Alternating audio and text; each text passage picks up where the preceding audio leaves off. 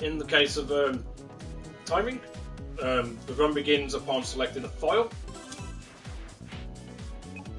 of whichever mode you're running. In this case, it is Pirate Mode. Pirate Mode will start you off with all of the standard, or all of the Pirate Master's equipment that you usually pick up within each of this game's dungeons or Dens of Evil. Another advantage, we have it from the get-go, so that just helps us out quite a bit. So once you select Pirate Mode, that's when timer will begin, and time will end on the final hit of the final boss. But we'll go over that a bit more when we get a bit closer to it. Ugh, so I was trying to get my mindset ready because I haven't done a tutorial for a while, so I was just trying to get everything up to the surface now.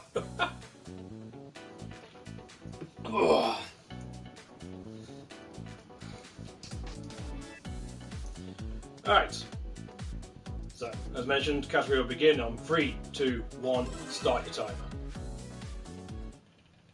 A little bit of a cutscene to start with, just skip by it. Make sure to skip by the dialogue, try not to hit the skip button too early, you'll end up in the in-game menu, or you'll just keep mashing the menu as such. So, just need to wait for each of the respective dialogue boxes to pop up before you can move on, or before you can skip it, otherwise as mentioned you just keep going into the menu. Right, so straight off the bat, just head to the right, you're going to Sky and Bow. They'll give you 2 items to start you off, Auto Potion and a Pipe Ball. Both of them will make its uses within this run. Oops, sorry, excuse me, I guess. Pipe Ball will actually help for this area itself, leading into the boss. The Auto Potion will come a little bit later in the first dungeon. Right, so the idea with this area is pretty much you just want to go right, so the good thing with this game is each screen can be taken on however you really so wish to see, but when you're incorporating one of your first Pirate Master's equipment, the Risky Boots, and that allows you to dash, you pretty much just want to make sure you're going in a line in order to build up enough charge. When it flashes, hit your attack, and off you go, pretty much. Certainly someone here. Well, just for doing well, sir. Oh, someone. Oh, yes, you're the one we've been speaking with recently, isn't it? Welcome to the stream, buddy. Hope you're doing well, sir.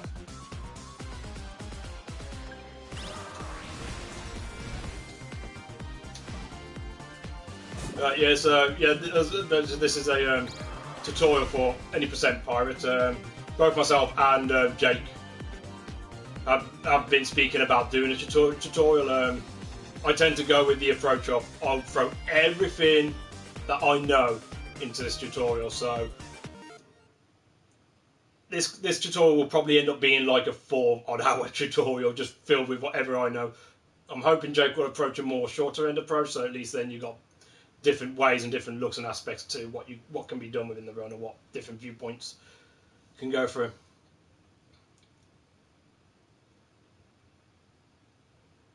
Yeah, I thought it was. It took me a second. I read the whole day. I was like, wait, someone. Ah, yes, I know who you are. Yeah, hopefully you're enjoying Pirates Curse speedrunning. And yeah, no problem about we've got a nice community around. Anyone, if you've got any questions, there'll certainly be someone there who'd be willing to assist. No problem. We're a pretty tight-knit group. We're pretty good. Without tooting our own horn, like I say, it's one of the best communities I've been a part of anyway.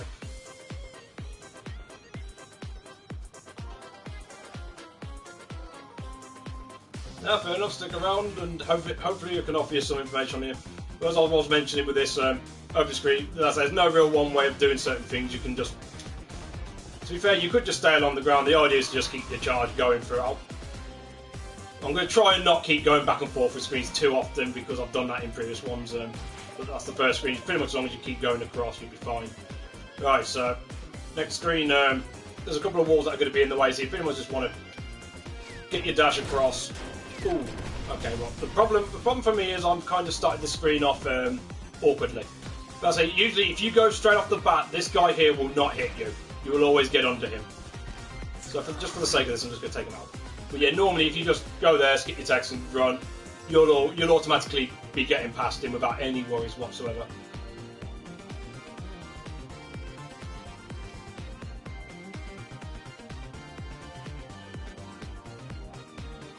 Yeah, I'm about to say, your first run in though, mate, so it takes a bit of time. You've chosen to take on an out of bounds category. Usually I would recommend starting a no out of bounds one, gets you more familiar with the movement as well as most of the general route, and then you can add the additional parts and alternate accordingly. But going straight into this one is usually is perfectly fine as well. Right, so yeah, so as I mentioned, this screen you should be able to just go straight forward, jump over, try and hit the. Generally go for hitting the black suited armor guys because they have a chance of dropping a pipe ball or a monster mill, both of which are very useful. The monster mill, especially if you end up getting that will enable you to save some time on the first boss. But again, you can choose to just fly over everything. Another thing you can do to try and get some additional gems. This is a little more risky. There's a bit of a timing aspect to it, catching some of these guards that are hanging up on those top ends, being able to sort of land your timing. But usually it would be, if that's the case, you go over that, you'd hit the first suited guard, you come over, hit the second suited guard, jump off, and the idea is you want to land on that platform with him, and then you can sort of time the rest as you go. But unfortunately, I've messed up my time, messed up everything, but because usually I'd use the suited guard here. When I hit him, I'd usually use the hit to get ready to do my jump. So I'll try and manually figure it out. But yeah, the idea is to get onto there, you'll get the hit with the dash, and then you can just sort of fly over and hit them too. Unfortunately, that was a very bad example of that. I'll try and do it in one swoop, just to show it quickly.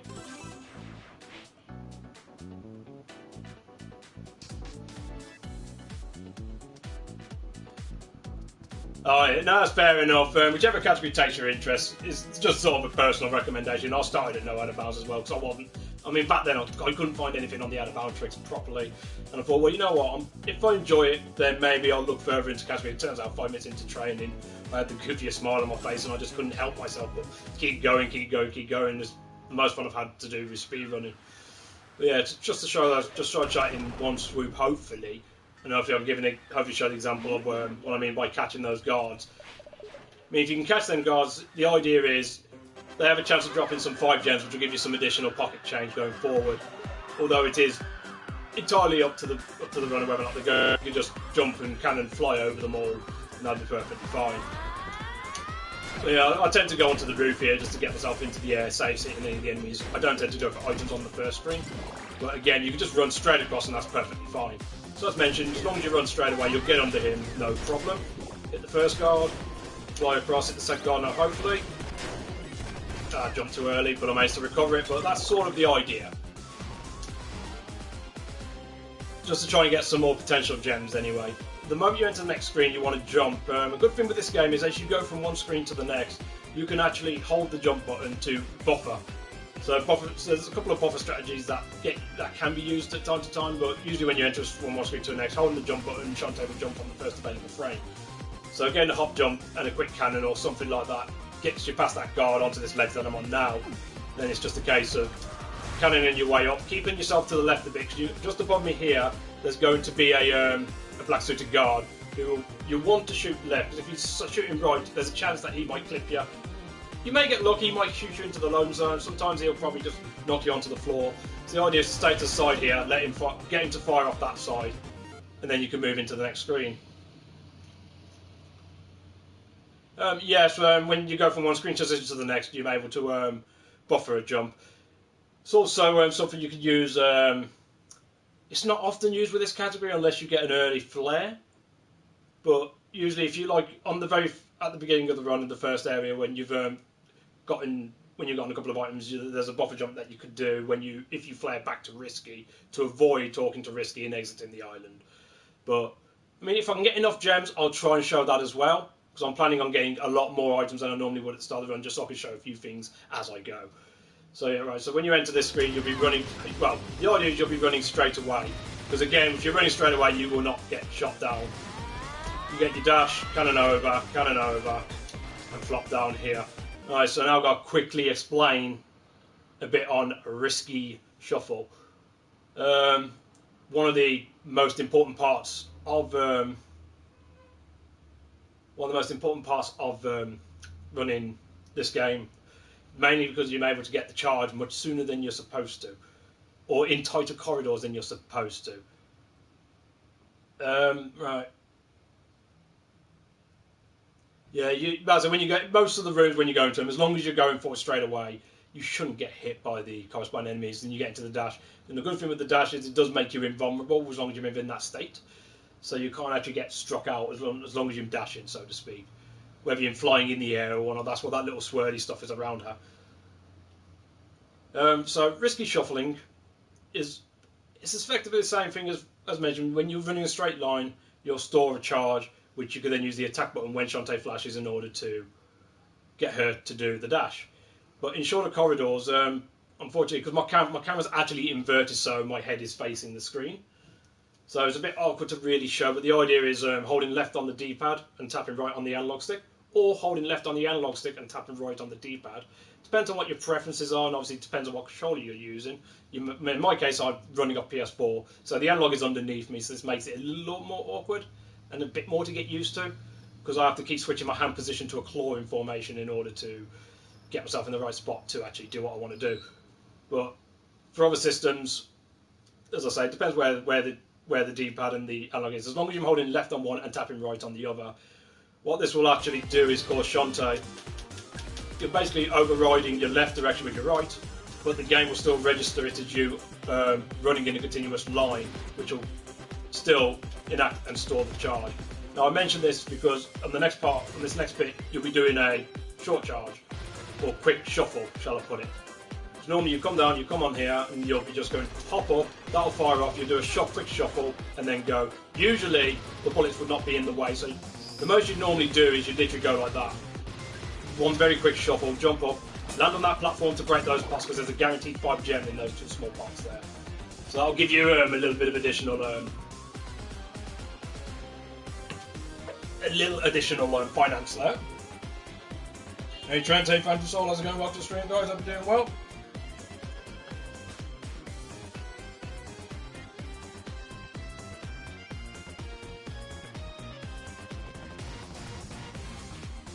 Yeah, really, with the Switch. Interesting. Because usually it doesn't matter which way you do it. So, I mean, if I got left on the D-pad and, as I say, tapping right with the analog, that'll store the charge. But if I hold right on the analog and tap with the left on the D-pad, it also still works. As long as the left is held and right is tapped, then you should be fine. Right, so going into the next screen now. Normally you'd have the charge. Once you hit this load zone, straight into the menu. Sort of the same timing with the out-of-bounds switch, which I'll explain a little more bit further on in the road. But the idea is to go into the loading zone menu, and you can activate your pipe ball. Now, as long as you get the next couple of screens right, you should have the pipe ball last you to the final boss. To the boss of this area. You don't have to use the pipe ball, but this does help speed things up just a slight bit. If you don't feel too comfortable with it, then what you do is you won't bother with activating the pipe ball. You go into this next screen, and you'll basically do a jump over to the far right, and then hit your scimitar button to hit the bomb, and that'll start the bomb destruction. That's the bridge destruction. Sorry. But otherwise, if you're using the pipe ball, activate pipe ball. You'll go in. You'll break that to stop temporarily. That'll just detonate the bridge sooner. And then you can go straight to holding right and scimitar. Right. So now I've got to do the next screen in one fell swoop, so I can keep my pipe ball. These two guys you want to jump straight over. Dash, when you see a bit of bush, cannon up, you can catch that guard there if you want. Or you can just run in a straight line, it's entirely up to you. As you go through into here. Right, I'll pause here for a sec. I had to go for that screen a bit quickly, unfortunately I'm trying to keep my pipe ball going. But yeah, there's you got Bolo and Sky at the start. Jumping over them skips a bit of dialogue. Small time save there. As mentioned, there's that little guard there you can hop up to and try and kill him to get another potential 5 gems, or you just run in one straight line and hit everything. It's entirely down to the runner, and you've got potential item chances or money chances here and there, however you see fit. In general, yeah, pipe ball can be used in one of 2 spots. You could either use it just as you enter the boss fight now, or you can use it at the bridge where I did. And that's literally just to break the bridge a bit quicker, a bit sooner. And as long as Ammo Baron's not completely trollish, you'll still be able to beat him within the 3 rounds that he normally takes. But that's as long as you can keep the chain going forward. It's relatively lenient. And as I say, it's not a big time save. It's like half second to a second at the most. But again, that's just down to preference. So again, offering multiple different aspects, how you wish to go about it, then it's down to yourselves or to the runners what methods they want to use and how they approach each and every section. Because again, another good thing with this, you don't have to do the fastest things. There's multiple different ways of approaching several things, and you just do the run as you see fit and just have a good time with it. But as I say, I'll try and offer as much as I could.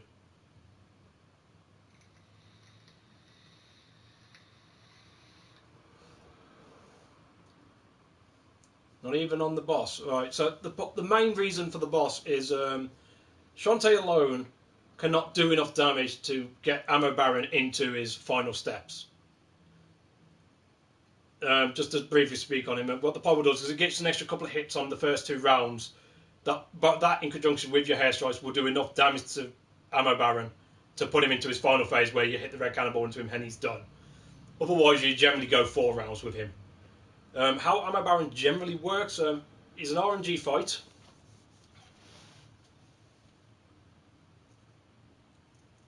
Actually, you know what? Let me just save a second.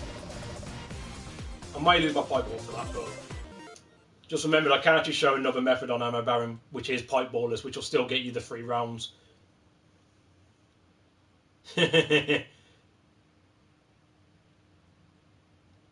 No, you can beat him sooner. The thing is, if you get a monster milk early, like as I mentioned, the black suited guards, you can get a regular milk from them, which is very, very rare. But if you can, with that, you can actually take him down in 2 rounds if you're fortunate. Unfortunately, I didn't get a milk, so I can't really show that. Oh, cheers for the follow as well. Someone appreciate the support, buddy. Just looking down at my phone. So Ammo Baron works by, as mentioned, he's an RNG fight. There's one of 3 different attacks he can do. He can either charge at you, he can shoot off a standard cannonball, or you can shoot off a red cannonball. What you want to see is the red cannonball. That will knock him off his perch, and then you can start to deal in damage. In conjunction with the pipe ball, it helps make the fight a bit easier, and you can beat him down in a few different rounds. Ammo Baron takes about 9 strikes per round. He can stand up on 8 though, so just be wary of that. Other things we know about him, within each phase, if he charges, he can only do 4 charges per round. After the 4th charge, he will automatically go into a cannonball. If he goes to regular cannonballs, he can only do 2 regular cannonballs per round, and then it will be guaranteed to fire off the red. When you get him into his final round, he will not charge. He will go straight into one of the cannonball cycles, and it will be the same: 2 cannonballs to red, or 1 cannonball to red, or just red straight off the bat. Alright, so hopefully shows with the pipe ball. So again, it's down to him entirely how he wants to do it. So you just got to sort of react to how he goes. In this case, it's charges, so just pull yourself back here, he won't catch you. And back to the centre. Right, so he's gone to cannon, so he won't charge. Now it would be a red ball after 2 standards. Straight in, use the pipe ball, 4, 5, 6, 7, 8. Oh, he's still up on 8, okay.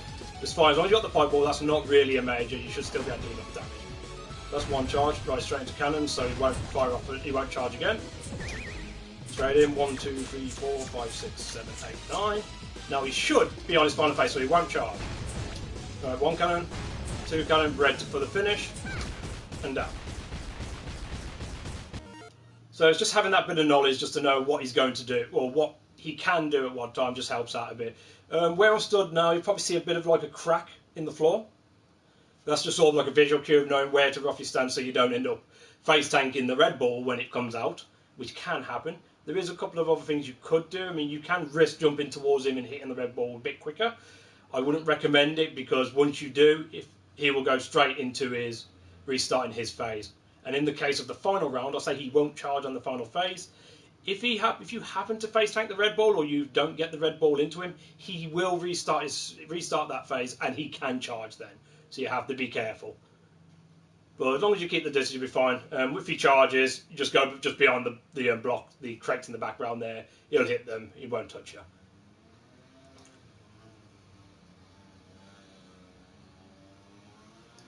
But that's sort of the idea. Yeah, I mean, yeah, as you say there, you can do that. You can stay in the corner there, wait for him to fire for 2 cannons.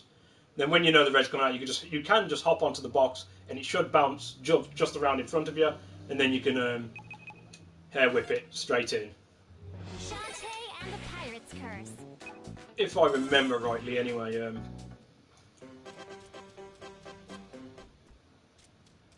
Baron!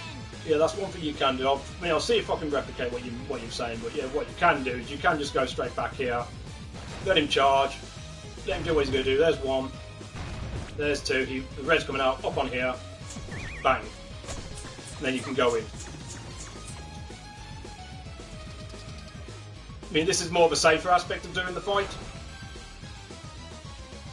Unfortunately, he's going to charge for a while, so we've got some time on our hands.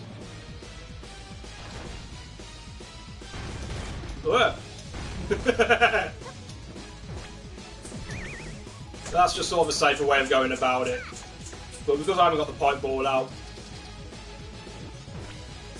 that's nice of him. You run that risk, he could charge again. Then we're pretty much down to one more round.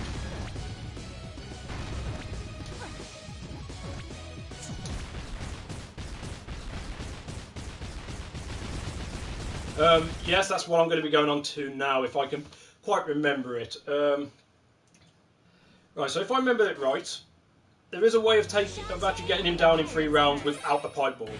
If you choose to hold back off of that, it's down to when you go to attack him. Because he can stand up on 8 or 9.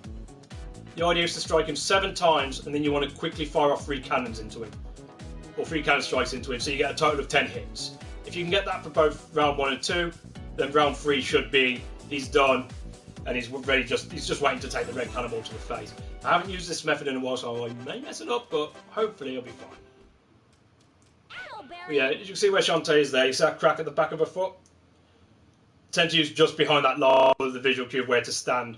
Now, there is a chance at the start of the fight that the red cannonball could come straight out. In that case, just quick shimmy, whip, and hopefully you'll be good. Without pipe ball, you can do it in 3. It is possible. I'm hopefully going to be able to do it now, but it's a combination of hair whips and cannon strikes. As I say, he takes usually 9 strikes, but he can stand up on 8. The idea is to go 7 hair whips, and then go straight into using your cannonball. Hopefully I'll be able to show you what I mean. No, it all depends on what he wants to do now. Bad RNG! Very bad RNG! I'm a Baron's Cruel! Wow, 4. Right, so he's going to go to cannons.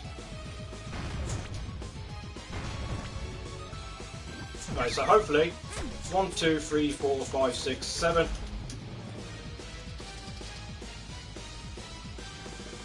Hopefully I've not messed this up, because I haven't done, as I said, I've not done this for a while. So I'm not too sure if I'm doing this right.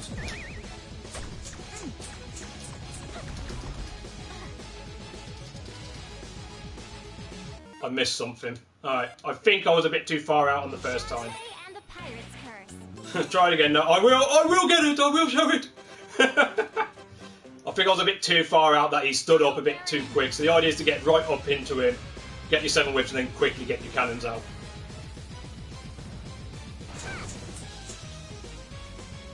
Damn, I'm a Baron. I'm just happy this isn't an actual run, because this would be a bit cruel, boys. 1, 2, 3, 4, 5, 6, 7. I don't think I've done that before. Shantae and the pirate's curse. Okay. The beauty of doing this live. Things can go wrong. Ow, Baron! Oops. Yeah, I think I was just too far out of the first one that I just didn't get the cannon strike in. So hopefully this time round. Right, down. 1, 2, 3, 4, 5, 6, 7. 3. 3 quick cannon strikes. There's your 10. 4. This is what just something I do, I just whip him. For no good reason. Oh crap. Right, now he should not charge. Down. There we go. 3 different ways of doing it. The safest way, the standard pipe ball way, and if you choose to hold the pipe ball back, there's that way as well to do it. In order to get 3 rounds.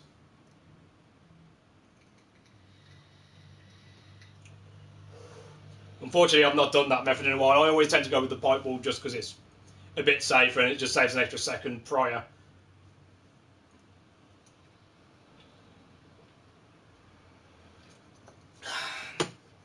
But that's pretty much Ammo Baron in a nutshell.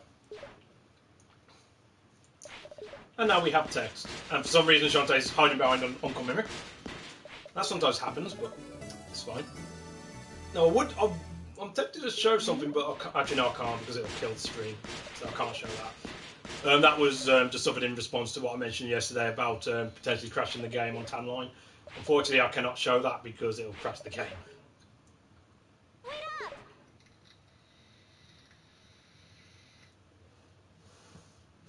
In a bombshell. Well, the way that fight went for a moment, it fucking was a bombshell. I can't really argue that. So yeah, skipping text. The longest bit of cutscene in the run. Shout outs to TrapTub, as always, even in a tutorial. Shout outs to TrapTub. No, it won't corrupt the game. What will happen is because I'm streaming through the system, the game has to be active for me to be streaming. So if I go and do it, the game will crash, but it will kick me out the stream and cut the stream off. I could probably I could show it afterwards, but that's pretty much all I can say. Well, as I say, I'll explain the thing then.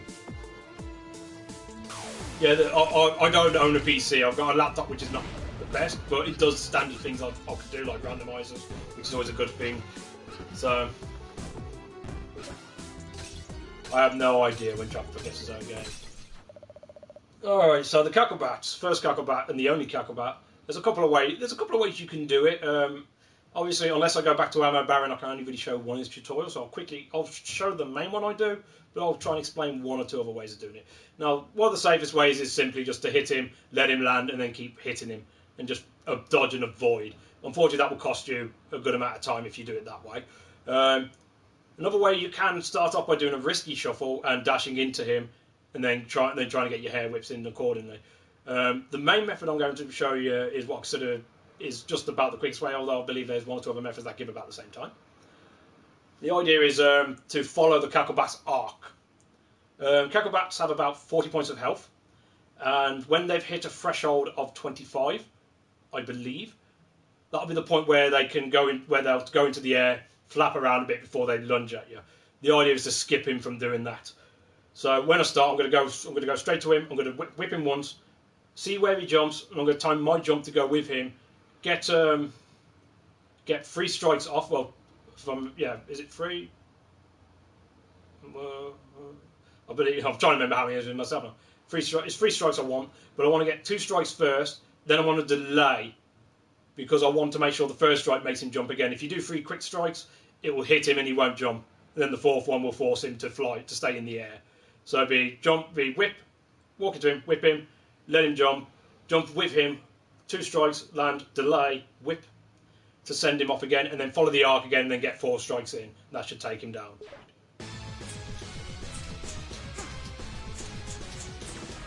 And that'll be that.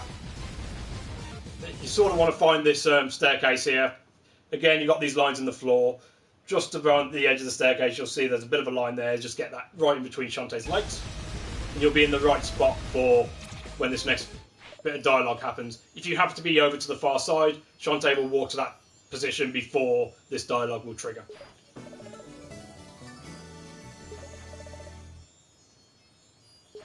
Right, so Dark Magic down, get that in there, and that's the only one we're going to need for this run because this happens to be in the way. Fortunately, not much you could do there. Alright, so now this is where the run starts to really begin. So straight off the bat, run over to Risky. You want to go to Sky's hatchery first. There's 2 things you need to do before you can leave. You need to get the library card from Sky, and you need to save the game. Because there's a guard right at the end here, which I'll just quickly show him, who will not let you pass unless you do both of these things. So how you get up to it is entirely up to you. If you want to just take your time, you can just pretty much just jump up there, and it's no problem. The normal general speedway is the idea is you want to actually land here. It's only a very quick dash. I'm afraid you'd start there with Risky. Dash, jump, and then you want to just sort of land onto here. The reason for that being is for some reason, I'm not too sure, when you hit a door, or try and enter a door from underneath, if you time it right with hitting up like 2 or 3 times, you can get a quick door entry. As I say, that's just your standard walk-in, and I think this is the only loading zone, this is the only door that we actually do it with. But if you can get it right by jumping up and getting up right, you'll just enter the door slightly quicker as such. Right, off to Sky. She'll give you the library card.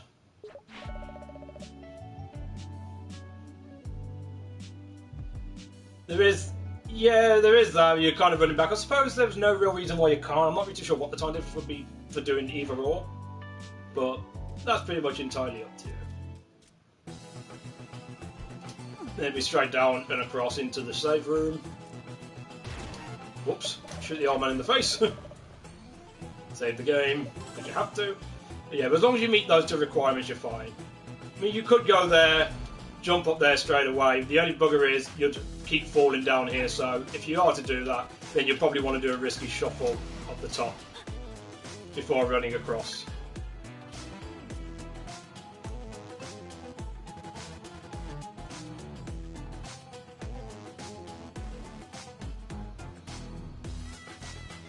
Yeah, unfortunately, I don't have enough to get the early flare. Although, to be fair, with this particular category, I don't know if that would be a benefit or a hindrance. It'll be a time save early, but you're using up the gems that you could be using for other items that you need in the run. So, yeah, gem management is relatively important to this run. Right, so anyway, save guy, sorry. Cross, activate him, and this is where the first real example of Risky Shuffle begins. So as mentioned, holding left on either the D-pad or the L-lock, override it with the right direction on the other one to be able to get yourself a charge, and you can start to dash in. Now, again, for the next couple of screens, usually what you want to try and do is hit the scarecrows that are on the floor. They have a chance of dropping a couple of things. There are a couple of single gems. It could drop you a lobster tail for food, which can be used for out-of-bounds tricks. A pipe wall, which, although is not the most beneficial item to get, it can be useful in 1 or 2 areas. The main 2 items you would like to see is a Monster Milk or a Super Pipe Ball, both of which are 2 main items that you would like to get for getting through the game a bit quicker.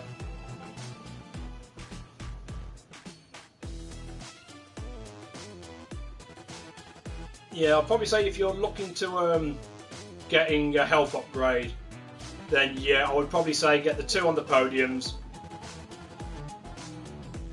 Get 1 on the podium and 1 up in the tree. But basically get the 3 heart squids before you come back to the squid melder, get the 4th there, and then you can get yourself an extra heart container. For this tutorial, I'm pretty much going to be offering it as a 2-heart run. But again, it's entirely up to you how you go, baby. Yeah, if you're going for a heart container early, they're probably the best ones to go for. As I mentioned, want to start by pretty much just hitting all these scarecrows to try and get an item set up. The advantage of this as well is each consecutive hit actually slows down the delay between each enemy you strike to the point where it becomes a non-issue. And you get enough damage stored up to be able to take these orcs out. This will not delay you. You'll be able to strike them down, because another thing with risky dashing, with each consecutive hit it adds 1 point of damage. I'm starting from 15 points of damage. For each consecutive enemy it adds 1 more point of damage onto the stack. Which also definitely helps with getting those orcs down, otherwise you wouldn't be able to do enough damage to the orcs. But that's just to get a couple of additional items extra. If you want to go for some additional gems, there's a little hidden point here, just around here. If you want some additional gems, crouch and press the jump button, you'll fall into the floor. There's 20 gem pots, 20 gems over here, and there's 20 gems over here. And then you can jump back out there. If you want to have more gems for your run, that's one way you can go about it, get a couple more there. But otherwise you just keep the whole string going from the start to this point until you reach Squidbank. Yeah, there are a couple of runners that use that pot, use them pots to get more items much earlier on in the run, which helps them save a bit of time later. Whether or not it's probably not the fastest pot to get gems, but if you want to get a few more items early game when you start out a run, it's just it's a spot that you could use to get a couple more gems. Right, so Squid Baron opens up, and now we're into the sewers. Here is where you want to get the bulk of your food. Now, I'll speak more on out of bounds tricks coming up, not far off here, I guess. But usually in a run with out of bounds, if you don't have enough food at this point, the odds of you getting food later without stopping to grind enemies is very, very slim. So you want to hope that you get enough here so you can account for all your food for the run. So for the entirety of the run, you want 7 food. 3 is for Bolo to get the key to advance. 4 is for the out of bounds tricks. If you have a 5th, you can use that for another out of bounds trick, but there's nothing I'll speak on those animation skips when we get a little bit closer on that as well. Hey Moni, Roadster, hope you're doing well. I will mention, just for the sake of it, this is more the no out of bounds variant, but there's a block here which you can cannon to get through and down, and this will cut out this entire right side of the sewers. But for out of bounds, because you want the food, it's recommended you go the longer way, plus there's gems along the path. But if you really want to feel gutsy and go this way, you can just go this way, but that's more, as I say, it's more no out of bounds, but I thought I'd just at least mention it. But it's not recommended for this particular category. So you get down here, start your risky charge, up, 1, 2, and advance.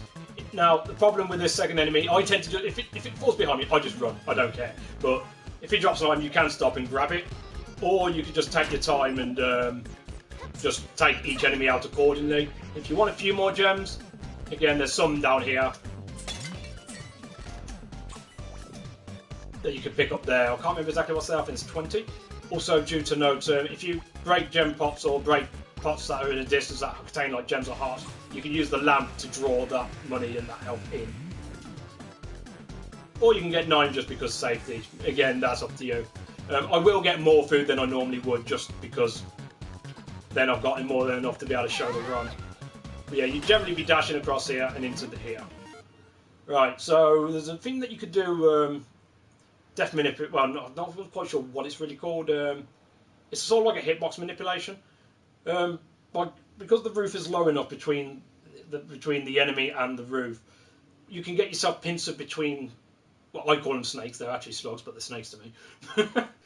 Get yourself caught between the snake and the roof whilst using your scimitar. And what that'll end up doing is, you'll end up technically killing it 3 times, or hitting its hitbox 3 times, causing it, for whatever reason, to give you a potential chance of dropping a 50% drop of the flesh pop. So you've got there's a possibility of getting 3 flesh pops from 1 enemy, which is certainly helpful when it comes to getting what you need for this run. So that's something like that. As you see, there's 2 drops there that happened. So I've got 2 items. I think they're actually called slugs in terms of what the developers have called them. But we've had this debate enough times. As far as I'm concerned, they're snakes, but they're actually called slugs. Alright, you get that. For some additional gems. Now these are gems that I would normally pick up. All the gem pots that I've shown you so far are like just additional ones if you wish to grab them. The next 2 I'll be grabbing. These are the ones that I would normally grab on the route. So risky shuffle to the right, you'll break a block there. Fire off your pistol twice, it'll break 2 gem pots that are in the back. Use your lamp to get those gems in, and then you can move across into the next screen. Now it depends on what this snake's doing. You just need to get yourself in position for another manipulation. Kill him, break these blocks, fire off your pistol, and you can get them gems there. So that's the 30 gems I would normally pick up in the route. Rather than the other ones that are sort of like, if you wish to get some additional safeties. Fall down, risky shuffle, smack into them. Now, it depends on where your count is at this point. Oh, the lamp's very useful. If you need to do any gem grinds, they can help you out with that as well. Right, so what I'm gonna do, well, I've got all 9 in this case, so I've got max food. Now, usually you want to keep count of how many flesh pops you'll get in as you're going through the sewers, because this next screen is dependable on that, of how you approach it. If you've already got the 7, you're good. You can just dash into the next room and go straight into basically jumping up here. Unfortunately, I killed him, but otherwise, if you're sure, if you've only got like 5 or 6 and you don't want to take any chances, you can just walk into the. You can just. Oh, sorry, I exited out. You just walk into this room, let the snake come to you, and then get another scimitar pincer here. But otherwise, you would already be dashing, and you'd be able to just basically go 1, 2, 3, grab the chain, and onto this block. There is a snake right there as well. If you want to go for him, you can get the scimitar roof trick as well on him if you so wish to. As long as you meet your quota of 7 by the time you leave here, you'll have enough food. As long as you don't use any of them for health or for any other tricks, then you're good. Then you'll have enough for the run.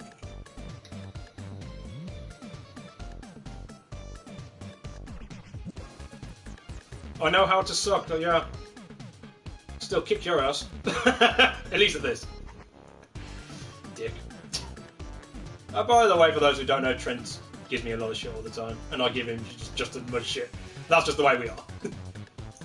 Alright, so that'll be the roundup for the sewers, and you'll be good. Now you just come across here and you just want to hit that switch so you can advance.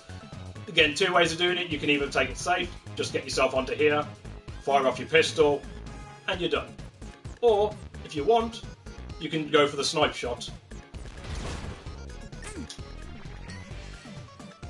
which is just a little bit quicker than going onto the platform, but if you miss the shot, then, well, you're losing a bit of time. That gets you the brochure to be able to push, to be able to do something earlier than intended, but that's the beauty of the Pyromancer's equipment.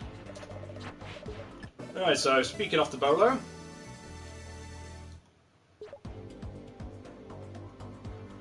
Yeah, surprisingly we do like each other, even though we give each other shit. But that's just how it is.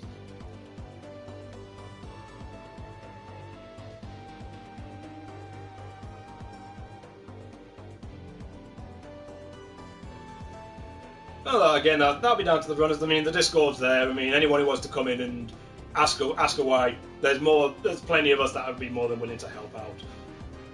Because to us, we're not out there to. We'll have friendly competition, but we're not out there to be like, oh, I'm better than all of you. We all just want to try and make the run as good as we can, and then just have a good time with it. Or at least that's the way I approach it. Alright, so speak to Bolo. Sorry.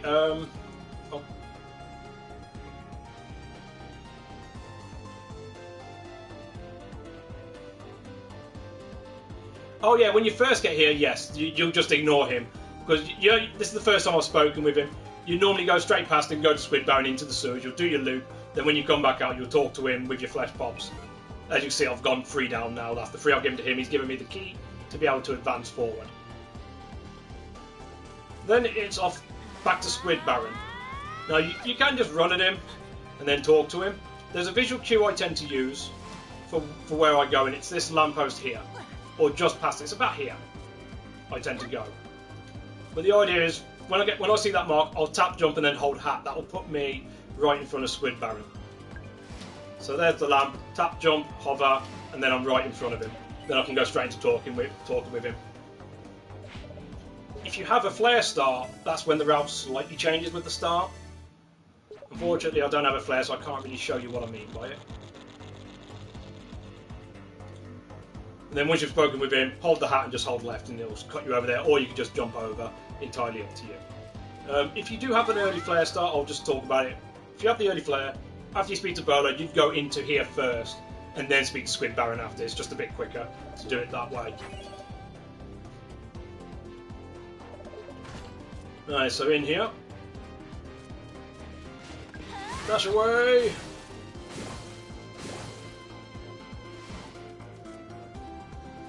And just straight into the old mode. So yeah, this part is pretty much straightforward. You just want to get close enough to the globe there to in order to get the Forbidden Isles map.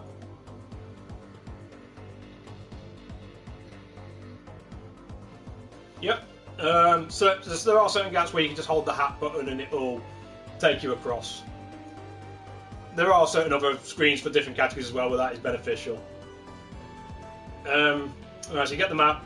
It'll be a quick shuffle here. I mean, again, this is entirely you can just shuffle on the spot to get across, but you like to maximise your distance covered for time. You get a feel for how long it takes roughly for each charge to happen, and then you get an idea of how to do the charges. So, for example, on this, I'd run a good portion and then just do a quick shuffle there, and I'll be closer to the loading zone for it. So you don't have to do back and forth constantly. As long as you just do like a shimmy or something, you can still meet what you want. And then from there, because I haven't got a flare, I'll be making my way back.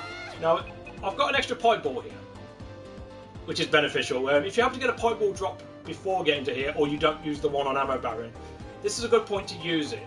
As you're charging, because normally, I mean, my cursor was in the over spot, but for me, I'd already be over pipe ball, so I'd already be set to it, because I've used one on Ammo Baron. Otherwise, you'd have to manually move yourself over there, because at the start of the game, it starts you off in this slot, which is the potion slot.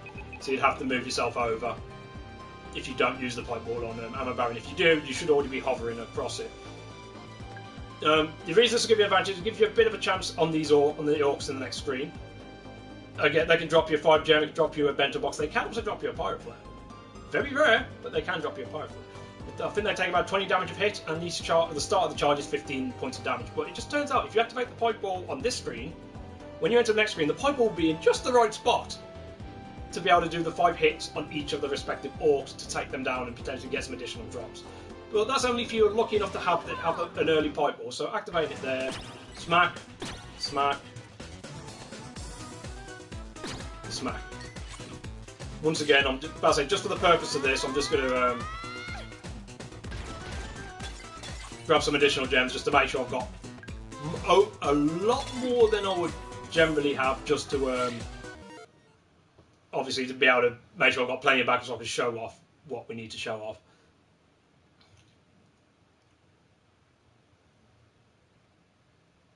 Quick usage of items. Yeah, no, I haven't quite said that yet, but yeah, as mentioned, if you use the pirate flare, if you use the pipe ball on Ammo Baron, and then you have to get another one afterwards, you'll automatically be hovering over pipe ball. But I'll best mention it now. Then now you reminded me. Quick menuing is basically the idea of using your shoulder buttons. In my case, L1 and R1, and it will use whatever item you're last hovering. So, for example, I'm willing to give up a flesh pop just for the sake of this. If I have to be on flesh pops, I can hit both of those buttons to use that flesh pop on the spot. It'll be the same in the case of the pipe ball. As you saw, I used the pipe ball before I even entered the screen. That's because I was already on pipe ball, so whilst I was doing my charge, I was able to hit the buttons and just go ahead. But otherwise, yeah, normally you'd just be charging in this room. You'd hit the orcs if you got a pipe ball. If not, you just do your best to avoid them. And then on your way back, try and get a few more scarecrows, because again, they've got potential chance of some good items, especially this early on in the run.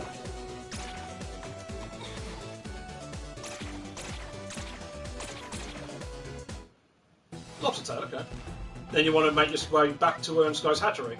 Now, again, there's 2 ways of going about this. You can just jump, just run, strong cannons, get yourself onto the top, and then just enter the door. If you'd like to be a little sly, there is another small chance. There's another small time save here where you can enter the door from underneath, like I showed earlier on with this platform here. Although it's not as easy to get. I'll have a go at it. I'm not too sure if I will, but I'll just show. First way, you can just go up, and then just jump up there. You're good. The other way, the idea is you'll basically want to, whilst you're dashing, you want to land onto this platform, and then when you get under here, you'll be tap jumping, and as you go past the door, mash the up direction to enter the door, and hopefully you'll get the quick entry. I mean, hopefully I can do it, but like so. Not as easy to do, that one, but again, it's just a small time save if you wish to take it. Otherwise, as long as you get on the top and enter the door, you're in the right spot.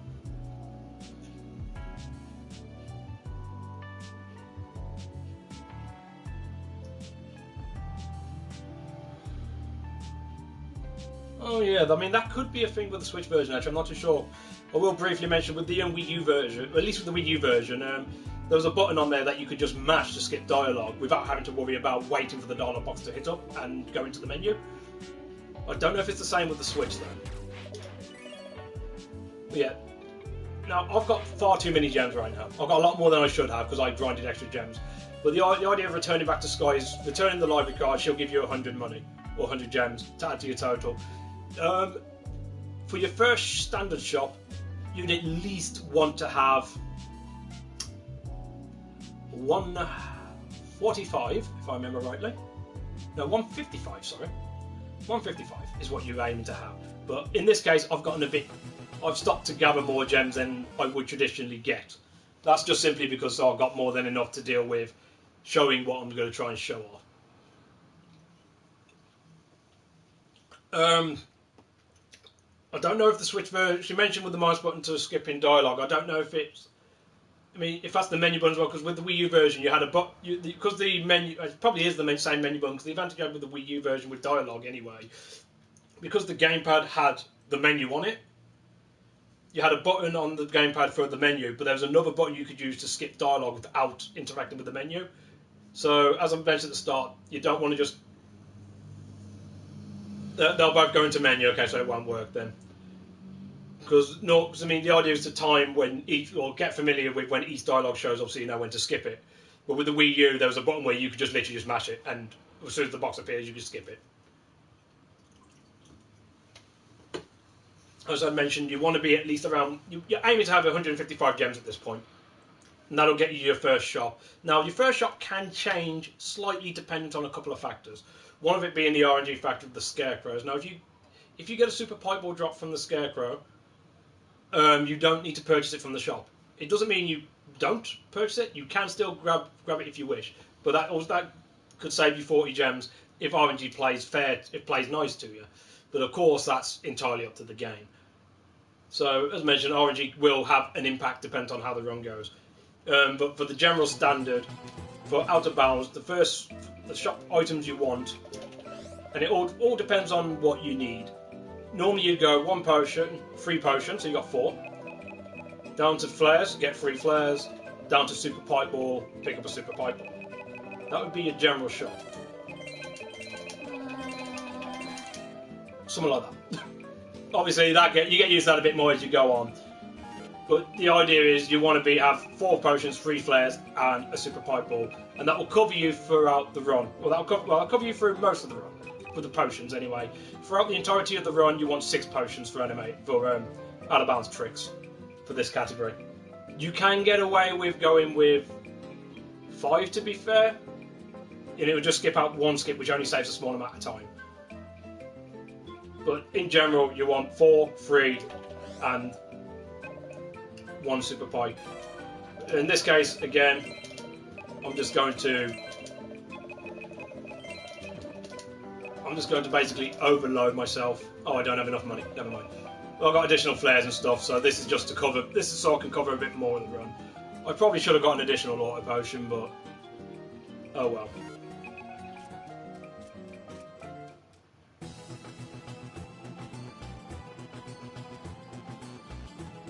Yeah, that is that's specific to the Switch version. In terms of the speed run, it has been banned. I mean, it's probably not going to be a time save really, but I believe you can get a good amount of gems from there, which is obviously exclusive to one system. It doesn't make it fair across the platform board, so I believe that's been outright banned. Right, so I've gotten more flares for one particular reason. I mentioned about having an early flare. Now, having an early flare can happen on one of 2 aspects. One, you have 30 gems when you enter Scuttletown for the first time. You can go and purchase yourself one.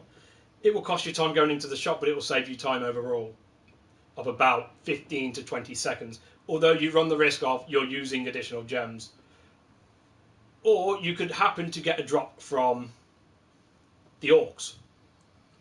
And in that case, when you're done with Squid Baron and getting the map from the tower, you'll be able to flare back out rather than running all the way back, which gives you a time save. Now, I'm only just going to use the flare just to show the example of what you need to do on this, because the thing is, if you just flare and leave it at that, it puts you right in front of Risky, and when you run into Risky when you come back after getting the map, she will automatically trigger some dialogue and you'd exit the island. Now, before you leave the island, when flaring back, you still want to return the library card to Sky, and you'd like to get your shopping done. So this is where you need to do a buffer, which is very straightforward. All you need to basically do is once you've activated the flare, hold the jump button and hold right. And then what that'll do is Shantae will just jump out of the way and prevent you triggering that dialogue box. Now, originally I thought it was a timing thing until a certain Mr. Norimaki told me it's a buffer jump, and yeah, I learned something that day. Well, that's the idea. If you have to have the flare, you better buffer away. Then you can just make your way across to there, get the quick door in, speak to Sky, do your shopping, and then run out. So that's a few different things that you can take into account in this area. And a good thing to keep in mind when you go through this entire run, although it's not as major in the early part compared to the mid-game onwards, RNG, the way drops happen, can change the way you approach the run. So that's, again, a runner's preference, down to a runner's preference. You can either alternate accordingly, or you could find a more set path, which will cost you more time, but at least it'll keep you more on a consistent line and path.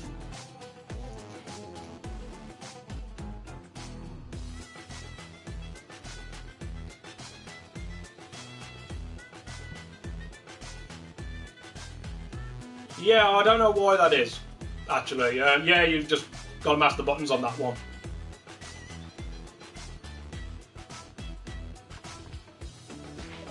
Yeah, it is a weird one, but I think it's because when you trigger it for the first time, when you trigger it, it asks you, are you sure? So you need to use the button to select it, and then it will just plant it down. Right, so you've got your map, you've done your first setup, you've got everything you need. As mentioned, you pretty much want to get across, you get your map, you get your food, make sure you have 7 before you leave the sewers, ideally. You can risk going lower, but you'll have to keep your count in mind as you go through the run. But you get your 7, you get out, you get 3 to Bolo, that leaves you with 4 for your out of bounds tricks, and that'll be everything that'll be all the food you'll need for the run for out of bounds tricks. Unless you need to heal, then you have to sacrifice, so to speak. And then 155 gems, 4 potions, 3 flares, 1 super pipe ball is your main shop. You can alternate that, depends on your RNG drops. Drop the library card to Sky. Well, do that first before you shop, it makes more sense. But then speak to Risky once you're good, and you'll automatically go out and you'll get ready for Saliva Island.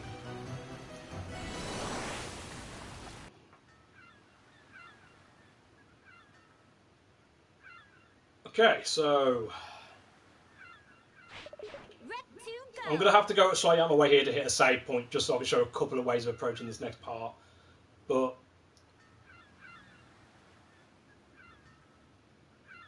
I don't even know how you've done that.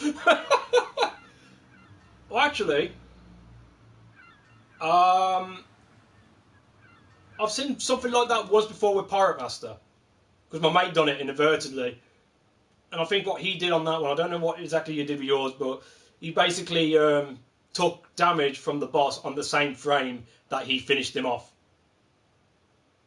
and that caused it to freeze and put Shantae into a weird pose. I'm going to guess something similar happened with you, but I don't know. Right, so first thing on most islands is a risky shuffle. Yeah, but it's framed perfect. I'll get enough of that with Risky's Revenge.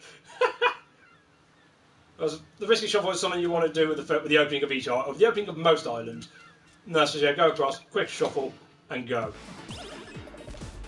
Now I tend to hit that crab and then try and hit that crab before carrying all the way through. That's just to potentially get 1 or 2 more items. I mean, I got a food out of it. There you have a chance to drop in meat chunklets or bubble shields. Bubble shields is the main one you probably want to see, or at least one would be definitely useful. I'm going to guess what you did was frame perfect, yes. As I said, I don't know what it is, because to be fair, game breaking is not my suit. It's not something I'm good at doing, like figuring it out, but it seems familiar to what my mates did a while back. But yeah, as I say, for me, I tend to take on 2 crabs. If you want to try and strike more, that's entirely up to you. You can just outright avoid them. As long as you cross the screen, then you're good. Then we get into here. You want to sort of go straight away, because the crabs are moving over to the left, and get a jump up onto this ledge. And now here you can do one of 2 things. You can either tank through, or you can try and scimitar pincer him.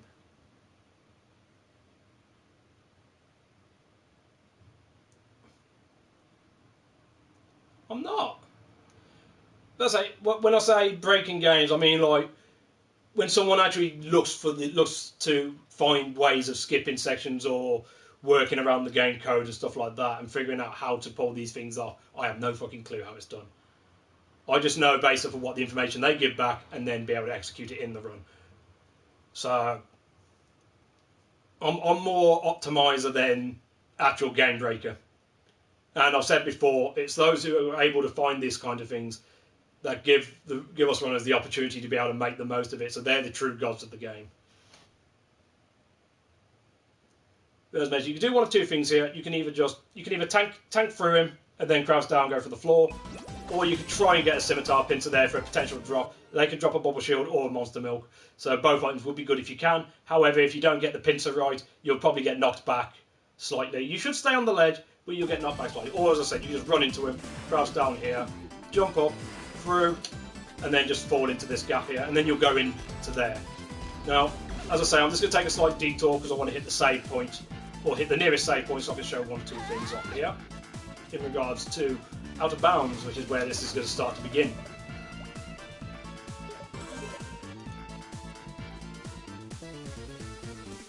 So yeah, you don't need to come up here for this category. It's just literally go through the gap, make sure you fall down, well, fall in between those two enemies here, and then you can make your way across into here, which is where the first Den of Evil is.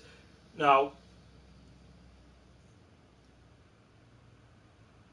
the saliva, yeah, the bot. It takes a bit of practice, but once you get a feel for it, you'll get it more times than not. But it's quite easy to mess up, to be perfectly honest.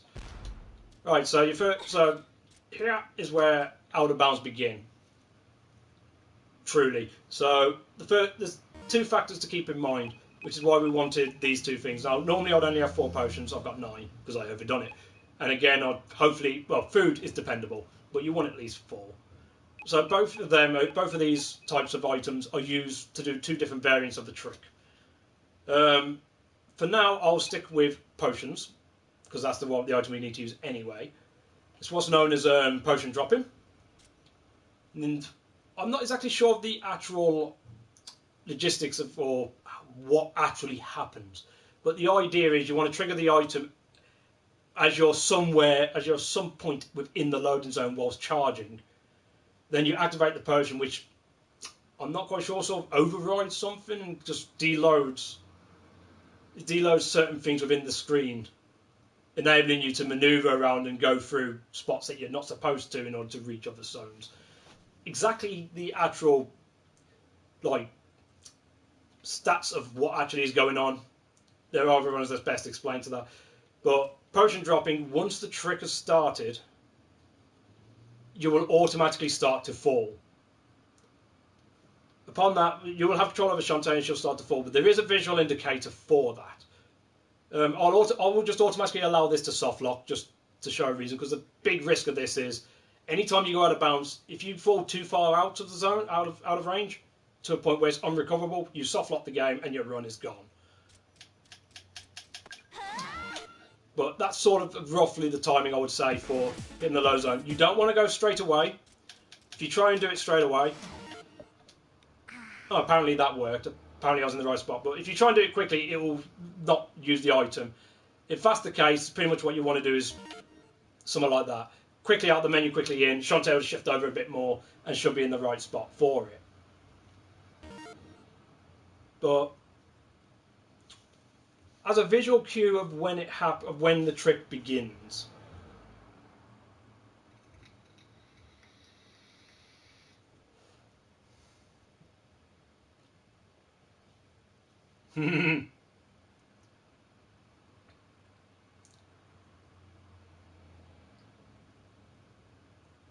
What, food floats up? I'm not quite sure what you're saying. What do you mean, like, once you've activated the potion drop, can you activate the food? I'm not too sure, actually. Possible. But in this area, you don't really want to use the food because you'll go in the wrong direction. But as I was going to mention, there's a visual cue for this. So because you're dashing into the loading zone to trigger the skip, you'll see just across the old man there's a dust pattern from where Shantae's kicked up dust when she did the dash. That freezes that freezes whilst you're doing the trick. And then when the game becomes active again, you'll see that dust move off and dissipate. That's your cue to know when you're good to go.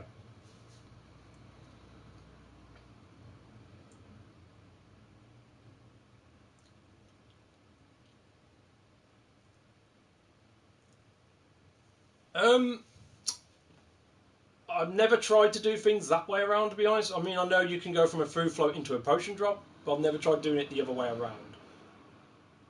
One way to find out, I guess.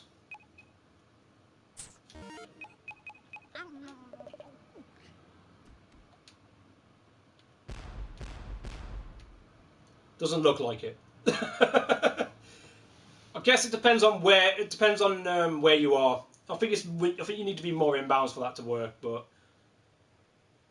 you can still trigger food, but it doesn't seem like it activates the food float. But yeah, this is pretty much what a soft lock looks like. And that basically means your run's over. There's no way of recovering that. Shantae and the Pirate's Curse. Alright, so that's a brief rundown of how to perform the trick. But, as mentioned, you want to be at a certain point within the loading zone before it comes active. So, like, if I try and do it now, because I think I menued a bit too quick, it won't let me use it. But the idea is to sort of get the point of entering the loading zone just before it transitions. When you get the feel for that timing, you'll know when to trigger it. Now, this is also why I use the menus. I mean, you don't have to menu. If you so fit, you can just have the potions highlighted and do a quick menu to trigger it. I generally don't do that for two reasons. One, I'm not already on potion anyway, and even if I'm doing 2 post tricks in a row, I also do it to the menu because just in case if I end up triggering or trying to trigger it a bit early, I could use the menu to manipulate Shantae's position to get myself in the right spot to trigger the trick. Whereas if you try and do it from quick menuing, if you try going too early and then trying to recover it from that by mashing, you may find that it's too late and you're going to re-enter the next screen. No, you won't lose the run for that, but you'll lose time. So it's down to personal preference. I mean, for me, I would be on Pokeball. So as I say, I use the menu to try and get that. So like as I mentioned, the potion drop, no. Neither the outbounds tricks themselves are actually pretty lenient, in all fairness. I mean, as mentioned here, I've gone a bit early, and this is why I use the menu just in case I do something like this. I can go quick in and out, and now I'm in the right spot, and that will work. As I say, I'll just pause it again. You got that dust cloud there, and then it's using that as your indicator for when the game becomes live again in order to move. So there's 2 ways of approaching this first skip. There's the main one. I don't think any of them are really slower than the other. But the way I go is I go over the loading zone. So the loading zone is active from the active hitbox of it is within the gap itself. So in my case, I want to go up and over it. So once I see that cloud move, Shantae's going to start falling. So when she starts falling, I need to jump out of it first, and then cannon strike twice, use the hat, float over, and then I can fall into the loading zone. Like so. And that'll put you into Spittle Maze. Shantae and the Pirate's Curse. Hello, buddy. I'll catch you back in a bit, man.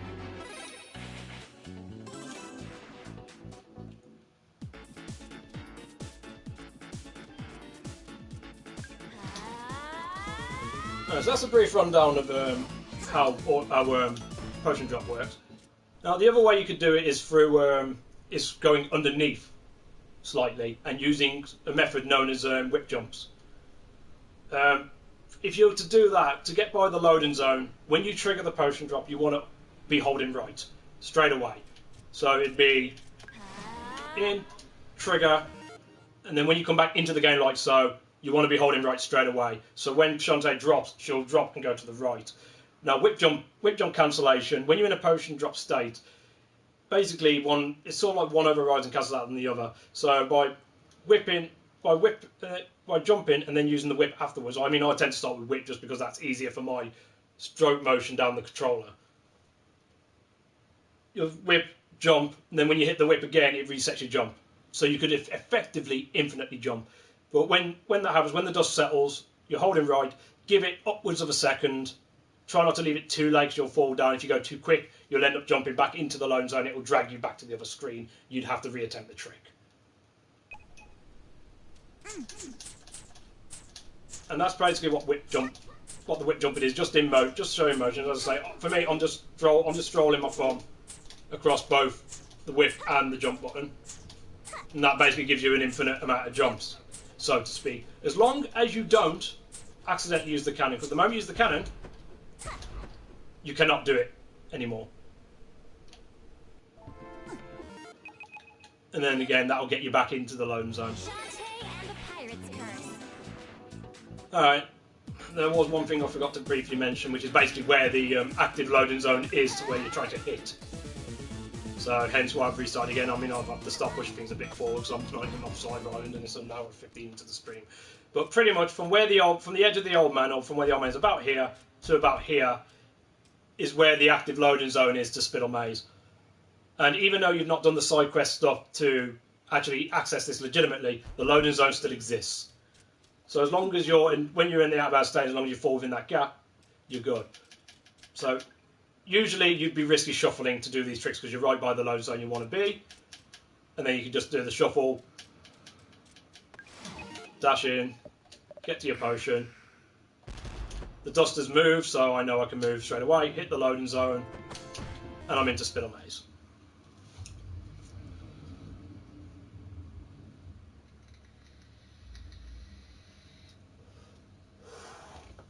Right.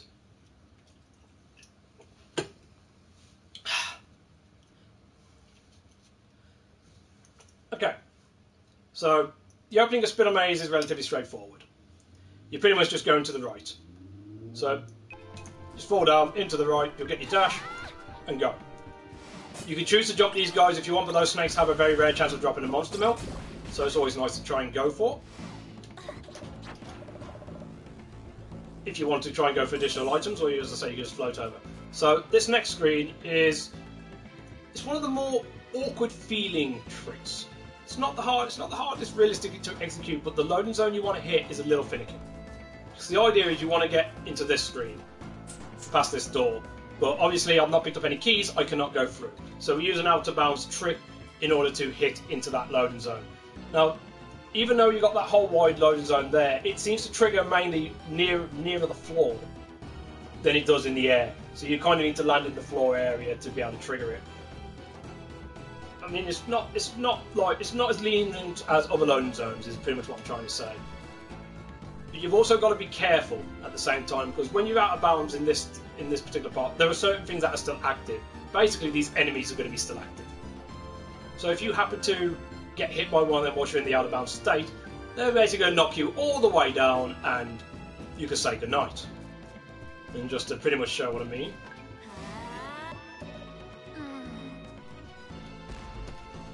So I mean, one of them hits you, game over. So it's a little awkward. Now, there's a couple of ways you can. Oh, excuse me. There's a couple of ways you can do this. Yeah, sorry, that's just force of habit. My bad. It's back at Spittle Maze. So, to avoid them snakes is a little awkward. To be fair, there's 3 ways you could do this room. The most common way is the quickest. There's another way which will help you avoid the snakes. The third way incorporates a food float. But that's only if you have an additional food to be able to use it on. But again, that's not as quick. So I would suggest using the potion drop methodology. But you could do a food float. So pretty much, you'll want to start doing the trick the moment you run into the room. Once you start, if you delay even slightly, the snake position can be off. So as soon as you enter this room, you want to be ready to risky shuffle. So you go in, you'll start the shuffle, and then try and trigger it. Don't mess up like that. And then you're in here. So you trigger the potion. The safest way to do this is to allow yourself to fall and use whip jump cancellations and go underneath the platforms to avoid the snake. So in that case, once you trigger it and come out the menu, you want to hold right. Then when you're in a position underneath these platforms, you can use whip jumping just to bring yourself back up, then just make sure to hit the loading zone and you're through. That's probably the safest way to do it with potion drop, and you should be able to keep more control of your item management that way, because doing it the food float way maybe it's probably slightly slower because you've got to go down and hit the loading zone at the bottom, and it would mean you'd need an additional RNG drop to account for it, whereas potions you can purchase, giving you the advantage. I'll explain what to do with the food float method, but I'll explain how food floating works in the next dungeon, as that's where it's primarily used. But if you was to go for food float, you'd basically want to fall down here, then do the risky shuffle, enter the loading zone, and activate a piece of food.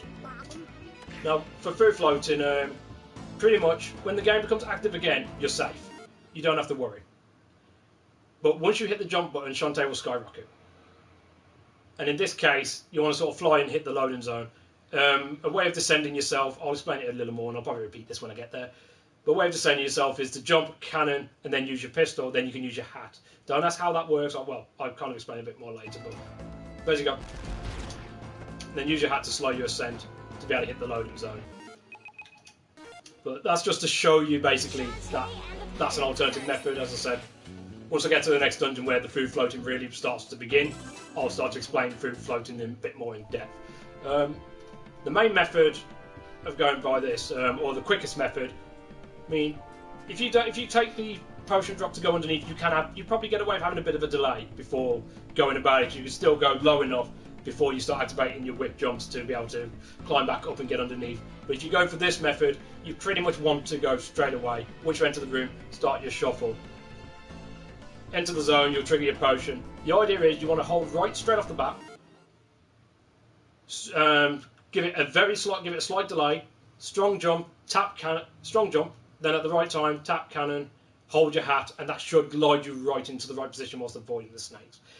Takes a little getting used to, but that's sort of the idea of it. So enter in, shuffle, enter, activate your potion, hold right. Jump too early, you hit the loading zone. Try again. Strong jump, tap cannon, cannon again. And I forgot there was another cannon I needed, but then you've got one more cannon to be able to readjust accordingly. Unfortunately, yeah, I forgot even how many times I hit the cannon. So it'd be strong jump. I'm pretty sure it's supposed to be just strong jump, tap cannon, and go. But maybe you need an extra cannon. Maybe I'm forgetting. Let's try it one more time.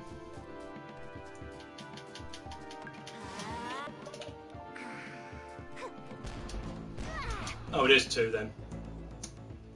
Alright, I stand corrected. See, even I don't remember everything. Too much knowledge makes you go thick. Funny enough. No, it's not just magic. Funnily enough. Sorry to disappoint. So yeah, it is 2 cannons. Strong jump to get yourself back out. Tap cannons just to start your cannons off, and then one more tap cannon to be able to start activating your hat. And as long as you get it in one swell swoop, you should be in the right positions that you need.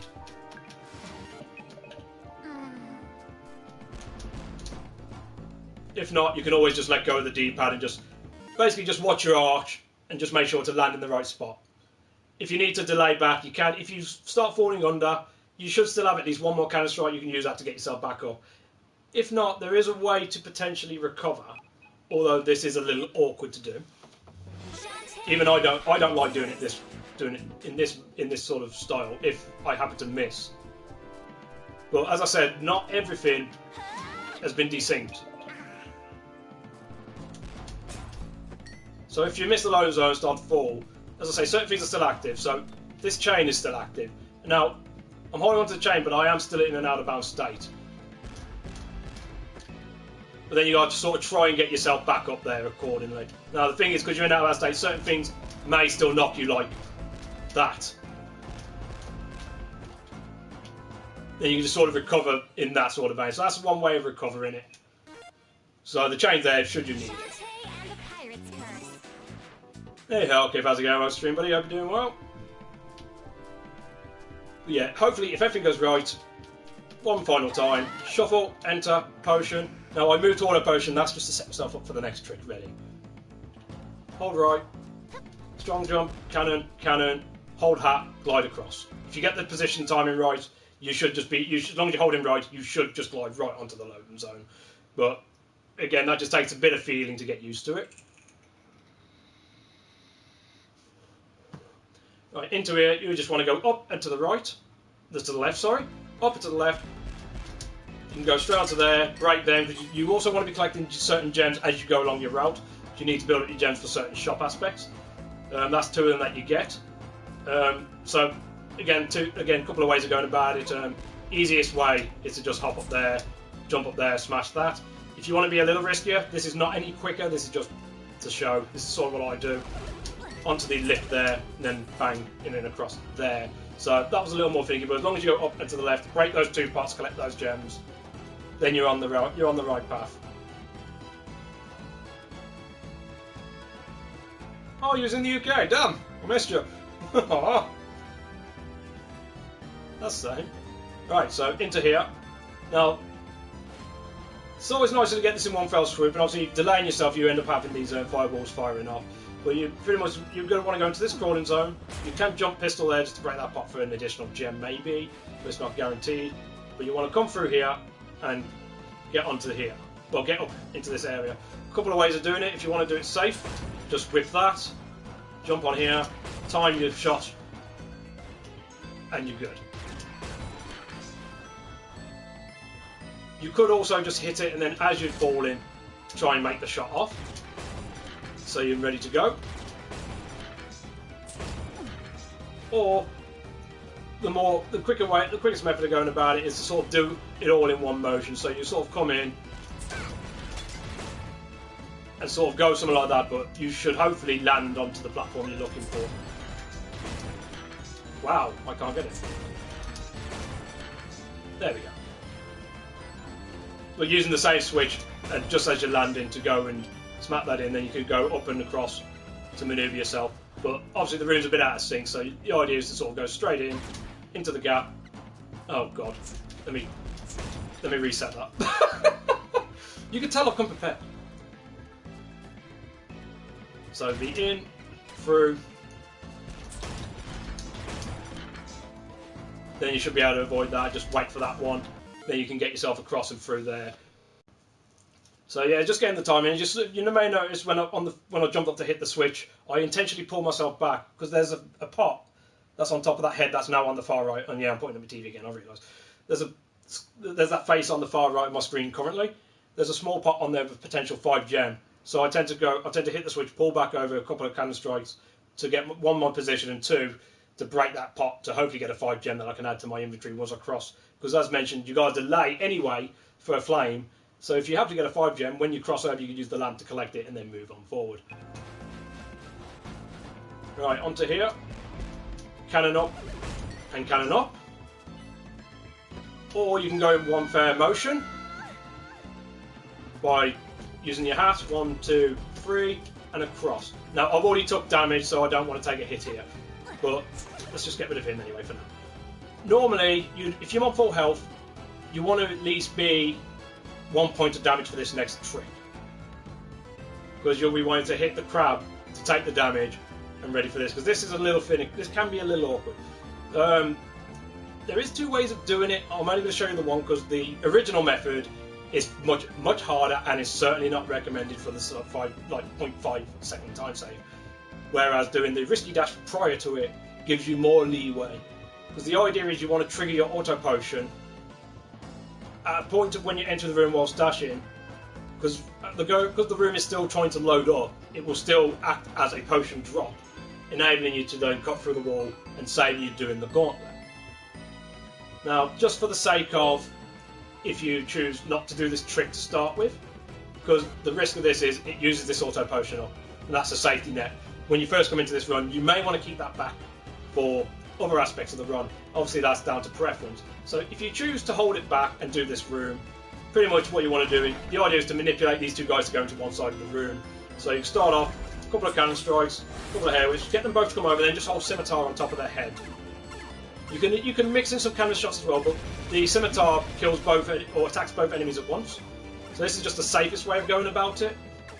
The other way would be once you've got the one enemy down, then you'll just sort of like land down here and keep cannon striking up. Pretty much essentially.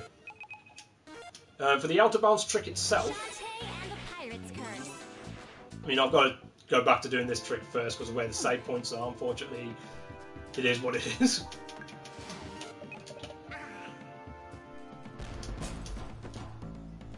I had to alternate there because my cannon positioning was a little different at that time.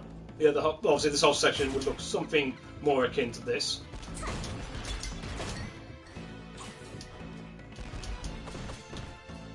And of course I've got my health at full now, so I can show what I mean by you hit the crab. I mean, I'm just going to kill it for now, so I'm going to stop temporarily, but once I hit the crab, I'll be starting my risky shuffle.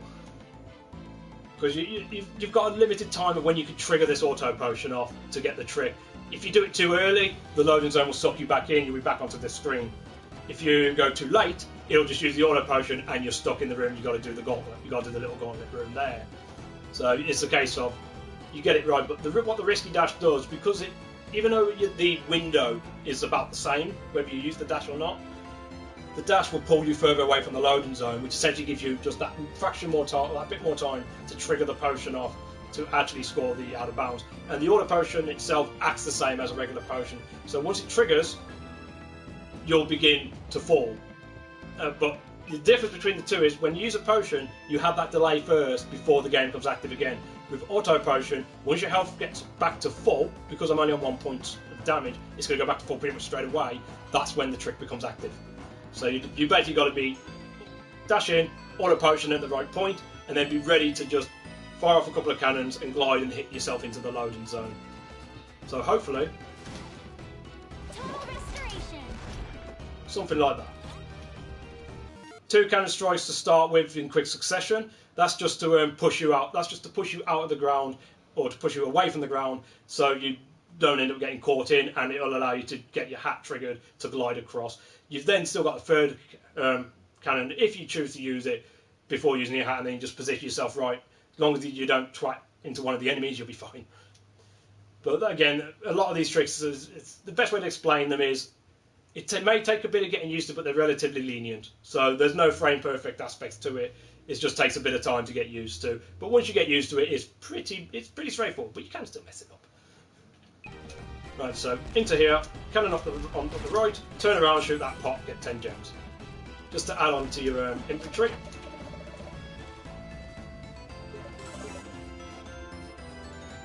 In and across. And then we got the next boss. But before I begin this, I just need to quickly get a beverage and use the toilet.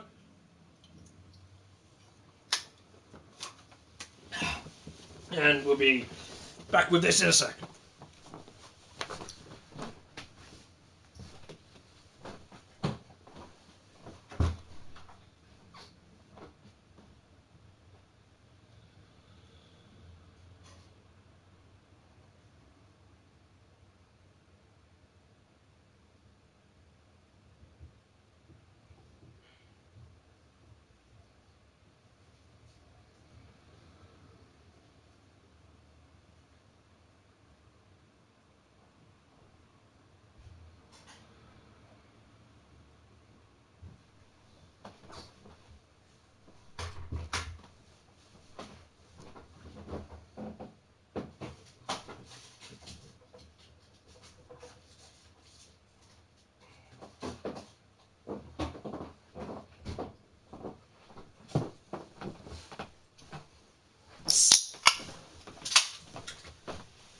Ooh, okay. Any questions so far?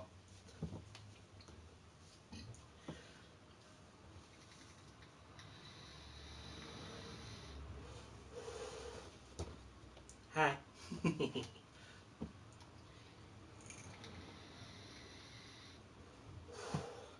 Alright, so we're now entering our first main boss, shall we call it, for the first enemy, Cyclops Plant. Now, Cyclops Plant will come in two phases. Phase 1, the idea, like the snakes in the sewers, you want to get yourself trapped between the eyeball and the ceiling and use your scimitar. This will basically rip its health and just outright destroy Phase 1. Phase 2, again, is similar. You want to get trapped between the ceiling and the eyeball, but there's a bit more of a timing aspect to it. And we'll go on to that in a sec. So, what I'll try and do is I'll try and show you the main method. Also showing a backup method to deal with the fight. So you've got the main speed tech as well as a much safer aspect of doing the fight if you don't feel too comfortable going for the pincers. Right, so the fight will pretty much begin. The eyeball will be right in the dead centre of the screen. You'll pretty much cannon up either left or right, your choice, and then just get the curve right and then straight into scimitar. So 1, 2, curve in, scimitar, straight, curve and scimitar at the same time, and it goes down. And it goes down. Second phase, again, you want to try and get caught between the roof and the ceiling. Fortunately, it's a bit awkward to describe as I'm going about it, but I'll let the eyeball fly around a bit. But the idea is, with these platforms here, you want to sort of, you see that central line there, you want to sort of go, keep your foot to the side of it, and then time accordingly. Now, it's usually when the eyeball goes and hits the ceiling, it's when you want to start your cannons off. Obviously, I'm just letting him do his own thing for a moment. So jump, 1, 2, 3, hit your scimitar. 1, 2, 3, hit your scimitar. 1, 2, 3, hit your scimitar. Sort of like that, but the positioning where I'm at now is just to sort of put you in the right spot. So when you start cannoning up, you can you're pretty much in the right line. So when you bounce off the wall in your scimitar, you should be able to get the majority of the damage in, and hopefully he ricochets off to the other side. If you leave it a little too late when you do the scimitar pencil, you can still get the damage, but there's a chance that he may clip you along the way and knock you down, costing you time. Yeah, been alright, bud. Just gaming, going for Astral Chain, doing a tutorial now. A few other bits and pieces, and yeah. Start of 2020, not bad. Hope you're doing well yourself, sir. Right.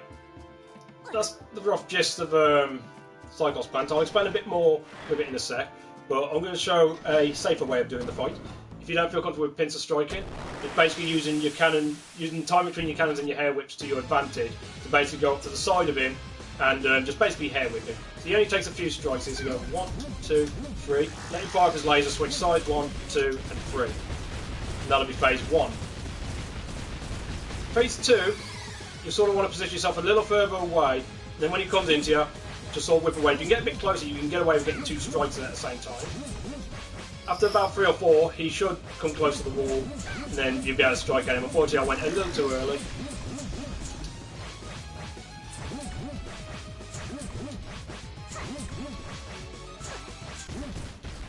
Something like that. I can't remember exactly how many times he ricochets off the wall before he comes too close in, because when he gets close in, he'll stop still, and then you can just wail on him. But if you hit him just a little too early, you'll end up ricocheting him to the other side, and you've got to chase him down. So yeah, it's just sort of a case of turning into him, double hair whips, if you can get 2 hair whips, or just go with 1. If you're going to do it that way as well, then maybe you could use a pipe ball just to help you out a bit, but if the pipe ball hits him, that will knock him away as well. So you just got to keep that in mind. That's just a quick demonstration of an alternative method that you can use. It eliminates the scimitar pincers outright, and yeah, as Elke mentioned, that is literally a casual way of doing it, but it's just a way to keep in mind if you're just looking to get more of a consistent run to start with before advancing on to the more, well, to the main speed tech. If you choose to, if you want to go straight into the main speed tech, that's perfectly fine. A lot of the stuff in this game isn't the hardest to learn. It just takes more to get used to, and as I say, a lot of this is, once you get used to it, it's not so bad. But it's not much to it overall. But that's, as I say, that's just a quick alternative. Back to the original method, one thing I didn't mention because I couldn't pause the game to kind of explain it. When you get the first phase down, there is a timing to when the eyeball is about to fire off. Now, it has a 50-50 chance on phase 2 whether it goes to the left or to the right. Depending on which side you're on, that's your choice. As I say, at the start of the fight, you can either cannon up towards his left or cannon up towards his right. Get the scimitar in, then choose which side you want to go to. The positioning for each of the metal plates on the floor are the same, as long as it's just the outside of the centre. And it's just preference whether you want to be on the left or the right. When phase 2 starts, you'll hear the music go off, and there's a particular note in that music that's an indicator to knowing when to go. I'm going to try and also briefly mention something that actually one of the people in the chat actually mentioned to me, a different way of doing it. So this goes out to Mr. Phantom Soul. There's a bot wiggle strategy as well, from what he's told me, and it's the same count as something later on. So I'm going to try and show that as well, just to offer you both two different sound cues. I mean, I've never done the bot wiggle method before, but I'll give it a go based on what Phantom has described to me. But for now, I'll show the first way, which is normal, which is the way I've always done it. So first off again, 1, 2, curve in, go, get yourself into position. Then you listen to the music. I'll say now when I think it's ready. Now. I went a little early there, but that's roughly where you want to be. And then again is get your position, get counter strikes right from where he ricochets when he hits the ceiling. Then you can sort of go with it, and then go up and across and strike. So you got dun dun dun dun dun dun.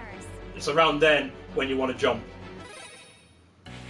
Even if you go a bit early, as long as you react to it accordingly. I mean, I went a bit early there. React accordingly, you can still get up there and get the pincer in.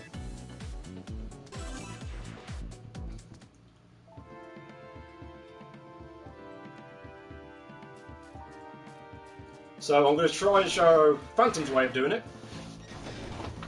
I've not done this before, so this is also another way to indicate the sound cue if you don't want to go by the music. I believe it's 4 bot wiggle counts. So you get in, crouch ready, then get ready for bot wiggles. Yep, unfortunately he went the wrong way, but it's exactly as he mentioned to me. So when you crouch, it's when Shantae's bot goes in the air. I'll just wait for him to stop. So as you can see that animation there. When it reaches the peak of the top, 1, 2, 3, 4, jump. And I'm glad you mentioned it to me, because then that's another thing I could put into this, just to give an alternative method. So there's 2 ways of approaching the sound cue as to know when you jump. And if the eyeball happens to go to the side that you're on, you can go straight into jumping up and go straight into getting the damage right off the bat. Yep, you're looking at a butt. I'll do the fight twice more, once with each one, and I'll try and do it all in quick session whilst talking about it very quickly, just so we can move on. So yeah, cycles plan, beginning of the fight, choose your side you want to go. Across, 1, 2, scimitar in. Now I messed up the curve there, so I have to switch sides and go in that way. Get your position ready, I'll use bot wiggle first. 1, 2, 3, 4. Unfortunately, for some reason my jump button did not work. So I don't know what happened there, but for some reason Shantae didn't jump. But the timing is right.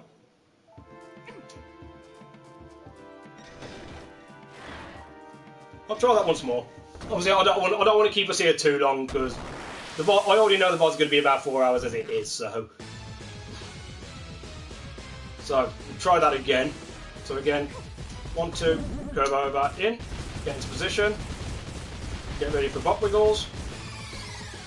1, 2, 3, 4, and go. 1, 2, 3, go. Hits off the ceiling. 1, 2, 3. Get the position all right. Get the pincers, and done.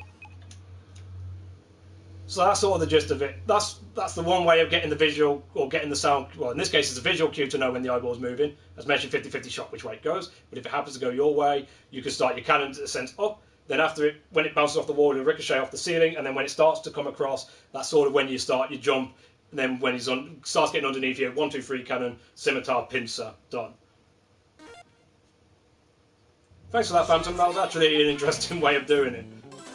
Certainly a legit way of going about getting the timing right there. If you don't want to go by the sound cue, that is certainly, definitely a legit way of doing it. So GG on that.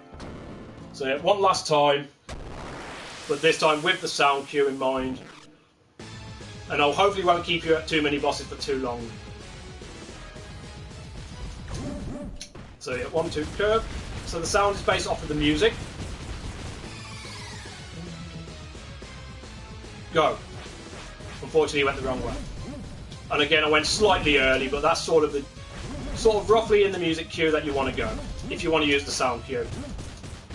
And then that's pretty much the fight down. To be perfectly honest, as soon as I started doing the butt wiggle one, I'm messing up my sound cue strat, so I'd probably say go with the butt wiggle strat. It's probably going to get you further on than the sound cue will. Tinkerbats? Yep, literally where those metal grids are, there's a couple of small lines in, and one in the middle to either side. You just want to keep your foot, you want to just keep to the side of it, depends on which side. So if you're on the left, you want to be on the left side of it. If you're on the right, you want to be on the right side of it.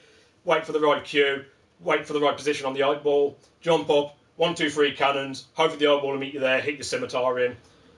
And again, once you get a feel for it, then you're good. But I've also put a much safer, more casual way in, just very briefly. I won't go over it again because we've been here too long, as it is. But if you want to do it a much safer way, there is a much safer way in this tutorial, just for the sake of it, but that's sort of the gist of how Cyclops Plank goes. Now, because this is an out of bounds run, you'll pretty much go straight into flare from here. Pirate flare? Now, keep in mind, you're only supposed to have 3 flares here. I've got 5, because I bought a few extras just so I could show a few things off better. You'll flare straight out, and you get back here, just turn, speak to old Risky Boots, and you can make your way over to Spiderweb.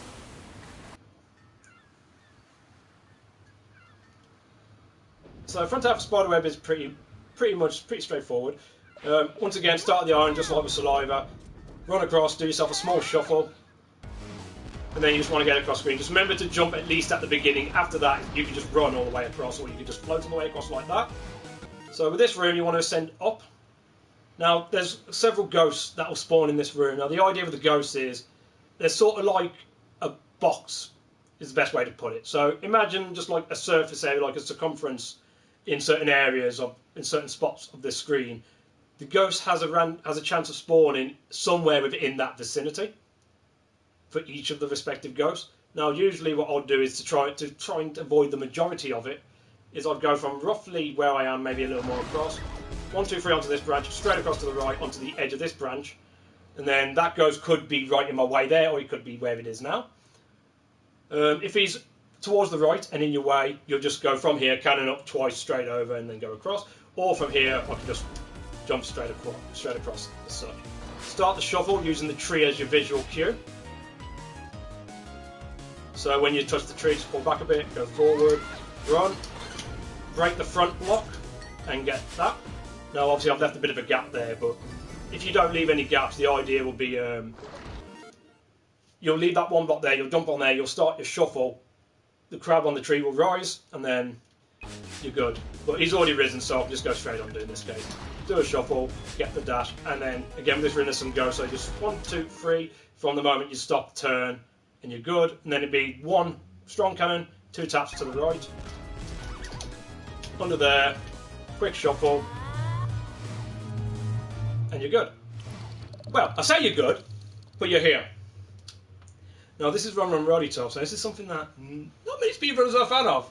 There are several people who love this section, but they don't speedrun this game.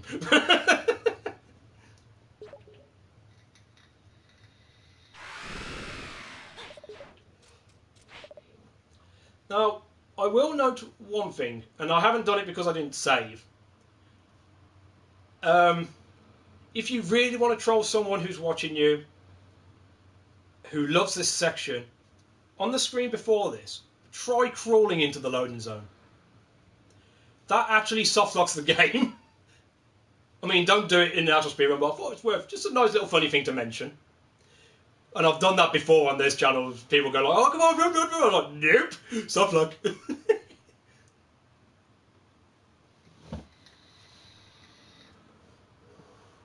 To be fair, I think I've got a file just that run, so when this tutorial's done, I'll try and show it you. But yeah, you can softlock it.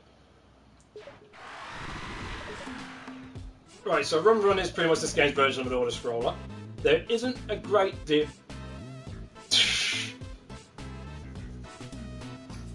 Yeah, just for you, Moni, I'll do it at least once. So for this area, as I say, it's essentially this game for an auto-scroller. Your health is gone, your gems are removed. Basically, you're just traversing the entire area.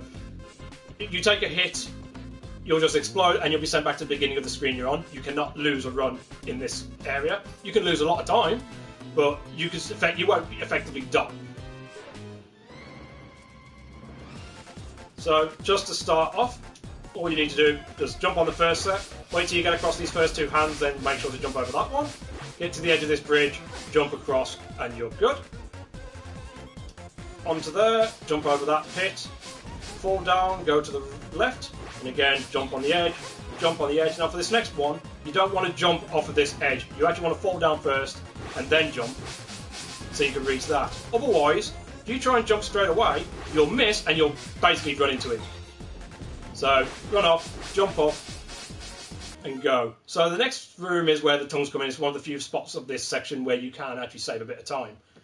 Not much, but you just start skimping off some time here and there by getting cuts.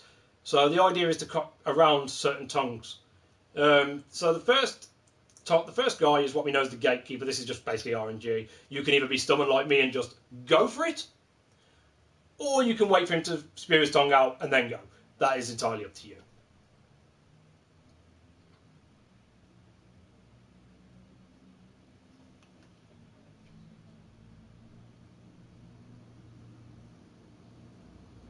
Yeah, it wouldn't surprise me. It would not surprise me, to be honest. So, in my case, I always go for this. So, just want to jump on there and then just run. If you're lucky, you'll get past that tongue. Sometimes you will, sometimes you won't.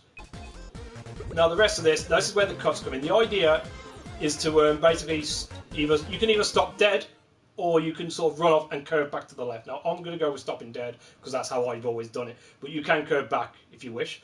But you want to sort of stop right at the end, so Shantae will just drop. Then you can continue to move forward without waiting for the tongue. So you sort of like just run and drop in that way. If you don't get it, I do not recommend trying to squeeze in, because there's a good chance the tongue will just wiggle back and have you one. So if you don't get it, you'll just come across and over to this tongue, where you'll just jump. You'll just go to the far right and then just jump, because that tongue will not touch you, followed by one more cut there. Now, just to please a certain someone here, that's just an example of if you get hit, you're back here.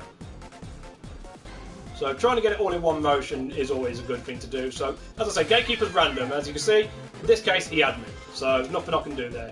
So it's entirely up to you how you go about it. Just get the cuts down the sides, run to the wall, jump right under, cut through. Pretty much in that sort of motion. Come into this room, drop. You want to shimmy here. When you get to this part, you want to do a little shimmy, because there's a tongue guy directly underneath you. Now, sometimes it doesn't work, but pretty much like 90-95% of the time it does. But what that will do is it will trigger the tongue guy underneath. So when you get the cut on this tongue guy that I'm about to approach, by the time you get to that other tongue guy, you only have to wait minimal time before you can advance. And then just cut across and just go through. If you get stuck by the top tongue after doing the shimmy, I wouldn't recommend it, but you can sometimes get away with just running by this guy, but it's not always a guarantee. So I mean, I'll just take a hit there. If I don't do the shimmy, just go through. As you can see, he's already there and I have to wait. Whereas if I do the shimmy, I can fail to get this cut, and then it's up to you if you take a risk here. Because sometimes, as I say, you can just about squeeze in, but sometimes you may get hit. So the idea again, quick shimmy, cut down. Unfortunately I didn't trigger him that time, but the idea is to trigger him, then you'll be pretty much ready to go. Super Mario Bros. 3 spikes now. Again, this is pretty straightforward, it's just follow the spike. When this spike goes up in particular, you'll have enough time to run all the way through here, and then all the spikes are out of your way. And then you're back to just having to wait around, I'm afraid. Try not to run face first into a spike, because that's just time lost through the backside. The next room is relatively similar to that. Watch the spike patterns, go across. Now when I get onto this platform, I'm going to wait, when the gate's open, I'm going to wait for the arm to swipe right, so I know it's not going to hit me. That gives me enough time to be able to also make the spike cycle without an issue. Up onto here, wait for the spikes to go, just move across. Now this next tongue skip you don't actually have to do because there's spikes that are in the way, as you can see there. So you can just wait for that tongue and then drop down if you so choose to. Right, so onto here, fake graves. There are certain graves that we know for a fact that can stand up. They are set, so for example, out of all the fake graves that are in this room, we know exactly which ones can stand up. That never changes. What does change is when they stand up, if they stand up, and what time they're going to stand up. So we pretty much just jump over each of them to ensure that we can avoid them. So in this circumstance, those first two are safe. The second one here is not. He can stand up. Those two are safe. The one in the middle is dangerous. With this one, it's 2 and 5. And then finally, the two in the middle, both of them can stand up. After that, though, every single fake grave has a chance of standing up. If you want to be swaggish here, just do a jump here and then jump straight back out. That's what's known as a stake jump. No benefit to the speed run whatsoever, but just for swag. Otherwise, if you don't want to go for swag, I wouldn't recommend it. To be fair, when you're first starting out, it's quite as simple as just making sure you jump over the gaps, make sure to avoid every single fake grave, and you're good. Into the longest room of this area, although it's not the most dangerous, the kissy bots. They'll basically just charge you and try and smooch you. If they catch you, you die. Well, you explode and go back to the beginning. That's just for certain people. When you're more veteran, then it's sort of implied, but it's actually a joke. You don't need to do it. For the tutorial, I have to say. So it's pretty much follow the path, jump up, run away from them. And it is pretty much just a case of just following the line path here. There really isn't much to do in terms of speeding things up. As I say, for that one, you can just jump up, run off the edge and go down, or in my case, I tend to just sort of do a hop just before and try and curve through this gap here, just to save like a frame or two, although it's not really much. And then continue to jump. It is due to no turn. Tapping the jump, I haven't mentioned this much, but this is just sort of to do small optimizations if you so fit. You got your tap jump, strong jump, and you sort of like press and hold and release to a temporary point to get sort of like a mid jump. This is sort of one of the areas where it's kind of because tap jump won't reach, strong jump leaves a bit of a gap, and if you get like sort of the right jump, you just sort of clip yourself just up those blocks, just saving yourself a few frames here and there. Again, just something to mention. Cross here, onto there, just run off, and then just a small fraction time save here. You could just run off if you wish, or you can just jump right where these little stumps are to just curve off a little bit. You do. Well, no, because this is a tutorial, I do have to say, stake jumps are not mandatory to have a run verified on the leaderboards. But it's been a running joke. One of the moderators said to me, I have to do it. And ever since then, I've just done it. Don't know why.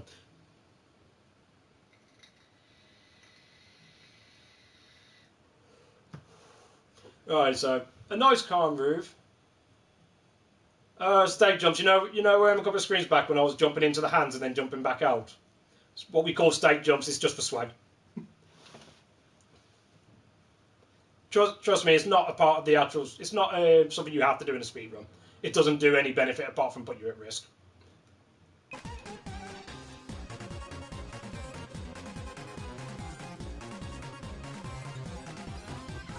Right, again. So this room, just 3 fake graves. Jump over them. Tap jumps and strong jumps just to avoid them whilst keeping your momentum going forward. Cut down and around these, and then we come across to the Stevens, or Stephen the Seaman Demon as I tend to call them these days. Now they'll basically have a random potential of how high their necks will spew up before they spit out a mini Stephen. But in terms of doing the room, it's just jump close, tap jump at the edge, tap jump, strong jump, and then just strong jump over there. And you should be able to evade all of them. Then it's just a case of just falling down here. Now, if you can get your wiggle room right, you can actually fall down there without touching any of those platforms, although I haven't done it in a very long time. Oh, typical. I haven't done it in a long time, and then I get it. But yeah, if you could shimmy right, I'll get it twice in a row, whatever. So you could actually just flush down there. Right, so into this run, get close in, jump straight over him. Now we have something that's known as the Gate of Hell, which is the next set of spikes. It's random as to whether or not it's going to be up or down. And then it's just a case of just gauging, and if it's up you can go, if it's not you've got to wait. But yeah, you just jump straight into there, strong jump, tap jump, the gates are not going to be open for me. Then just get onto this ledge here. Then you just follow the spikes. Oh wow, that will kill me, so I'll have to pull back. But never mind, I got hit anyway. But yeah, there is RNG as to where those snakes will spew, so you've just sort of got to adjust accordingly. Unfortunately, the way you shot that out, there's no way I was going to avoid it. Right, so for this bit, there's two ways of going about it. You can either just run off, wait for him to do whatever he does, then jump, followed by a strong jump there. Now, I'll say whatever he does, as I said, the neck extension is dependent, but they could just shimmy up quickly before spitting, or you could do a full extension of his neck before spitting, so it uses up a bit of time.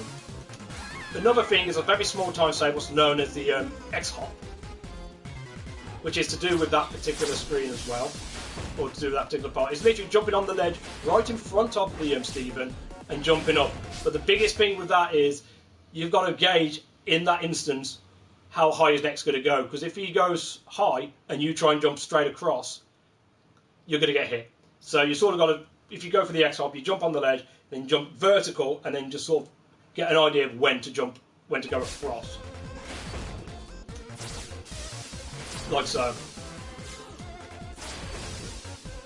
So it's just sort of an oddball. You sort of got to figure out where you go. So you see there's a short one there, you can do a full one. So that is just a case of, if you want to get that little bit of time save, you've just sort of got to guess, or guesstimate, roughly where it's going to be. Or, as mentioned, you can just run straight up to him, let him do his neck motion, and then jump over him.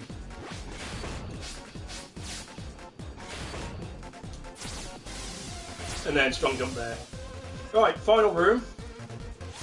Pretty much a case of jump all the way up. This bit here, you can tap jump on the first platform, then jump all the way up. Hop over these guys. Curving in and around. Then you come to the spike pillar. Now for the next part, you want to run directly to the tongue, but you don't want to get too close to him. Now I use the tongue wiggles for counting. So it'll wiggle about 3 times, and then you can go. Now this is so you can skip a spike pillar just a bit further on. So 1, 2, 3, go. On. 1, 2, 3, go to skip that spike there. Then it's just following around. Now all tap jumps at this point. Tap, tap, gaze, try not to get caught by the tongues, and then you're good to go across. Now because I've been taking my time in this area, I can't fully show you the other method. There's another thing you can do in this room which will enable you to skip another spike cycle. But it's all down to getting the entirety of Roman right tops without a death, as well as getting the right positional jumps on each of these platforms. So you have to use a few like mid jumps rather than full jumps or tap jumps. I mean, I'll try, but I think the cycle might be too far out of position. But you sort of go mid jumps onto there, tap jump, mid jump, mid jump, mid jump, mid jump across. And then you just sort of follow this across. Unfortunately, I don't think it's in the right position. But the idea will be, if you get it right, by the time you get to here, and you've not took a death, the spike pillar will just about be like getting ready to fire up. So you can sort of jump across and bypass this spike pillar. But for the 1.5 to 2 second time save, I would not recommend it. But once again, I'm just offering the information there as it's something you can do within this run, or with any run to be fair, because run doesn't change between categories. Oh, find the pincer. And that's pretty much Run Righty Tops all good. So,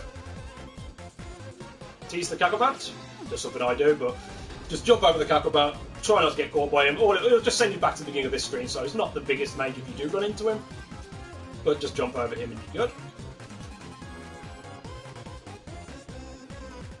Just in time. And this is where all spirits die, because you find out Righty Tops lied to you and you went through all that hell for nothing, so fuck you, Robbie. Anyway, now we've got that out of the way. On to the next bit. So here, quick shimmy, and that is as part of the risky shuffle, so get your hands in the right position to do the risky shuffle. Again, if you'd rather, you can just shimmy all the way through, or you just run in and just not worry about the shuffle itself. Speak to Poe. Now, as long as you did everything at the early part properly, you'll have the squid oil from Squid Baron after giving him the brochure. You've got it ready for this part here. No, I will not be nice to Rotty. No point asking that. Right. So one of the most important things of this run is the fact that you need to know that this shrivel thing smells. It's very important because you can't skip the dialogue.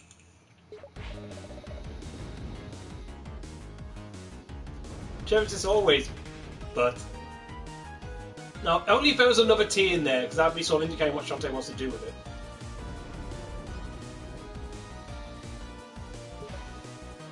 Alright, now we're pretty much ready to go on to our next Den of Evil.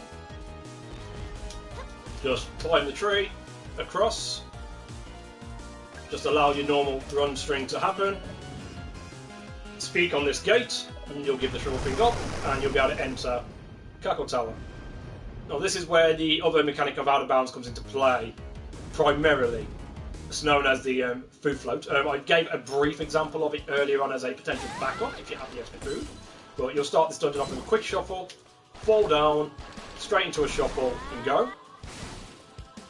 Now I'm stopping there for a moment just because. Now you don't have to do it all in that fail swoop. You can just dash into this room, fall down. You can start the shuffle here if you wish, because you've got that aspect of these two platforms here that drop. So if you try and go for the shuffle like in between, there's a possibility you may end up having one of them hitting your head and stopping your charge. So if you want to be safe, you can either stand there or stand all the way here and just do like a very quick shimmy across to actually get what you're looking for. Otherwise, you pretty much sort of like fall, curve it, try and curve in, and then once you land here, you're already starting your next charge. Now when you enter this room, you'll want to buffer your jump. So you'll be able to jump straight away and prevent catching that bit of ledge by that skeleton there. So you do like a strong jump followed by a cannon, but the strong jump is through the buffer. So pretty much once you enter this low zone, hold the jump button, cannon, and then just let the momentum run you through.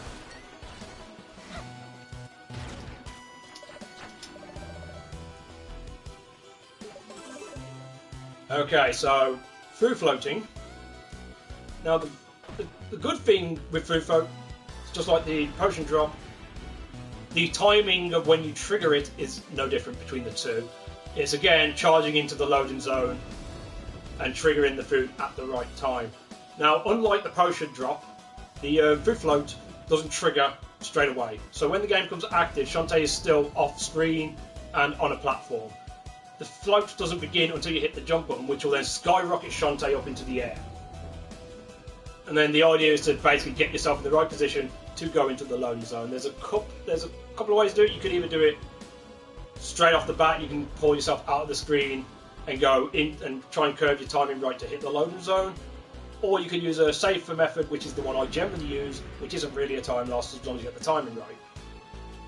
But the idea, dash into the loading zone, trigger your food. Right, so the game's back to active, Shantae's off screen. The moment I hit the jump button, she's going to fly. Now I want to try and, so what I'm going to show you first is a way that I don't generally do it these days, but it's just to show what you could do. Hopefully I'll be able to do it right, but you want to pull it back off, you want to pull it back into the screen whilst avoiding the other loading zones up in the tower. So you hit the jump button and she starts to fly. So you pull yourself into the screen, then it's a case of timing it right and then curving yourself across. And as you can see, I missed the loading zone there. So I'm out of bounds. Fortunately, and I'm pretty sure this works, I might be wrong, if you happen to have a spare potion and you've done this, using the potion should bring Shantae back in. There she is.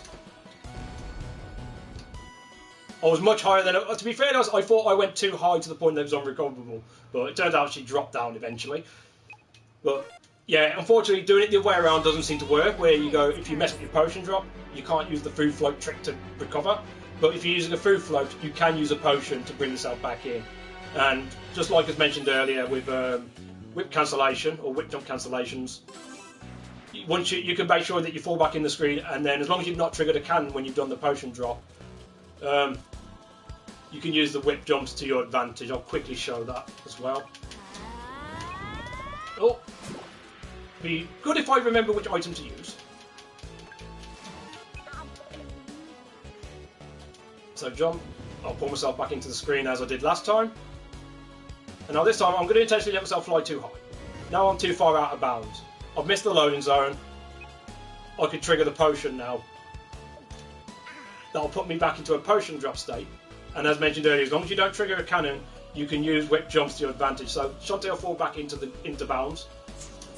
And as mentioned, I'll just alternate my jump to hair whip by switching across whip and jump, give me infinite jumps, and then drag myself to the low zone. Obviously, you'll need to reaccount for additional items used, should you need to do that, but it's a way to recover from food floating. But yeah, the timing of when you curve back in, unfortunately for me, is a bit odd now because I don't use this way of doing it normally. But I'll try it one more time. So activate, jump, pull in, get yourself in the right position, and probably about there. And I'm in. So it's sort of like you saw underneath. You had a bit of a gap. Then you had that little part with the torches, and then you got this. So it's sort of around, just under or around with the torches where you want to pull right, roughly. But as I say, I tend to take a safer approach because what you can do while you're in a free flow state is you can put yourself in a spot to slow your ascension. To do this, when you're in the free flow state, you hit the jump, so you go to a fly. Now, for whatever reason, hat will not work straight away. You need to, before then, after you jump, at least fire off a cannon, and at least fire off a pistol. So you'll sort of like be jump, float, cannon, and then the hat will then become active. Generally, what I'll do is, when I trigger the food float, I'll jump, but I'll keep mashing the jump button to instantly just use all my cannons. Then I'll fire off the pistol, so I'm ready. What this actually does is, when Shantae was on screen, she'd be in a T-pose position. And then you can use the hat to slow your ascent down. Well, the main way I do it is, I don't actually bring myself back onto the screen, I keep myself off screen. So, the other way of doing it, you'll enter the loading zone, trigger the food float, jump, cannon mash, pistol, and then I'll stay off screen, and then when I think I'm in the right spot, I'll use the hat, which will slow my ascent, and then I'll just pull myself in and just pull myself onto the loading zone. Now I trigger the hat a little earlier there just to show a little bit of the slowdown. Well, keep in mind when you trigger the hat, you're going to be in that slowdown motion until you hit a low zone, or unless you use a potion to trigger yourself back into the state of mind of a potion drop. So if you trigger it too early, you're going to lose time on ascension, but it'll be a bit safer for you. But yeah, it's the one food flow that you do in this dungeon, and it just outright skips everything pretty much. So into the zone, jump, mash out your cannons, fire off your pistol, and then when you're in the right spot, about there, trigger your hat, just pull yourself in by putting yourself in left, so you can see Shantae again, and then just pull yourself right into the loading zone, and then you're good.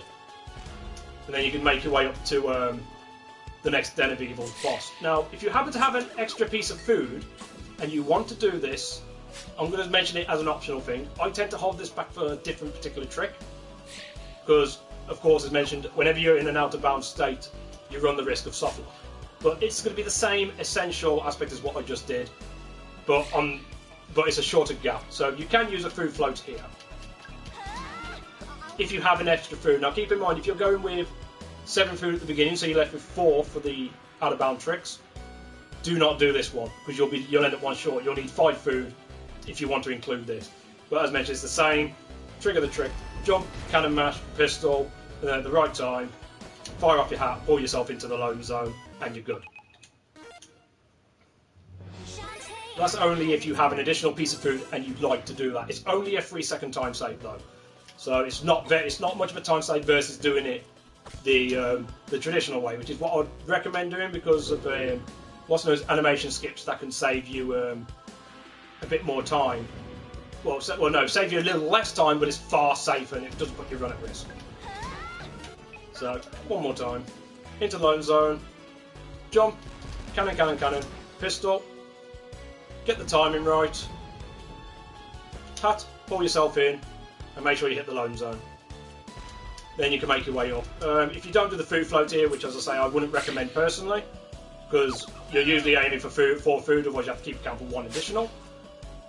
You'll just enter the room, 1, 2, 3, 1, 2, 3 at the peak of your jumps, so you reach enough height to reach that ledge, and then you can just shimmy up. If you don't want to try and get the peak of your jumps to reach that particular spot, you could play it a bit safer and just go 1, 2, 3, and then just use your hat straight off the bat, and then just guide yourself around accordingly. But the advantage of hitting on that ledge, if you can get it with 1, 2, 3, you can use one cannon there, start your float, and then when you get about here, 1, 2. Just give yourself a little bit of an additional boost. But to get that particular land on the ledge, you need to you need to strike your cannons at the peak of your jumps. So 1, 2, 3, something like that. So you get the most height out of it that you can. So yeah, you'll enter this room, onto here, and onto here. Okay, Emperor Spider.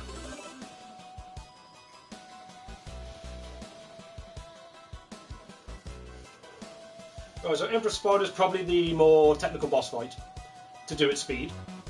And it's a lot more riskier in this versus a no out of bounds run for one particular reason, and that's only if you do the trick. Back on Slive Island, there was a trick I did with an out of bounds trick with the auto potion. If you remember, to skip that little gauntlet, remember the 2 wet manning. Doing this boss fight at speed involves you basically having a game of chicken with the boss, and you'll be taking damage through the fight, pretty much constantly through. If you get everything spot on, you will be left with half a heart to a quarter heart of your health left. That's how close it gets. If you end up falling down at any point in the fight, then the odds are if you try and go for the trick again, like full on, you'll probably get yourself killed. Unless you've got your auto potion, then you've got your safety. But for the purpose of this, I'll be speaking more on the sense of if you don't have your auto potions. If you do have it, you can just keep going for it as much as you want. Your auto potion may get used. You'll still be able to do the fight. But before I explain the first part, I'll show a more safer way of doing the fight. First things first, let me get my health up. Yeah, you have to use a potion. Well, I didn't have to for this particular showing because I'm not doing the fire speed tech yet. But I'll show a more casual, safer method first. You'll want to start the fight before you enter the room. Trigger your super pipe ball before entering. So the way Emperor Spider works, she works the same. The start of the fight, she does the exact same thing every time. She'll go to the left, then to the right, then to the middle. Then she'll choose to go either left or right and drop. After that, it's up to her. So doing it the safer way is just basically gauging where she goes, get close, try and jump up with her, score some damage, and just pretty much just stay along the side of her and cannoning up where you can. If she does that, which you can do, stay in the air, just hop up, get a strike or 2 in, and drop down. Just try to hope that she doesn't land on you. Ah, shit. Never mind. If you get a flame there, just make sure to go high to avoid it. But luckily, if you do it this way, you can take a few hits and you'll be fine. It's quite a fair bit slower than doing it the speed way, but that's just an alternative way. She'll always start the fight the same: far left, far right, centre. Then she'll choose one side. Then she'll drop, get your damage in, trying to send up with her as best as you can. She'll usually drop at least twice at the start, and then it'll be up to her whether she shimmies in the air, and then you just jump up, get a hit or 2 in, and then just follow her as best as you can. The speedway, as mentioned, is much riskier. You're having a game of chicken with her. Now the thing with this game is when you get hit in the air, Shantae would normally get knocked back, and then this would knock her to the floor, and that's a bit awkward. But if you can whip your head just before you take damage, what will happen is, it happened a couple of times during that fight actually, inadvertently, where you'll see Shantae sort of stun in the air instead of getting knocked down.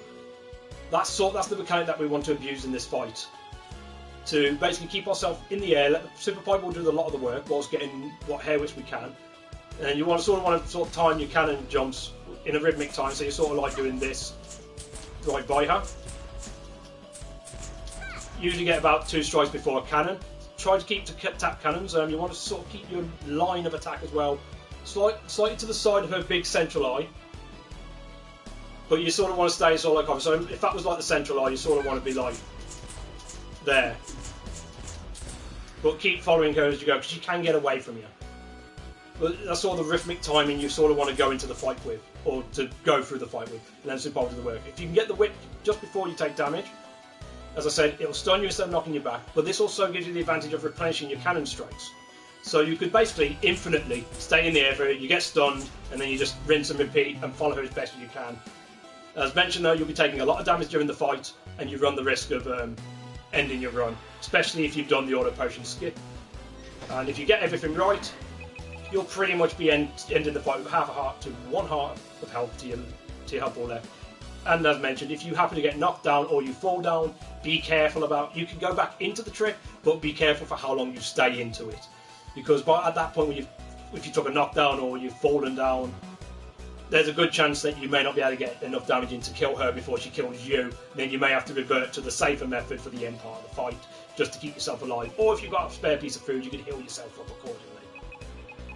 So for the speed part, when the fight begins, again, you'll activate your super Pokeball before you enter the room.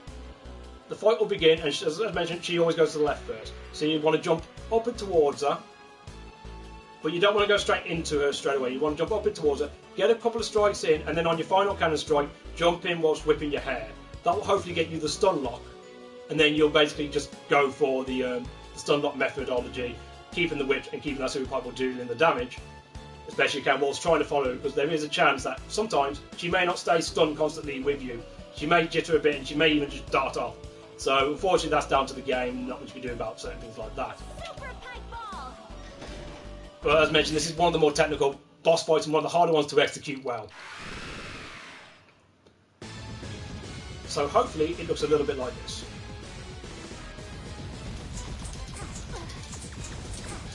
I went a bit high there, but readjust. She got away from me, unfortunately. Unfortunately, if stuff like that happens, you make the choice then. Do you gamble it or not? Now, if I try to gamble this now, which I will do, just to show you what I mean, I've already fallen down a lot of times, so now I'm screwed. If I went for it, I'm dead. That's how tight it can be. Unfortunately, I messed up a few times. As mentioned, it's not an easy fight to do at speed and getting it consistently well. Super Pipe Ball. Try again, though.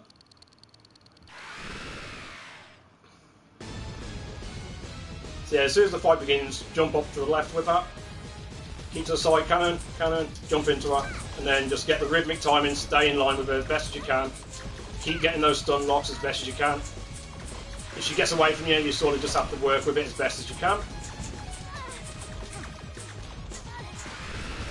And down.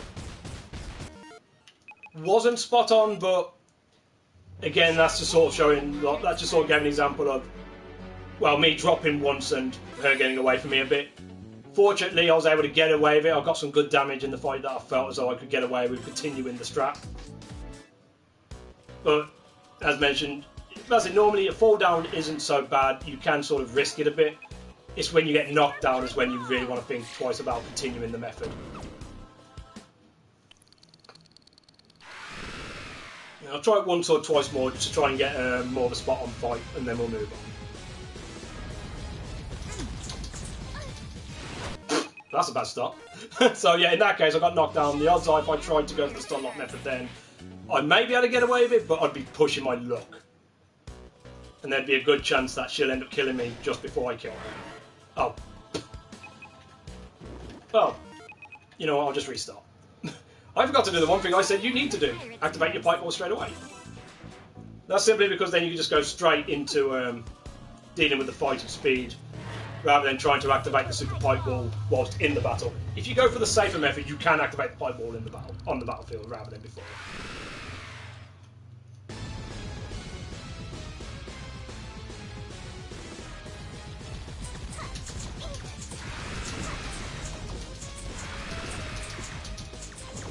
That's it, just follow along, she's playing nice. Ah, knockdown. I might be able to get away with it. Ah, maybe not. Yeah. Unfortunately, as you saw, the knockdown, I didn't get enough damage before taking that stun damage again to actually take her down. So again, I suppose it's good that that happened, because again, that shows sort of the case of, because I mean, the majority of that fight went well, except for I took one knockdown. I tried to go back into her. Unfortunately, I went into it a bit too soon, and of course, I couldn't get enough damage into her before she finished me off.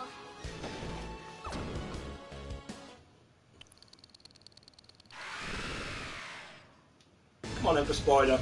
Let me show the people how it's done. Wow, let me jump. Shantae and the Pirate's Curse. Alright, I won't keep us here much longer. Super pipe ball. Because we've still got the rest of the run to go. But at least there's enough here to kind of show the gist of how it goes.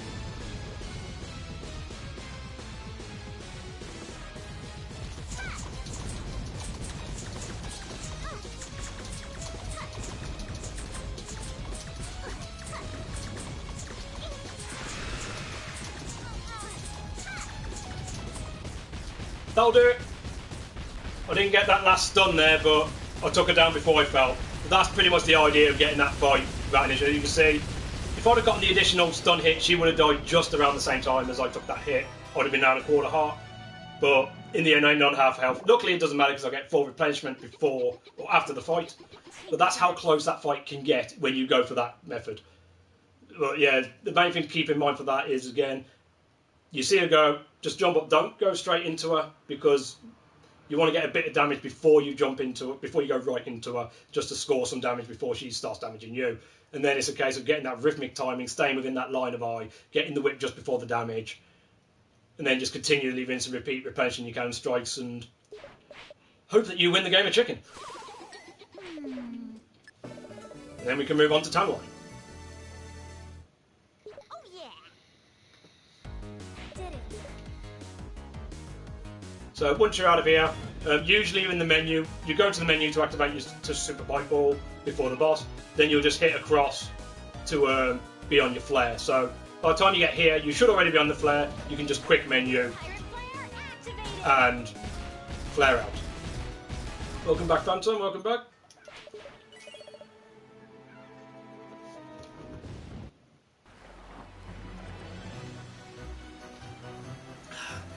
Right, so now we have a beautiful thing with Tanline Island. The only category in the Shantae, or within, well, one of the only two categories in the Shantae, this and any % normal out of bounds, where you're able to skip a good chunk of the game. It's a good 5 minutes that you get to lop off, because you get to eliminate what's known as the Stealth Temple. Now, Stealth Temple, what you're supposed to do for it, you're supposed to find these 3 pieces of map from the sarcophaguses. That'll give you a code to enter the Stealth Temple. You go through that, you get your golden pickaxe, and you can go on. Now, for this category, we can just skip all of that, saves backtracking, and the likes. Let's go. But this is the point of the run now where item management is key. Knowing what you have, first off, what you need. From this point on, I mean, if you get any earlier buffs in the run, you could use them, or you could save them. That's down to brother's preference. But from this point onwards, the main thing you need to keep in mind is, through the run, you're looking to get 4 milks, 4 pipe balls, and a bubble shield. Preferably, when it comes to milks and pipe balls, you get the super variant. Although, if you go full flat out for speed, there's only 2 opportunities for a super monster milk at this point of the run. But that's primarily getting your items ready for all the upcoming bosses. And I'll show a few different ways of how you could approach it. There are slower ways, but ways where you can actually guarantee you'll get the items eventually. Or you can push forward and then you have to keep other things in mind. So there's a lot of changing your train of thought of how you approach the run. So again, once at the start of the island, quick shuffle, dash off, run into every enemy. These green cacti have a chance of dropping a bubble shield or a monster milk, both of which you would like to see. And in this case, you got a monster milk. Break through here. Now, I would say stop. Use your lamp. There's a couple of gems under there that you can grab. Now, you can choose to leave them if you want, but in terms of gem routing, I've got a few more gems that I would probably normally have. By the time this island is done, you want to at least be on about 130. At least. If you have any more, that can give you options for a couple of other items. But from here, shuffle. Now, these skeletons have a chance to drop the super pipe balls. If any enemies will give you them, these are the ones you want to see give them you. One, I think I saw a second, and in.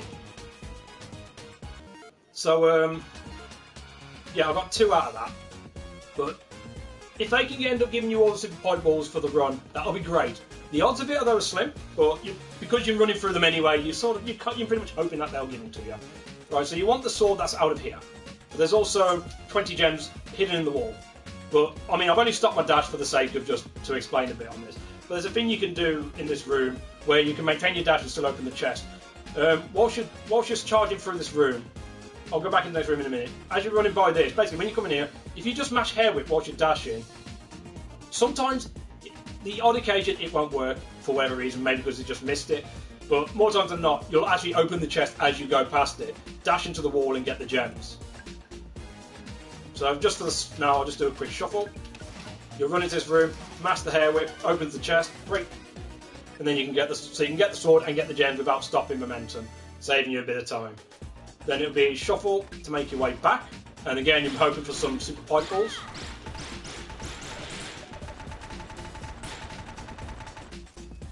And once again, just quickly dash into that block, a couple of pistol shots, grab them gems just to add to your gem total. Now these gems that I'm getting at the moment under there is what I generally collect in the route.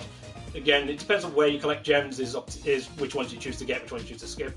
It's just as long as you remember for once you start this island, by the time you get to the end of it, you would like to be on at least 130. But you grab them gems. I've got no additional super pipe balls, but at least they drop pipe balls as well, so you should at least have, more times than not, some stuff that you can use. So you just come up here, and then you can either just make your way across, or if you want, you can do a shuffle here, and just cannon up. Just to mention, these enemies here, Scorpgals. Now these are probably one of the best enemies to farm for strong buffs. They have a chance of, I believe it's like a 25% chance on both a Super Monster Milk and a Super Pipe Ball, and a 50% chance that they'll just drop you a 5 gem. So if you don't want to go flat out forward and rely on the RNG and alternate your route accordingly, if you're looking to do more of a guaranteed route, so to speak, you can take these on. Pretty much you just want to go 3 cannon strikes, 3 cannon strikes, dead. Obviously, unfortunately that was a 5 gem. So, not my day in that circumstance. But again, you're costing time to having to kill them to try and get these buffs, to try and make sure that these 2 counters, or at least preferably your supers, which is what they'll drop, is on 4 apiece to sort you out for the run. But as I say, it costs time to not only attack these enemies, but if you have to physically do like a grind on them, and when I say a grind, I mean like exit the screen, re-enter, and that respawns them, then that costs you a lot of time to potentially get a drop. And I've got a super pipe ball, so that's nice. And there's a couple of ways, there's a couple of ideologies you can go. If you want to go full out flat, and I'll just say now, if you're going full on flat out, you won't be killing any Scorpgals as you traverse. You'll only kill the 2 that are actually, you have no choice to take out, they're in your way. You can do grind methods, which is, as mentioned, off the screen, back in, just kill the same ones over and over until you get a certain amount of drops you're happy with, which will cost you a lot more time, but will guarantee you get those drops and you won't have to use your brain as much as thinking on the fly. Or you can do a hybrid, which would be keeping yourself on the go and killing each of the Scorpgals that are along your path at least once. So you don't go back and forth, you just kill them, and then if they give you drops, then that's good. And that can be beneficial at times, or it could be a hindrance depending on what they drop in. So as mentioned, in this case, I'll just generally charge through, cross it over that mound, on top of that mound, and then cannon up. Cannon up, avoid all of that. Run in a straight line. I best put a save here because I've got a couple of things to show here. Yeah, you generally still be running here, but so you run over there and run into good old Squid Baron. He'll give you the X-ray specs, that'll be for a little bit later on. In fact, I'm studying hard, nice. Enjoy your studying. Right, so this is Tanline Temple. This is the Stealth Temple. And these are the codes that I mentioned where you need the 3 sarcophagi pieces. This is what we're skipping. So there's 2 ways of doing this. The first off is with this room. Now, you're not supposed to get by here because you need an item known as the Golden Pickaxe, which is in the Stealth Temple. So, as mentioned, there are 2 ways of doing it. The safest way is through this screen. This will cost you a bit more time, but if you don't feel comfortable with doing your hair whip jumps, this would eliminate doing hair whip jumps on the trip, because you'd be able to go up and over. So the idea is to trigger a potion drop. And again, once you see the dust move again from the feet, from the risky dash, that's your cue to go. You'll basically want to jump 3 cannon strikes at the peaks, hold onto your hat, move across, and then you want to fall at the right point to hit a loading zone. So in this case, there goes the dust. 1, 2, 3, holding left, hold hat, and you want to fall in around here. This will bring you to this room with a cap bat. Frisky shuffle, across,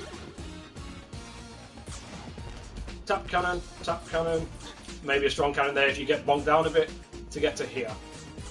And then from here, it becomes the purple block. So the purple block takes a little getting used to. It used to be RNG, you have to just mash the hell out of it. Fortunately, there is a way around it. Now, there's a couple of ways. Well, I'll say a couple of ways. There's really only one main way of doing it, but there's a couple of things you can do in there to help with consistency purposes.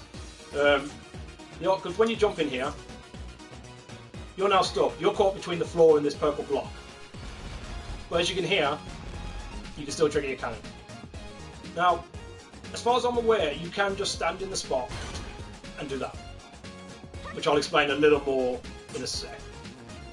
So you don't actually have to move, but I mean I'll explain it now with the other way of doing the main out of bounds that we normally do. But basically, what you want to do when you're in the purple block. Oh yeah, I do want to quit, don't I?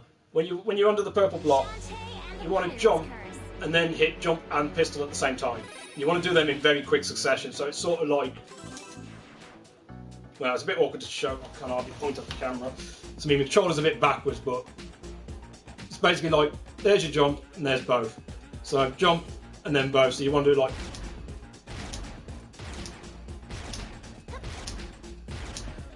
in that sort of quick motion. The first jump is to put you somewhat under the block. The cannon pushes you right into the block, which will give you enough space for just the top of that pistol bullet to break you.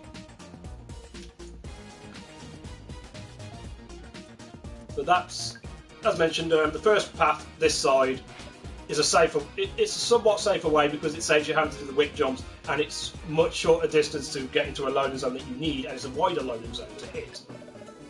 But it costs a bit more time to traverse. The more traditional way is actually on this screen. So you dash in, automatically start your shuffle, and you'll dish off to the left. Now, like with a couple of loading zones where if you want to use hair whip jumps, once you trigger the potion, you want to start holding right. Give it upwards to a second, a little bit under, and then start alternating your hair whip to your jump until you reach out to about here. Or somewhere out within the vicinity, basically. Somewhere up and in the middle of the screen. Now, if you want to keep it even safer, you can just continue to do like hair whip alternating jumps to go through here. And then fall into your loading zone. Or you can speed it up by firing off your cannon, but once you fire off your cannon, you can't do hair whip jumps, so you've got to make sure you reach what you're looking for. So, dash in, trigger your potion, hold right, whip jumps. And as I say, if you want to continue to play safe, you can just whip jump all the way through, although this is slower. Make sure to not trigger your cannon. The loading zone you want to hit is actually in the purple block, so that purple block vicinity is all the loading zone you have that you need to hit. So you have to be a bit careful, make sure you hit that loading zone. You can use the hat once you've cannoned out to make yourself a bit safer. But otherwise, yeah, normally what I would do is, oh crap, let me restart then because I accidentally triggered my cannon. I was just going to do it in one motion there, but fortunately I triggered my cannon off, so kind of shot myself in the foot a little bit.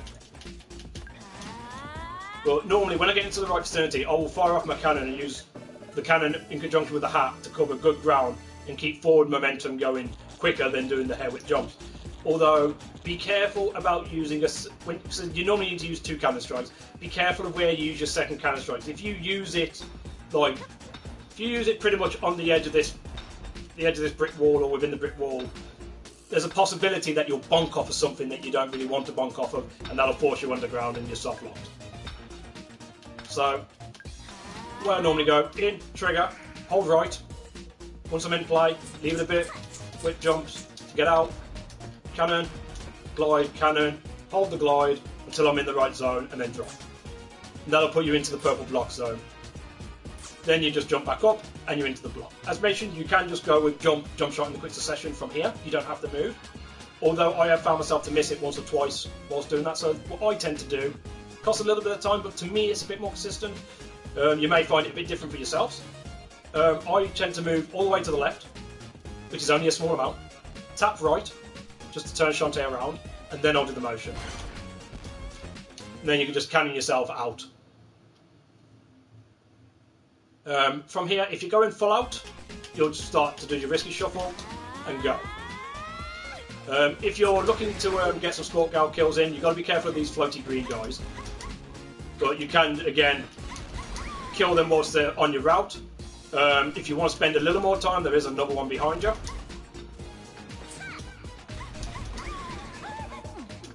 Typical, I'm getting good RNG when I don't want it. And I've got 5 super pipe balls, I've got one too many. But that's, again, that's up to you how you kill them. I would generally say if you're going full out, then you'd ignore them. If you're doing full grind, then you'll kill both of them. If you're doing hybrid, you'd only kill the one in front here, and then move on forward. So, again, that's down to you. Now, you've got to be careful. At this point, you've got to be a little careful. Now, as long as you've picked up your 3 flares from the start, as I said, I've got too many flares, but you normally pick up 3 flares. You should have 1 flare left, and of course you need that flare. So, because the thing is, this particular screen has 2 particular screen setups. There's the one that we had at the start when I first entered, brick walls in the way. All of this is not loaded. The Scorch Gals wouldn't be there, and this loading zone would not be in play. But when you go from underneath the purple block, or when you break the wall, you get this second screen where the enemies are there, and this loading zone is now active. So once I go through here, there's no turning back. Now, I can't show you what I mean, unfortunately, because I did mention this earlier. Because you've broken the game, if you go backwards now and re-enter the last screen, because you haven't broke the wall down by the traditional means, it will load that screen up first. It will load that screen up originally, essentially, as far as I'm aware. Which means that the load zone you've just traversed into does not exist. That confuses the game enough. On top of that, you're on the wrong side of the screen when the game is in full activeness. So the game just absolutely has a fit, basically. Well, I'll say it has a fit, but basically what will happen is you'll just enter the room and your game will just crash, and that'll be it. So make sure you have a flare. But as mentioned, as long as you pick up the 3 flares from the beginning of the run and you've not used any additional flares that you're not meant to, so that it would be the one at the end of Saliva and one at the end of Spiderweb, you'll have 1 flare to get back out. So you'll be fine. But so as I mentioned, whether you're doing hybrid or grinds or not, you do the dash in the previous screen. So you'd be entering this room, dashing. Just make sure to fly over, try and avoid all enemies, and to get across. Now, this next room has a frame perfect trick in it if you can pull it off, but it's not major. It will save you a second or so if you can pull it off, and it's a trick I'm not very good with, to be honest. Although I will actually quickly mention this. I believe, I can't remember if it's the blue or the green variant of these floaty guys here. Oh, hello. One of them has a potential chance of dropping a flare, so if you do end up coming into this side of the screen without a flare, because I can't remember if it's the green variant or the blue variant, but there is a chance that they can drop a pirate flare. It would mean a lot of grinding. You're better off resetting your run at that point, but it's their knowledge just in case. So when you enter this room, you'll be dashing. Oh, hey Nori, welcome to stream, hope you're doing well. And there's the answer. The blue variants, the green variants can't drop them, but we know they drop super fireballs. So it's the blue variants you want to go, which are just before the Den of Evil. When you enter this screen, you'll already be dashing. So there's a couple of ways of going about it. When you enter, you can just mash cannon, get on here, just jump up and across and go. If you're doing some Scorch Gal killing, as I say, hybrid or grind, then you can take them out. Just watch out for those fucking floaty blowjob lip guys, as I tend to call them. And you can pretty much just keep getting your kills from there. As mentioned, you get a 25% chance of dropping a Monster Milk, 25% chance of dropping a Super Pipe, and hope for the best. Now, they keep dropping me Super Pipe Balls, so I'm getting far too many of them, and I was hoping to get a few Super Monster Milks just for stock, so I could show a few things in the next boss. So I'm going to do a bit of grinding. So as I mentioned, it depends on which variant you want to go. If you're doing a hybrid, as I said, kill the Scorch Gals on your way, but at this point you just move on. If you're doing a full-on grind, kill the Scorch Gals in your way, but when you get to this screen, because this is the last chance of being able to grind them, so to speak, this is where you would do your back and forth. And if you do, normally you just run off with Hat, 3 cannons, drop, for God's sake. Super Pipe Ball again. So I'm going to do a little bit of grinding because I would like a couple of Super Milks, just for the sake of this tutorial. And again, this will also show an example, because I mean, each time you go back and forth, I mean, it takes about 4 seconds to kill the Scorch Gal, as long as you don't miss any shots like I am. And probably about 8 to 9 seconds overall for stream transition and kill per Scorch Gal grind. But this will eliminate any train of thought in terms of your item management. Because if you're going for a full-out gem grind, or a full-out Scorch Gal grind to get your items, then you'll probably be getting pretty much everything that you need for the run at this point. Or at least from the Scorch Gals. You'll probably be hoping for a Bubble Shield elsewhere, or you can purchase one if you've got enough gems to do so.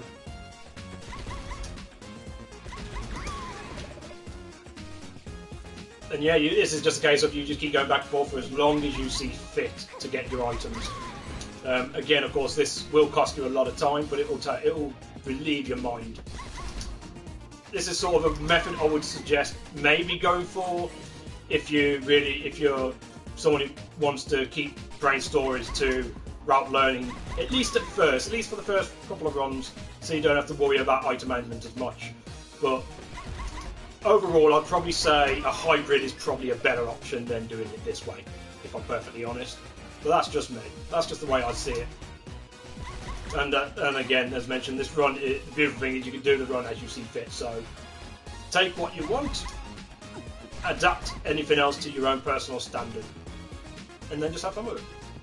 I don't even know how many Super Multi Milks I dropped because I was talking so much. I got 3, that's enough.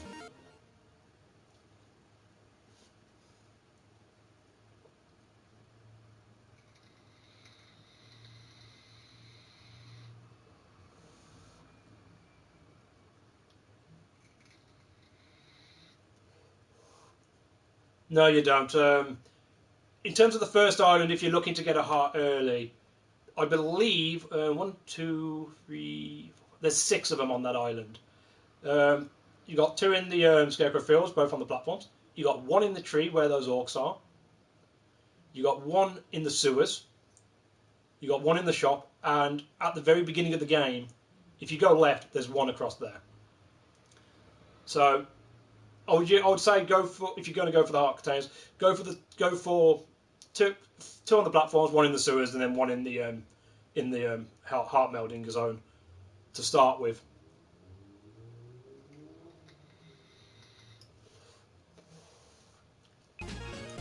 So yeah, so as mentioned, that's sort of like the 3 different variants that you could take in accordance to how you approach the run from this point onwards. So yeah, as I say, if you're just going full on, all out, at this point, the odds are you won't have a Super Milk, unless you purchase one. So your item density is going to be more awkward, and you'll be using more other RNG later in the run, as well as possibly some gem routing accordance. But I'll point out some gem spots should you choose that route. Hybrid, again, it depends on how the hybrid works. If the hybrid gives you all the items, well, the majority of the items you want, then you're pretty much set, and it's probably one of the fastest ways of going about the run, but you need the RNG to be spot on.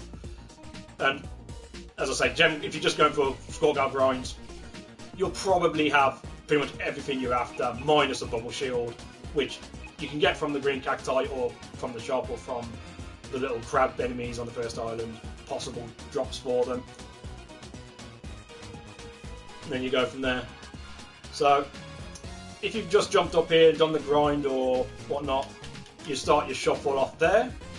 Another thing you could do, instead of like jumping up to here and then jumping all the way up and across, you could just mash your cannon to land here, do a shuffle here, and then get up that way. Or, and I'm only going to have a couple of attempts at this, something what's known as momentumless boots. It's a frame perfect trick. The idea is, as you enter the loading zone, you're not holding the D-pad, but you are buffering a jump. and literally the frame after you jump, you press and hold right. If you can get it right, then what will happen is Shantae will be like in the jumping part, sort of like slow movements, and then you just sort of cannon over, but she will still have some swirls around her to indicate she's got the risky charge. Then you just land on there, and then the charge will automatically continue, and then you just run all the way up. I'll have a few attempts at it, but I make no promises. Oh, there we go. As if I actually got it first try. Looks something like that. As mentioned, it basically maintains your speed. It's only a very small time save, but you have no loss in going for it. So if you go for it and you don't get the charge, if you go too early, you'll still be like running and you'll bonk into here before coming onto here. And if you don't get it, if you go too late, you'll just be sort of cannoning here, and then you just get yourself onto that platform and continue as you see fit. So there's no risk in going for it, so to speak. No real risk. So that's sort of the idea of it. As you can see there, I went too late, so I've kind of bonked off at this bottom here and started going vertical up. And if I go too early,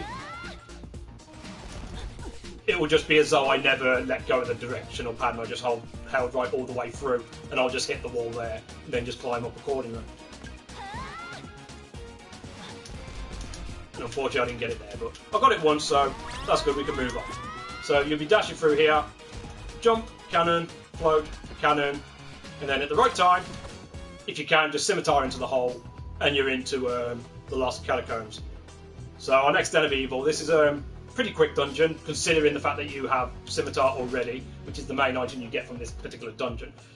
If you're a bit short on gems, there's a gem pot just under us here. 3 cannon strikes, pop down, go in, whip, lamp, and go, if you choose to.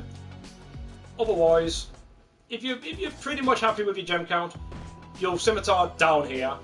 And I'll say scimitar because the thing when you scimitar, when you hold a direction, it makes you move further less to the right.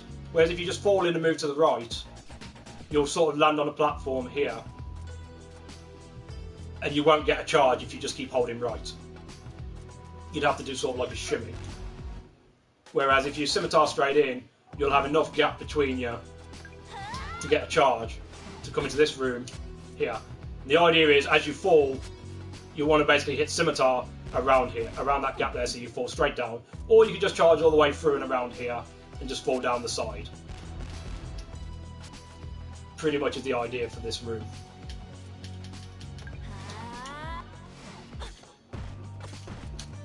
And then just quickly kill him, scimitar down. If you go wide rather than straight down, that green cacti will be further across, so you won't need to jump as soon there. You'll sort of have to run off and cannon a bit further across, or just fall down and either whip him out of the way or try and get a quick dash ready. Right, so this next room you'll want to charge into. This is where our next out of bounds will be. It'll be potion dropping, except this will be a little different. We're not going to really be manoeuvring up or down or anything like that. We're basically just going to be letting the potion drop fall, and we're going to curve ourselves into the loading zone. The problem is there's a wall of spikes down there as well, so if you curve too soon you'll hit the spikes and you'll be back up here. Although this is one of the ways I mentioned at the beginning, where if you happen to have given yourself 1 potion less, or if you have to use a potion to recover yourself from a food float that went wrong, this is the potion drop I would recommend skipping, because this only saves you about 3 to 5 seconds, I believe. So it's only a small time save, and you can just cut through and down.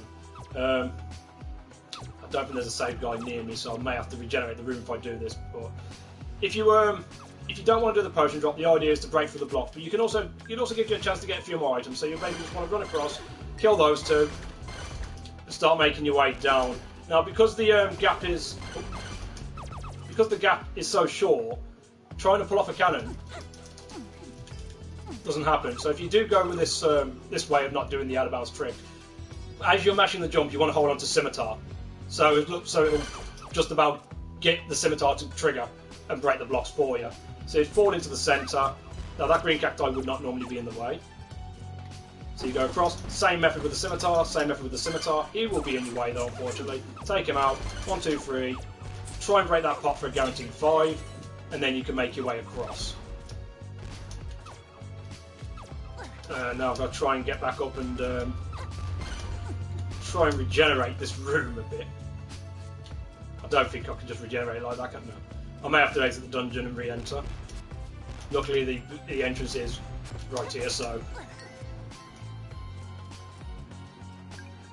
Not the end of the world. But I mean, if you're going for the potion drop itself, because you're already doing your dash, you just need to time it right for when you trigger the food. Or trigger these potions, sorry. So you'll come in... Oh, it did not regenerate. Alright, never mind. So yeah, so imagine you just got a few blocks here in the way. So you'd be able to just run straight across. You'd hit 2 enemies for stun. Then you just basically run, then you'll just run directly into this loading zone. Menu at the right time, potion, and then let the potion drop. Now if you want to play safe, you can sort of like jump cannon, use your hat to sort of hover yourself, but you'll keep yourself in the air. If you do go for that, don't move left or right straight away. Because otherwise, you'll kind of fall into the spikes.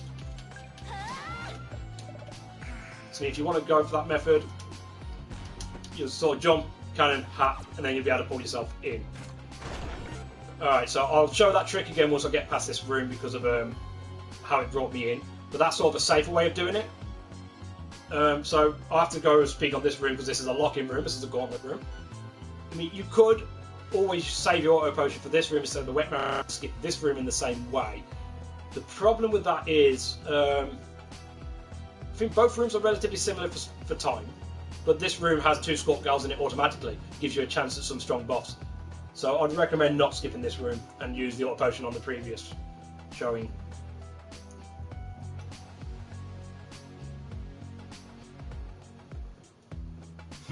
It could be, wouldn't be surprised. Right, so with this room, sorry I'm going on to explaining a few things on here. So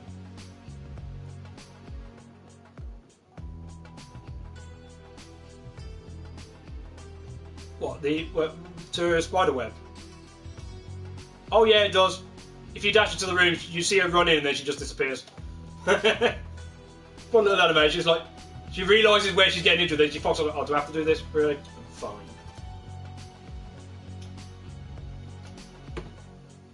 Right, so at the start of this room, now you can just take your time and kill the enemies how you see fit.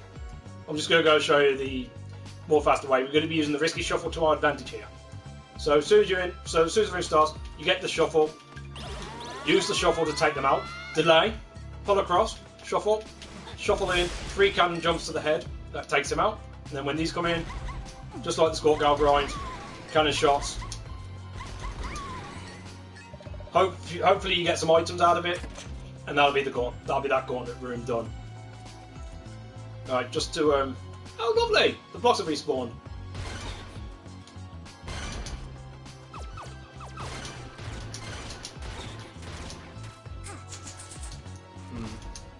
Now I want to show. You know what? I've got more than enough potions. I'll do this a different way.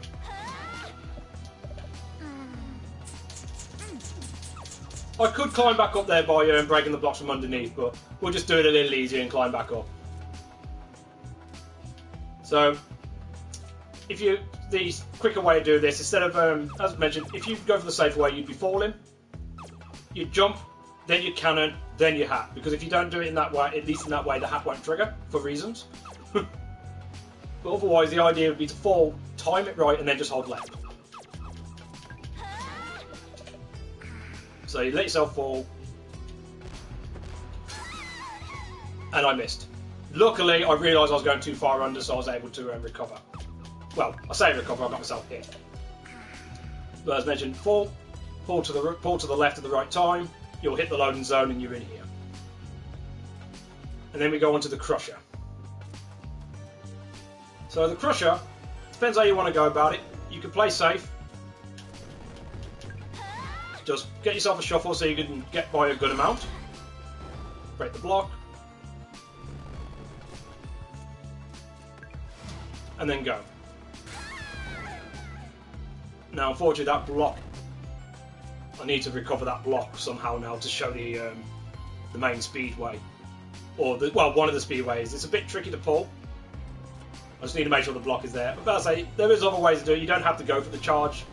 You can just run under, and break the blocks and whatnot. Okay, the blocks have recovered, that's fine. But otherwise, the speed, getting this cycle, you can actually beat the Crusher in one round, or in what's known as one cycle.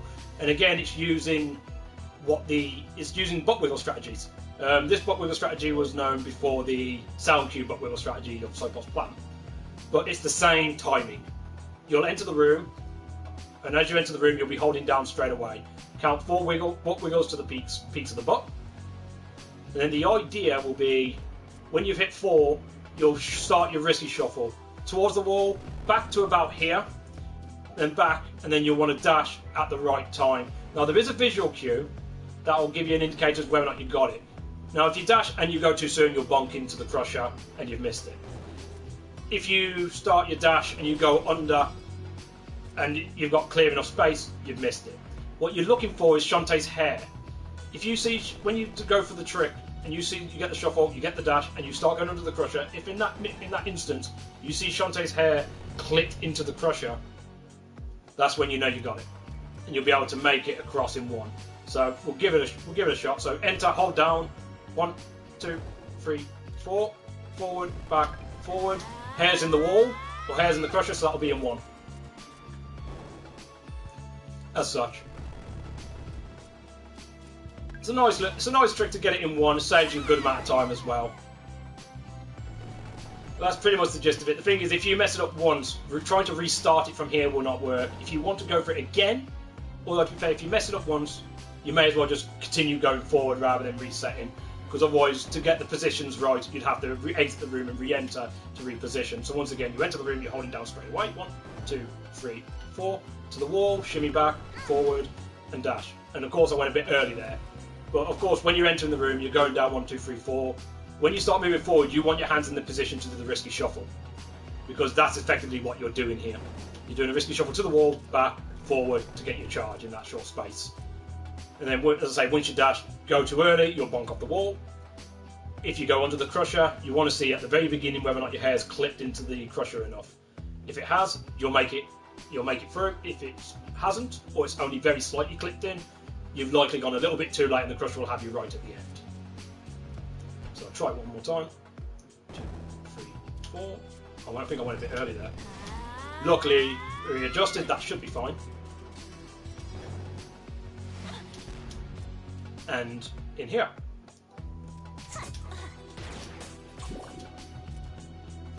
Now, there's enough space here to actually get away with a momentumless boots, if you wish. I don't know if I'm going to be able to pull it. But yeah, there is just about enough space there to be able to pull off one of those momentumless boots and just quickly cannon up, you'll land and go straight across. But for now, we're on to Den of Evil boss, Squid Baron. Let's get my health up. Right, so I tend to, pretty much with every boss, minus 1 or 2, I'll always get my items equipped prior to entering. Now again, depends on which approach you took, will depend on what items you have and how you go about it. Now if you've gone for the grind, full on Skull Girl grind, and you've gotten 4 Super Monster Milks, 4 Super Pipe Balls, the option is straightforward. You go 1 Super Monster Milk, 1 Super Pipe Ball, because you've got 4 of each, that will get you through every boss. If you've gone for hybrid, depends what it gives you. And if you've gone flat out, just going forward, the odds are you'll only have 2 Super Milks. Maybe you'll have 2 regular milks as well if you got fortunate. And in that circumstance, it's entirely up to you how you go about it. But as I say, it all depends on what you've got. So it's hard to really judge to say what items you must use. It's down to what you personally prefer. All I can show you is sort of like the timings for which dependent combination you use. So if you've got enough items, you can go both strong. This is going to be the quickest way to get the kill. But it depends on what items you've got. If you don't have any supers, hopefully you can go regular milk and super pipe. Because with Squid Baron, the recommendation is you do not go 2 weeks. You don't go for the 2 weak items. Or just a super pipe ball on its own. Although you can get away with it for what you're aiming to do in this fight, it's not recommended. I'd recommend either going with either Super Monster Milk, regular pipe, regular milk, super pipe, or if you can afford to, both strong. So in this instance, I'll go with both strong, just to show the fastest way. So Squid Baron is a scripted battle. he's going to pretty much he follows the same path at all times. We'll start the fight off. He'll pull back and he'll start bouncing off the walls. He'll bounce like 1, 2, 3 times. Jump buffering. Literally, when you've entered the first, like for example, once you enter loading zone from here, so like if this is the screen you want to jump to the jump buffer for, as you enter this room or as you pull into this loading zone, just hold the jump button and hold left, and it'll jump. Or it should do. Well, it didn't do then. I think it's only on dashes though. Yeah, it seems to be only on dashes.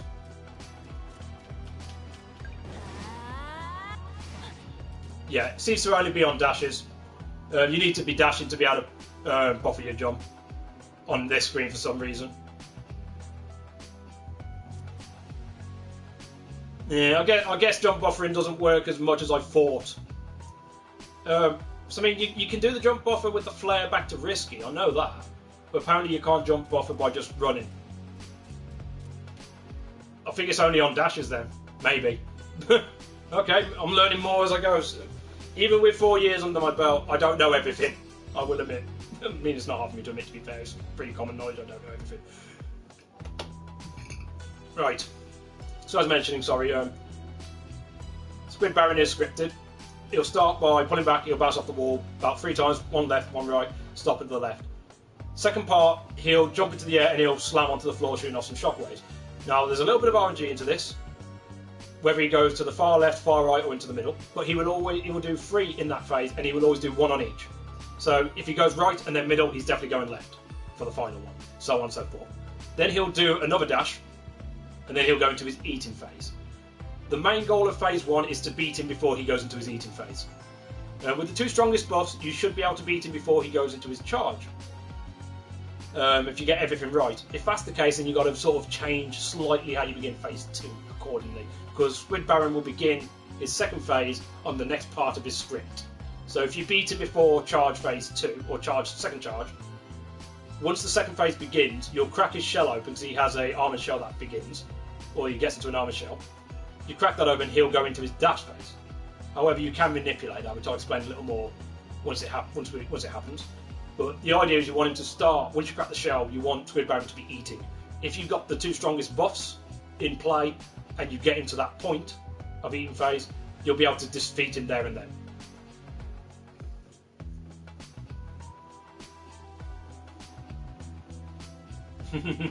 It works nice. Right, so here we go.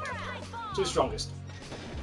Right, so I'm going to show a bit more of a laid-back approach. There is a quicker way to what I'm going to show to first begin with, because this is a much more safe and consistent one, and when you're using both strong buffs, you'll easily be able to take him out within the script you're looking for. So pretty much, he's going to charge. We want to get 2 scimitar bounces off his head first.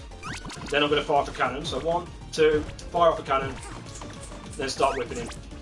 Now when he starts to do this, pretty much what you want to do is, you'll want to move to where he is, time your jump so you can get a whip on him at the air, and then a couple of strikes on the ground. If not, then just wait for him to start slamming down, then hop up to evade his shockwaves on the floor, otherwise you run the risk of getting hit. And hopefully, with the 2 strongest buffs, that's phase 1. So because you've got the both strongest buffs on, if you go with both strongest buffs, as long as you don't make any major mistakes, you should be able to beat him pretty comfortably before he goes into his secondary charge. So that means when we go into the second phase, he's going to put his armour on, and we need to crack it open. But the problem is, if I crack it open straight away, he's going to dash. He's not going to go into his eating phase. So you need to get that part of the script out the way. Now the good thing is, if you crack his shell during the dash phase, which he goes straight for when he's in his shell, no matter what, that will count as his second charge. So then he will go into eating. So this is where I'm going to manipulate him. So if you defeat him before he does his secondary charge, what you'll want to do is, when the play becomes active, and I'll remember you can do a buffer jump here. So you just hold jump and right. When you jump above him, hold the hat and go behind him slightly. And then when you see him pull back, hit scimitar, that'll crack his shell and that'll activate, that will treat it as him doing his second charge. Then you can go straight into wailing on him.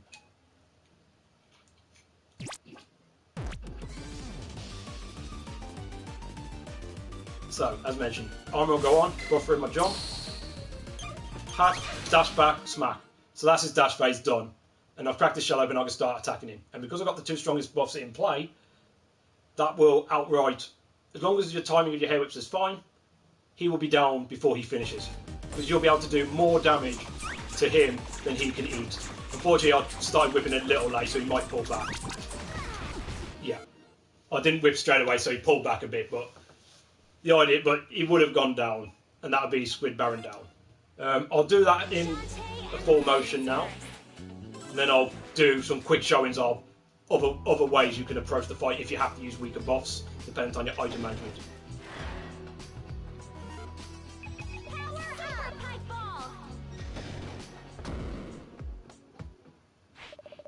Don't use a food item. Alright, I'll keep that in mind. Need to know that type of thing. Right, so again, 2 strong buffs, just to quickly show.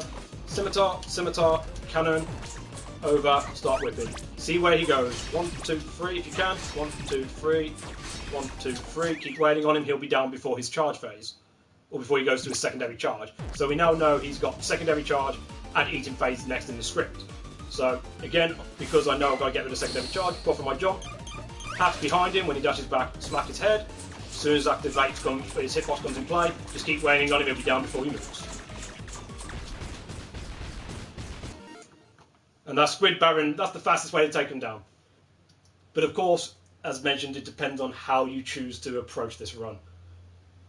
Although it's the quickest way to do it, if you go with Scorch Girl, like full-on Scorch Girl grinding, the odds are you're going to be costing a lot more time getting those items than the time you would save in this actual fight. But it will make, as mentioned, it will make your item management much easier on your mind. You won't have to keep thinking forward about what items you're missing, what you still need, maybe if you need to purchase anything from the shop. It eliminates all of that, but it will cost you more time to do a run. So it depends on what you look for. You're going for speed or you're going for something that's going to take a less taxing on your mind, at least to start out with. Shantae and the Pirate's Curse. Thank you, thank you. Right. Hey Mega, welcome to stream, but I hope you're doing well, and cheers. So far I feel like the tutorial is going pretty well, although I think I've yammered on far too much, but I do that a lot in tutorial, to be fair. Right, so exampling the fight on a strong and a weak buff. Now, I'm only going to do it once in this circumstance, and to be fair, you'll probably do more damage per second with Super Monster Milk and regular Pipe Ball than you would do by using a regular Milk and a Super Pipe Ball.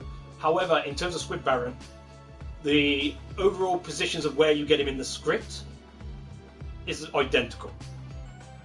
So it depends on where your items are at this point. But if you go 1 strong, 1 weak, it doesn't really matter which way you go about it. Although I would suggest that if you've only got 2 Super Milks, probably go with a regular Milk and a Super Pike if you can. Simply because the Super Milk will be better on the final 2 bosses than on this one. But again, that is down to personal preference. So that'll be all down to your own, and how you work item management comes with time and experience. This kind of thing doesn't come straight away, unfortunately. But I will show an example of doing it in vice versa. I will do it with regular and super in this case. So again, the idea of the fight is exactly the same, but because you're doing less damage per second, there's a chance that there's a very, very good chance that he'll go into his charge phase during the first round, or during phase 1, his secondary charge, which then changes slightly how you start at the beginning, and it also changes second phase slightly because he will get a chance to do another dash because you're not getting enough damage during his eating phase to take him out there and then. You can, with the right timing, when he does his stomps, if you can get 1 whip in the air and 2 on the ground on all 3, then you could beat him before he does his secondary charge on this phase, on the first phase. But as long as you get him before his eating phase, that's the main priority. But otherwise, the fight would be the same. At least for phase 1. Off the head, cannon, start your whips. Get what damage you can. Now this is where it could start. This is where it may change a little bit because you're doing less damage. If you manage to get all the exact strikes in, you can beat him before he starts charging. If he does go for another charge, what you want to do is try and get a scimitar or cannon strikes on his head. Just try and stay above ground so he doesn't hit you. So what? Oh, in that case, I got more than enough damage. It turned out I took him out before his charge. If you end up doing less damage, he will do his 3 bounces off the wall again, followed by his eating phase. So fortunately, I beat him before his eating phase on phase 1. So that's perfect. Well, that's good. Sorry, not perfect as in spot on, but that's what you're looking for. And because he's done his secondary charge in this phase, I now know that he won't. Well, if I leave him in his shell, he will charge. He will always charge in his shell. But I don't need to delay this time. Because he's already done his charge, I can just buffer my jump, and then when I'm above him, just scimitar and break him straight open. He'll go straight into his eating phase. And then once again, start wailing on him. Now, because I'm not going to get enough damage to take him out, what he's going to do, he's going to pull back, he's going to start his dash phase. Now, based on my position here, I'm going to, basically, once he starts to move back, I'm going to jump, I'm going to try and get a scimitar on his head. When he bounces back off the wall, I'm going to try and get another scimitar off his head. And then again, another cannon shot, while staying, keeping myself pretty much in the same spot. Then when I land, turn, and attack, I should be able to take him out before he goes into his next stomping phase. And because this is phase 2, his stomping phase is a bit more rapid. At least that's the idea of it. Otherwise, if you can't quite get all the strikes in, I'd recommend just basically just try and keep yourself in the air so you don't take damage. Blech! Alright, well, we can show second phase, his secondary dash phase, slightly. So yeah, I messed up a little bit there, but that's sort of pretty much what happens. Basically, the difference between 2 strong and 1 strong, 1 weak is there's no guarantee you'll get him down in phase 1 before his secondary charge. But even if you don't, if you get him down in the charge, you know you can crack him straight over to put him into his eating phase. And it will also mean that after eating phase, he will do another charge phase. And then if you don't get enough damage in by that point, he'll go into his stumps. He'll go into his rapid stumps. He will do the same thing where he will choose middle, left, and right, or right. And he will go to at least 1 of each. But he will do 3 butt stomps instead of 1. Shantae and the Pirate's Curse. And just to offer the information, on the off chance that you are really down on items if you've gone all out crazy, the 2 weakest is not the best thing to do. If you can get everything spot on, you should be able to get him just before his eating phase, but it is pretty tight. The other bugger is if you go Super Pieball on its own, and it is possible even with Super Pieball on its own to get him down before his eating phase, although it's very hard and you have to employ a different strat. I will only try it once just to try and show it a bit. The 2 weakest is better than just a Super Pieball on its own, and I think you can still stick with the same like scimitar on his head cannonball starting strat with the 2 weakest, but you have to get every strike spot on from the start to the end of his charging phase, otherwise he'll go into eating. So, even with the 2 weakest, if you have to go with that, I would recommend trying this next strat that I'm going to try and show. But this isn't as easy, because you've got to sort of get into his face, you've got to take a bit more risk in the fight. But I'm going to try and do it with just Super Pieball on its own. I'm not expecting to get it, but this is just to show quickly, roughly what it's like, or what it can be like. But the idea of this one, instead of staying in spot to scimitar him at the beginning, you're going to want to go into him. So I'm going to want to run into him, whip him, and then as he comes to me, I'm going to jump over, try and catch him with as much of the Super Pieball as I can, land, whip, and then just keep doing that for the first part of the phase.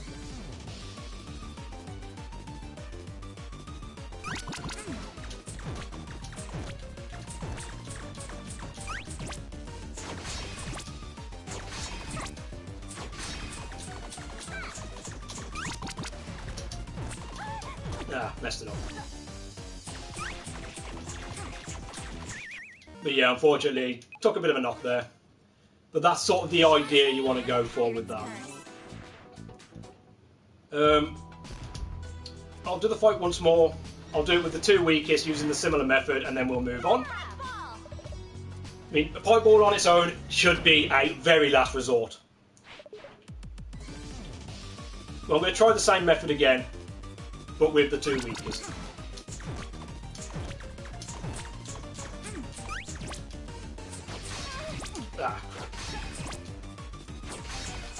Right, I don't think I'm going to get him. No. Right, never mind.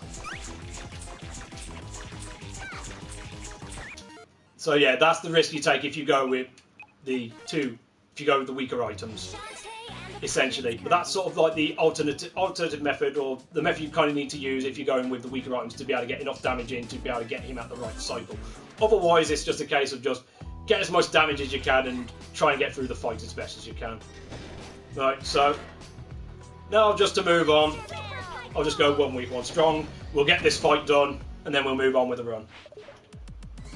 But usually, the best thing I could advise is make sure you've got at least 1 weak and 1 strong. Then you can stick with this method, which is much more comfortable on getting him down before he's eating phase. Even if you miss the odd strike here and there, it's fine because he'll go into secondary dash. As such, you'll lose some time for using 1 weak, 1 strong, but you'll have a much better chance of getting him down before he's eating phase. And once again, he went to secondary dash, so I can just go straight into cracking his shell and unload. Now, again, 1 weak, 1 strong, I'm going to have to wait. He's going to get a dash out on me. And down. So yeah. Of course, it all depends on where your item management is as to which items you should use in the moment. And that will come with experience. But Squid Baron is one of them fights that you realistically should have 1 weak and 1 strong for, otherwise you're probably not going to make his cycles. There's only realistically one boss in this run where I'd say even going with just a super power, and this is something I do myself quite a bit because I go all out, so to speak. I don't do any grinding. There's more little grinds I can. I don't do any item grinds. Where Super Pipe Ball on its own is a viable way of doing the fight. Just because of the way the fight goes. You'll lose time versus using, obviously, other buffs, but I'll explain that a bit more as we approach him. He will be the next boss of this run. But yeah, again, when you're in your menus, when you've equipped your items for the boss, so like 1, 2, make sure to end on flare before you exit and enter the boss fight. So then when you get out, you can go straight into your flare by using the quick menu.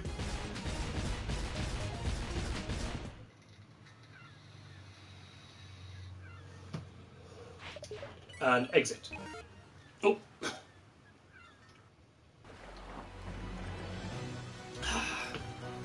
Right, so before Mudbog, we do have to make a detour back to Scuttletown. Now, I've got far too many gems right now. Well, I've got more gems than I should have. As mentioned, the goal you're looking for is 130. I've shown you a couple of the gem spots that I generally grab. There's that 10 in the catacombs if you need it. Also to note, when you're in the gauntlet room with the green cacti, the slicer, and the 2 squat guard, that slicer guarantees to drop 10 gems as well. So keep that in mind in your gem routing as well. As long as you hit 130, you're guaranteed to get at least what you need to have. Anything above that, if you've got enough, will help with certain things. Like, for example, if you've got 155 and you didn't get a bubble shield drop, like I haven't, then you could use that extra 25 to purchase the bubble shield. That will set you up for the end of the run. You don't need a bubble shield for this run, but it's highly recommended, and I'll explain on that more when we get there. But yeah, first thing you do when you come back here after taking off Squid Baron, go over there, get to Bolo, go speak to him. As long as you've picked up everything along the way, you'll need the fossil and the X-ray specs. You get the X-ray specs from Squid Baron, and you get the fossil back on Spiderweb. As long as you pick those 2 up on your way, you'll be fine. And then you're back into the shop. Now, if you're on 130 gems, the last you need to purchase here: 2 potions, single flare, triple flare. Now obviously I've gotten, again, too many items, but that would leave you then on 2 potions and 4 flares. That will be everything you need for the run, generally. Again, certain things change in terms of how you've approached the run, in terms of how you grind for items, or if you go all out. If you go all out, you might find yourself short of items, and there'll be later parts, and there's other parts of this run where you may get those items within that spot, or you have to get the gems, and then you have to come back to the shop to pick up the last of your buffs that you need in the run. If you don't score guard grinding, then an additional shop should not be a problem. As long as you remember the main shop of 2 potions, 4 flares, alongside the first shop of the run, 4 potions, 3 flares, and a super pike. Then that's like the main items that you need at those points of the run. Then you've got a chance of avoiding another shop. Obviously, in this case, I won't need another shop because I've got more than enough items. Just for the sake of it, I'll just pick up an auto potion just in case something goes horribly wrong. But as I mentioned, if you've got the extra gems, you got an extra 25 over the 130, making 155. I don't have a bubble shield, so that helps. Oh, I've got enough for a second. Why not? That'll actually help. But one bubble shield is... Well, no bubble shields is required. One is highly recommended. Two is beneficial, but not mandatory. Right, so once you've done your shop, your legs are back out, and then you can make your way to Mud Bog. Now, you had to go back there for the Death Mask, because if you get to the end of this segment without it, you won't be able to advance. So you need the Death Mask first, so just remember not to come to this island straight away when you've done with Squid Baron. Get back to Scuttletown, get the Death Mask, do your shop, and you're set. So, again, we begin the area with a shuffle. Now, this area can be annoying if something goes wrong, because the enemies here can hit for like 2 to 3 hearts, and there's plenty of them. As long as you can keep your dash throughout the majority of it, you'll be fine. So you pretty much get your dash, and the idea is jump, glide, 2 cannons, and let yourself glide off of here. And I'm just stopping my charge for the argument's sake, but you can do these runes again. There's not one set path to take, so to speak. You don't have to do the exact same style of jumps, cannons where I cannon, hack glide where I hack glide, stuff like that. The principle is just don't get knocked by anything. For the first 2 screens, then you have to stop unless you get a Momentumless Boots, and then the same with the last 2 screens. So as long as you keep your charge going, you'd have just floated in here, and just make sure to keep yourself up in the air so you can reach here. Let yourself fly off 2 cannons. And then if you can, this is where you can get a Momentumless Boots. Once again, as mentioned before, you enter a room, let go of the D-pad, hold on to your jump to buffer the jump. And the moment Shantae jumps, if you can hit and hold right on the frame after, she will keep the charge, land on here, and then just dash away. Otherwise, if you don't, you'll just basically go on here, do a risky shuffle, and once you enter here, buffer your jump, glide a bit, let yourself fall down so you don't get caught by that. And then just make sure to get across here. Oops. But pretty much that's pretty much Mud Bog in a nutshell. I'm only going back for a particular reason, and if this is only if you're really hurting for items. The odds of what you could get from them are not as strong, but they do have a chance. These beetle things that is just crawling above me now. They have a chance of dropping monster milks if you're really hurting for items at this point, or hurting for milks at this point. Although there is a setup for pretty much all the screens of where beetles are, for me I tend to just go with this last room. I'm not quite sure exactly how to do the other rooms in terms of getting the beetles, so experiment with it and you might be able to find a path, but I'll just at least show this final room if you're really hurting, which will be pretty much this jump cannon, land on here, hit him, jump out, cannon, glide, land on this ledge and hit him there. And you get a chance of a monster milk from them. That's just as an example, just so you got knowledge of what kind of drops these enemies can drop. Especially if you're doing, this is mostly for now, knowledge for those that want to just go all out and not stop to kill any certain enemies, like on purpose. Like if you're just keeping your momentum going forward and only killing what you have to, and you're still short of items, which you most likely will be, then this is just sort of the knowledge where you know, like, okay, I'm short of a milk, I can at least try and kill these guys and see if I can get a drop from them. I believe so, yes. But at this point of the run, if you purchase the shop as described, you'll have all your flares for the run. So if they drop you a flare, it's only worth it for the forbidden strat of saving infinite amount of negative time. Which I do have an extra flare, so I can show that off as well, just for shits and giggles. So you speak to this guy, Hexar, he'll open up the gate, you start your risky shuffle, and you'll just allow yourself to run. And that'll get you through here. If you don't want to take that stun damage off of her, you can time a hat to prevent the stun. So you go 1, hat, and under, through and in. When you enter this room, there's a couple of ways of doing it. The way I tend to do it is I'll wait till I'm somewhat near the edge, tap, jump, hold, hat, and that'll land you in here and you'll be able to keep your momentum going all the way through.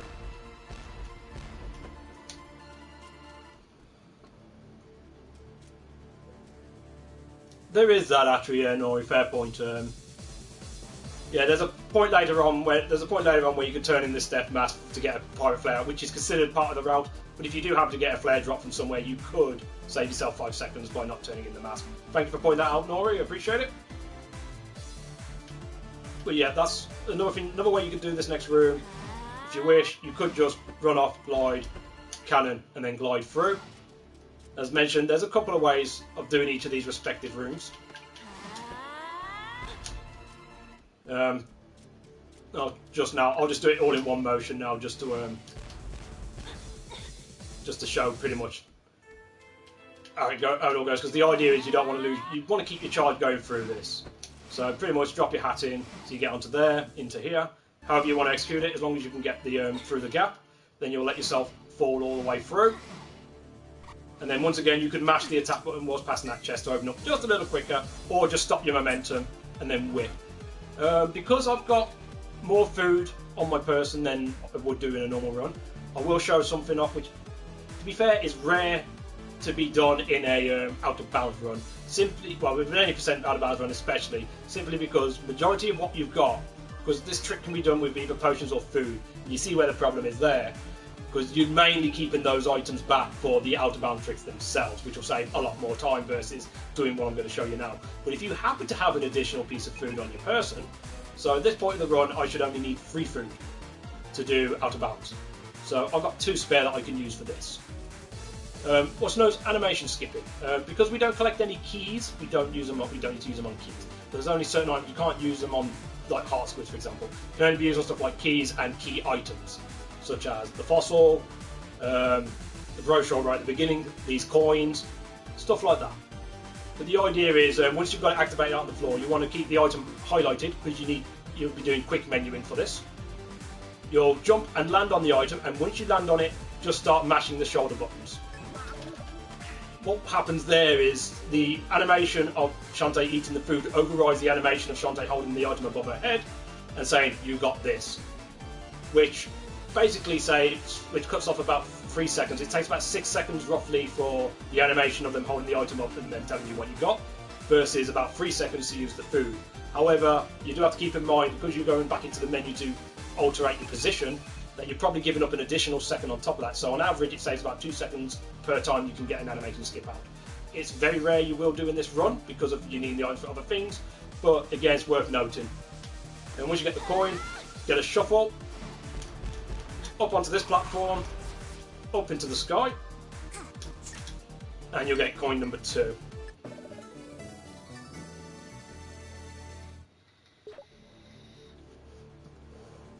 Okay, so from there, back down, and onto here. Now this is a rare or one of the rarer points of how of using your risky shuffle. It's known as the delayed dash.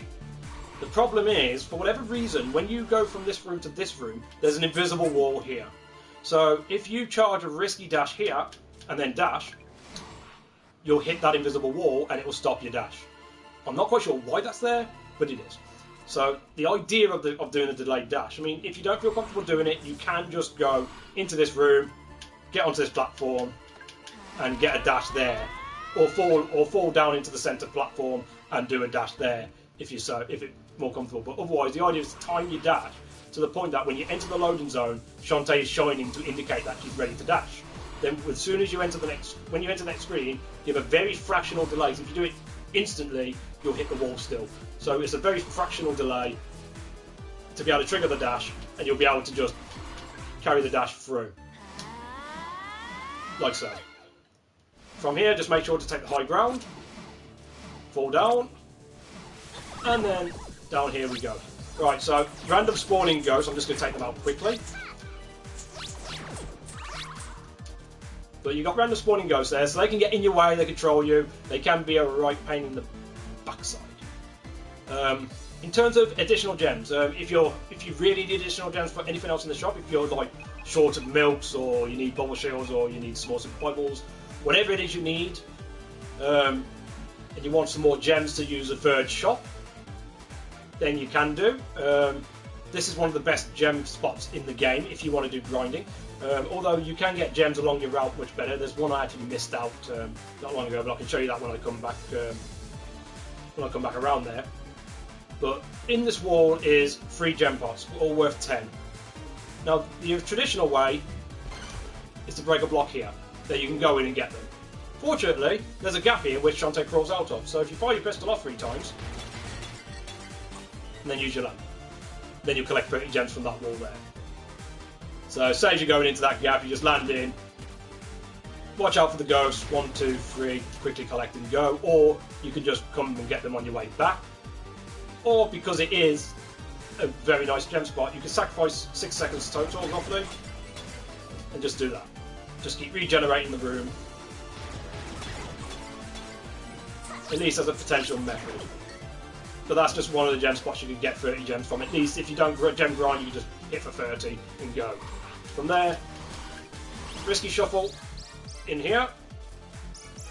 You can let yourself charge all the way through for a small time sacrifice for delays, for like stun delay. Otherwise, once you get through this wall, you could just jump over the top into this room. Let's jump straight up here. Get your final coin, and then we've got the biggest game of skill in the run. Again, if you're still wanting more gems along your route, the good thing is there's within this chain area, within the village of Lost Souls, you can sacrifice about 10 seconds to get about 100 gems in total if you hit all the spots right. Unfortunately, I left one out, but I'll explain that a little more when I get back up there. But with this one, when you're charging in, if you're after that gem set, you don't, instead of jumping up straight away, you'll run into this wall first before jumping up here, open the chest, use your lamp to collect the gems, a couple of gems in that wall there. So you can go from there, back into your dash, run across, and again, break through this. You can keep going all the way left, or once again, break through them and get over the top here. And if you want more gems, again, as you're going on the way back, you can grab the 30 gems there. Now, just to explain what I was just doing there, because I actually did that jump for a particular reason. Now, there's nothing stopping you from going from here and going up. But as you can see, the ghost spawning can be a bit erratic. And as mentioned, they have a vicinity where they can spawn, but there's no guarantee they're going to spawn exactly the same spots every time. So, by me jumping onto this platform to the left here, I mean, I've got that ghost there first. Now, he could spawn in a bit closer to me for all I know. But I'll jump on here, because that will automatically spawn the next 2 ghosts.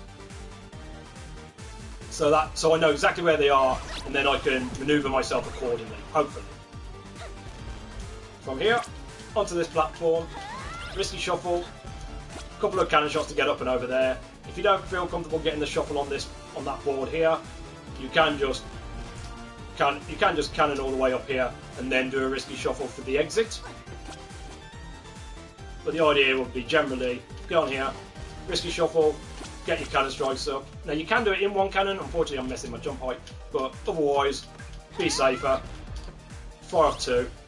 And then just time it accordingly to get through and into the loan zone. As we go for the game of heads and tails now, you need these gamers to give you 3 heads or 3 tails. You actually have an option. If you've missed a coin, this game will not be allowed to be activated and you're going to find it. But as long as you've got it, you found all the coins, you can go into the game. Now, usually for the speedrun, we'll always select heads because it's the option we start on and it just saves frames from pressing down. This is purely RNG, and it's up to the game how they want to go. So normally we just go heads, master text box, tails. So I have to start here again. If any of these gamers tell you give you the option that you don't select, you have to go back to the blue gamer. Once they've all correct, you'll advance. So there is a failsafe in this area for this battle, well, whatever we call it. If you fail it 3 times, the 4th time is a guarantee. So I've gotten 1 fail, 2 fail, 3 fail. Alright, so 3 fail straight away. That's actually quite good because now I'm guaranteed to win. I'll just go heads, and just to prove what I mean, I'll just select tails, and tails again. And that gives you the lock-in.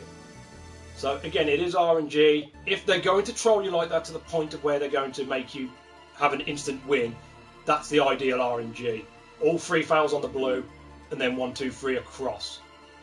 And that's simply because the way we look at it is the amount of times you got to chat. So that's 1, 2, 3, 4, 5, and 6. So 6 out of the potential 12. So that's not bad. To be fair, it could be worse. The red game could control you all 3 times, and then you're going for a max cycle, and that costs you a lot of time. But otherwise, ideally, if they're going to troll you, you want it all to be on the blue gamer, and that'll save you. But again, it's entirely up to the game. Or if you're lucky, they'll all just go heads, heads, heads, and you've won, and that's it. That's best RNG. Then you literally go straight up to talking to this person who I have no idea what she looks like, but you know.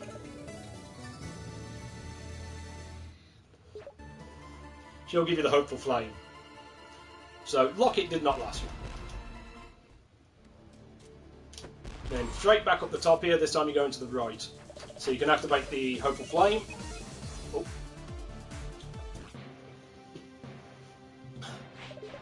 Speak to this guy, collect his manly musk. And this is what you need to enter the next Den of Evil. Then you can just make your way down. Start a risky charge if you want. To then dash all the way across here. You can just run if you want. Now, I did mention I was going to mention something about the whole 100 gems for the 10 seconds. The 100 gems for the 10 seconds is basically getting gems along your route at the same time. Or within the route without grinding. So you got... The first chain of it is actually one I missed out, which I'll show now. So basically, after you get the blue coin, instead of jumping up straight away, you'll dash into this wall. And then that gives you like a set of gems. About 20, I believe. Then you'll go down into the... go through, shoot through the wall, that gets you 30, run across, hit the wall before getting the red coin, that gives you another 20, then when you run back, 3 more pistol shots, grab that, that's your 100 gems for about 10-second time loss. And then you'll be ready for, you'll get a suffering. So that's a couple of gem points that you can hit if you really need the gems. Right, I need to get another beverage and I need to use the facilities again. So we'll be back in a moment, and yeah, this tutorial's gone on longer than I thought it was going to, but oh well. We'll get through it. Back in a sec.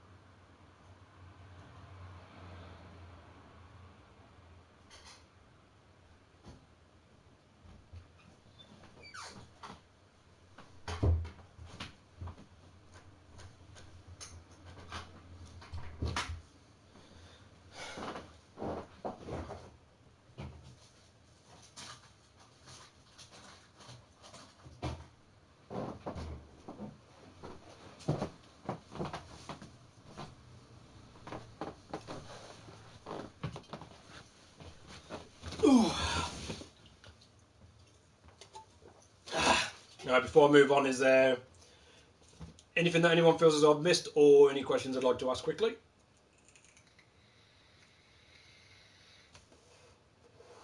There you go. Let's get a little nicotine before I continue. Now, I think this one's gone on a little longer than I originally thought, probably because there's been a lot. I've been keeping up the chat a lot more than I did with some of the other tutorials. But that can only be well, I would say a good thing for knowledge, a bad thing because you've got to listen to me longer.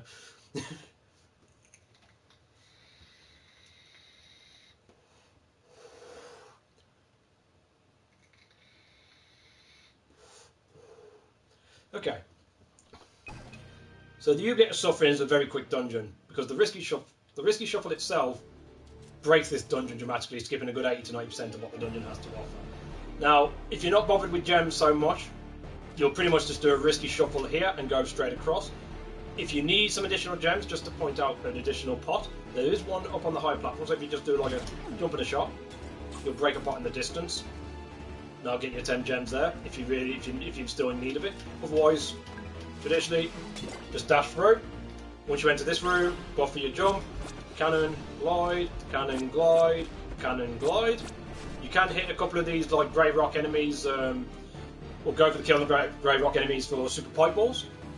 Only 2 of them I'd recommend going for on that little straight with the archer guy, because the others are awkwardly out of the way. You won't be able to maintain your dash. But the chances of them are very slim. Alright, so when you enter this room, there's one of 2 ways to go about it. It's whether or not you want the gems or not. If you want the gems, you'll drop, delay, and then fire. You have to delay, because if you hold right all the way, you'll get hit by that spike pillar, and then you can grab the gems there. If you're not bothered about the gems, then literally as you enter this room, just hold the scimitar button, and then start your risky dash, and then just go straight into your risky dash here. Unfortunately, I just broke a pot there. If you're dying for health, that's a full health regeneration that would be in a pot on that little bit of pedestal there. There's another 5 gems in that small pot. Well, potential 5 gems in that pot if you really want it, or you try and go for it. But otherwise, if you don't need anything, you'd hold scimitar, you enter the room, you'll fall down here, and you'll be going straight into a risky dash and in. Tap jump, glide, scimitar somewhere in the middle to break a block to fall through.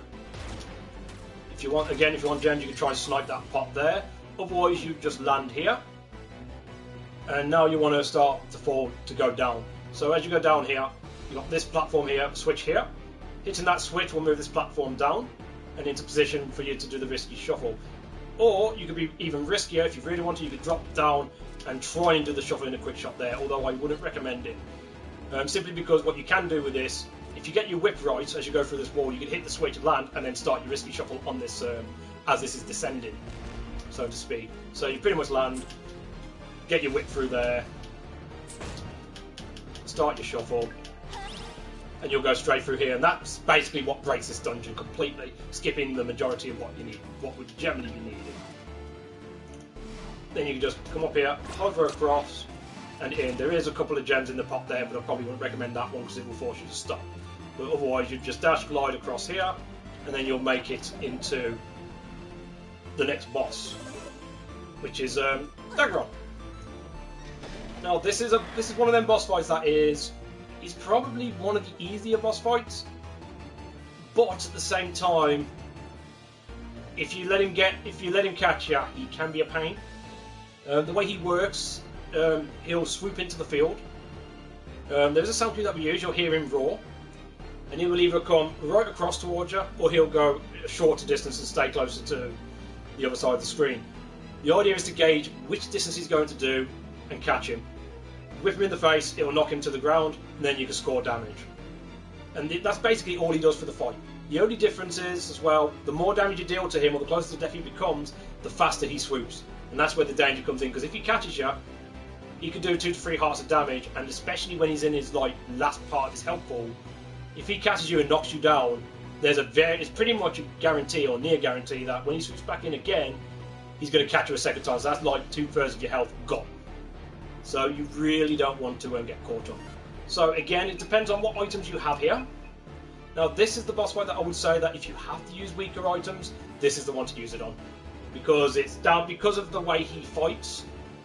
You're basically working off of how many rounds you can take him down in. For example, 2 strongest buffs, you can get him down in 2 swoops. 1 weak, 1 strong, you can get him down in 3, and possibly get him down in 2 if you get enough ascension damage, which I'll explain when I'm in the fight. Both weak, which will get him down in 4 rounds, 3 rounds if you get enough ascension damage.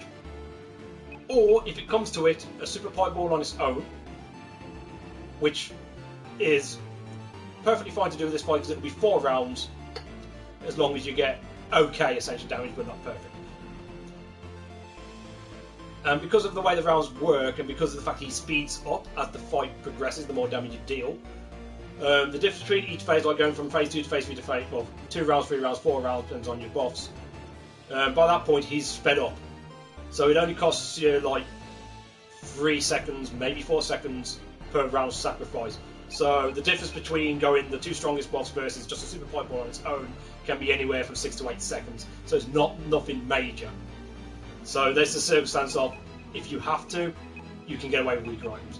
But I'll show pretty much sort of roughly how he goes with different setups. So 2 strongest, you should be able to get him down in 2 rounds. Now when I mention ascension damage, when you knock him down, there's a certain amount of time he stays to the ground, and then he'll go straight up. Normally, it depends on how quick you get to him the moment you hit him in the air, and it's anywhere from 8 to 9 hair whips. That is usually your indicator to know when he's about to fly up, and then you could start to try and ascend with him with your cannon and whips to try and get a couple more hits as he's flying up. The more you can get on that, then the quicker you can get him down. If you're fortunate as well, you can jump straight at him at the beginning of the fight, and you might be able to clip him with your super pipe. As you heard that roar there, that's his indication that he's about to come in. So again, he can go long or he can go short. Now there's these pillars in the background surrounded by the two lava sections. Now for the start of the fight, he will always come in from the left, coming towards the right, and I will always use the far right pillar as my gauge. So there is different strategies that other people use. There is one to runners that will actually stand closer to the pillar, and when they hear the right roar, they'll time it and jump towards Dagron. That's a risky it's a risky method to do, but if you could time that right and catch him out of the air, that's the quickest way to get at him. For me personally, I'm not very familiar with the timing of that, so I can't really show that. So I'll show you the method that I generally use. There isn't any real safe way apart from waiting for him to do his swoop and then go in for him. But the idea is once he roars, that's when you want to start getting ready to jump. At the beginning of the fight, delay a little bit because he's moving slower, and as the fight progresses, the more damage you do, he's going to swoop quicker. So when you hear the roar, you want to start getting ready, and then you just got to gauge when he's going, what distance he's going for. If he's coming towards you for the long distance shot, then you can pretty much stay in a vertical line and just sort of whip and move forward at that point when it's right to take him. Otherwise, if he goes short, then you sort of have to gauge for it, and you have to sort of jump at him and whip him. If he goes short and you do that way, be ready to do a cannon straight after you whip him, because otherwise you'll end up landing on his tail and that'll knock you back. But pretty much, right, unfortunately, misgauged. 1, 2, 3, 4, 5, 6, 7, 8, 9, ascend. Move back. 1, 2, 3, 4, 5, 6, 7, and down. And that's with the two strongest buffs. Again, depends on how you approach the run. If you've grinded for all your items, you can go 2 strong, 2 rounds, should be no problem. As long as you don't take any knockback or anything like that. Hybrid, that's dependable, but you're likely to at least have a couple of items. If you go all out crazy, like I do, and just go forward, don't worry about it. More times than not, at least from my experience, more times than not, I'll end up doing this fight with a super pipe ball on its own because I just don't have the other boss ready for this fight to take that chance. Well, at least that's the way I approach it. But again, you'll find your own way of how you want to handle your items as you progress, as you learn the game going forward. Hey Jake, how's it going? Welcome to stream. But I hope you're doing what's up. Shantae and the Pirate's Curse. Alright, so that's with that. Again, I'm not going to do like both sides of 1 weak, 1 strong, because they're both basically in the same principle. But just for this, I'm going to say, because I did it that way around, I'll do it this way around this time. Again, you're looking at 3 rounds. However, if you can get the right amount of ascension damage on both ascents, you can get him down in 2. So once again, it's using the roar of him to determine what his sound cue is going to be. Move over to the pillar, these blue pillars here. Wait for the roar and then gauge accordingly. 2, 3, 4, 5, 6, 7, 8.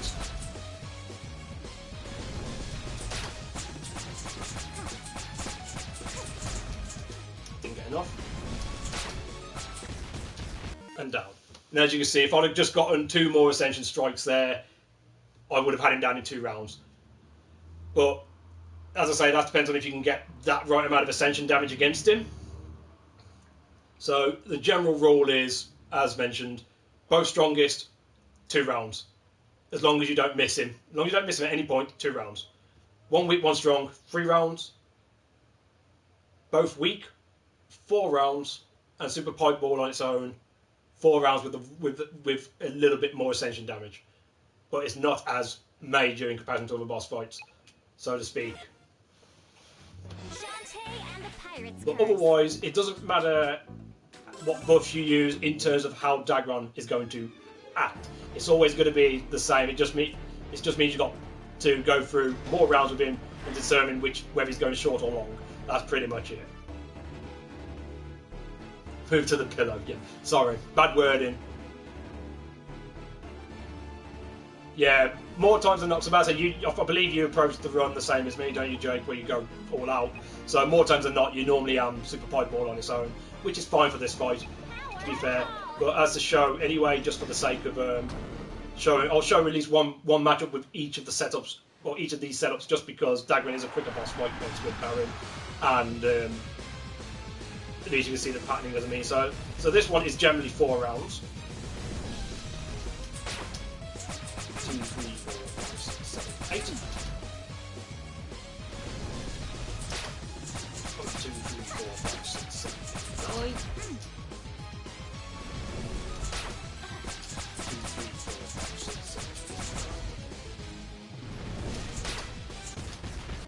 And literally, I was like 2 strikes away from the Ascension damage. So if I got 2 more strikes more with that setup, I could have gotten him down in 3.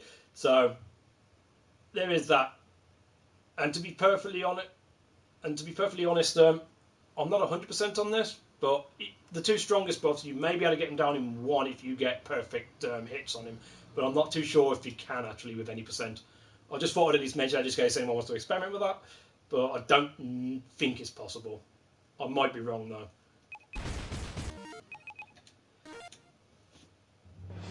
Alright, so one more, because at least this will leave my items in a position where I can at least show the other fights with different item setups.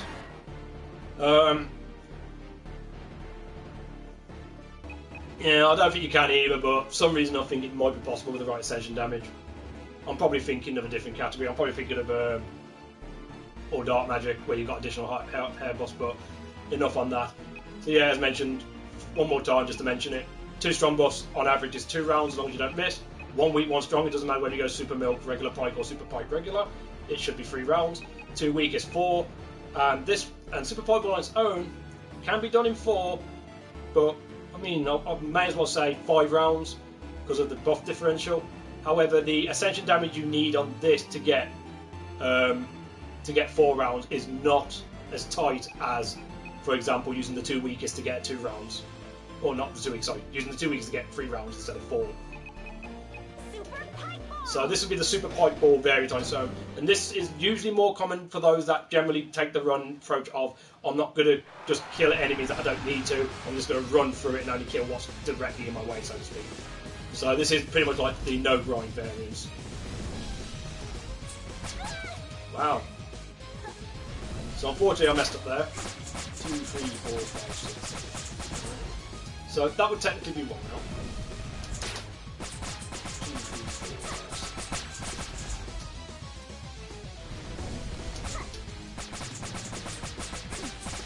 8.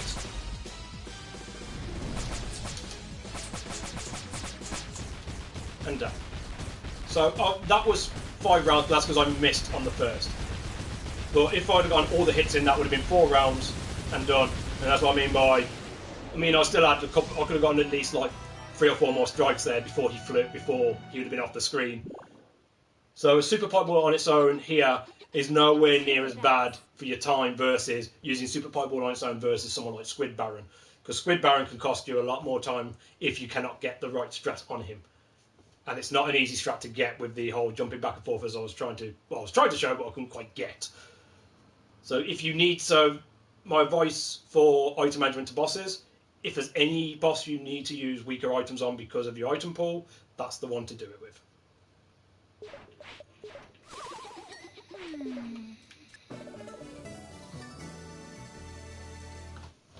Oh yeah.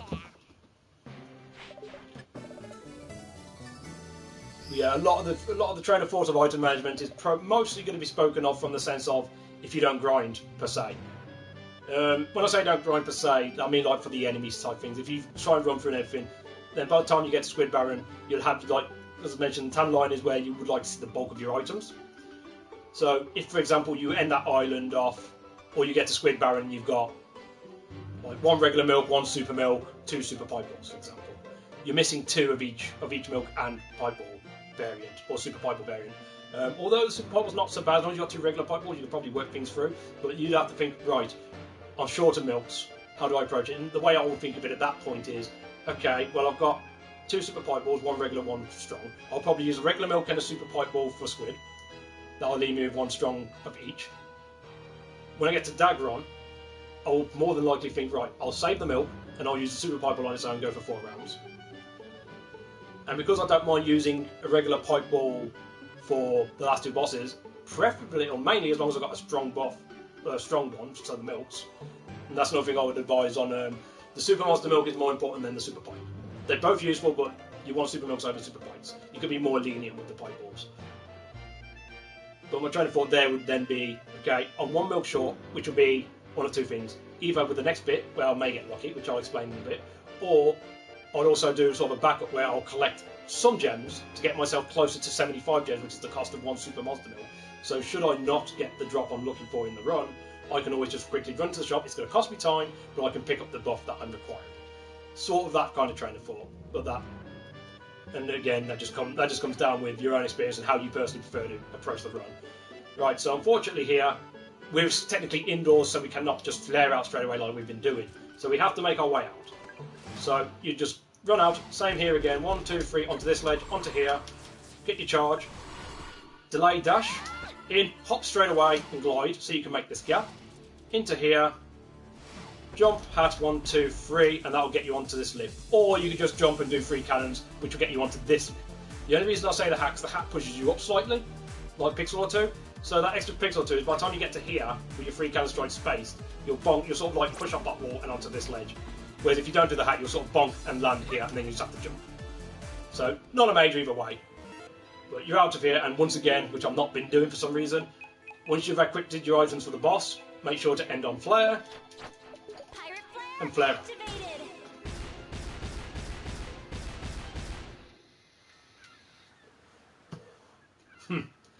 If only. If only.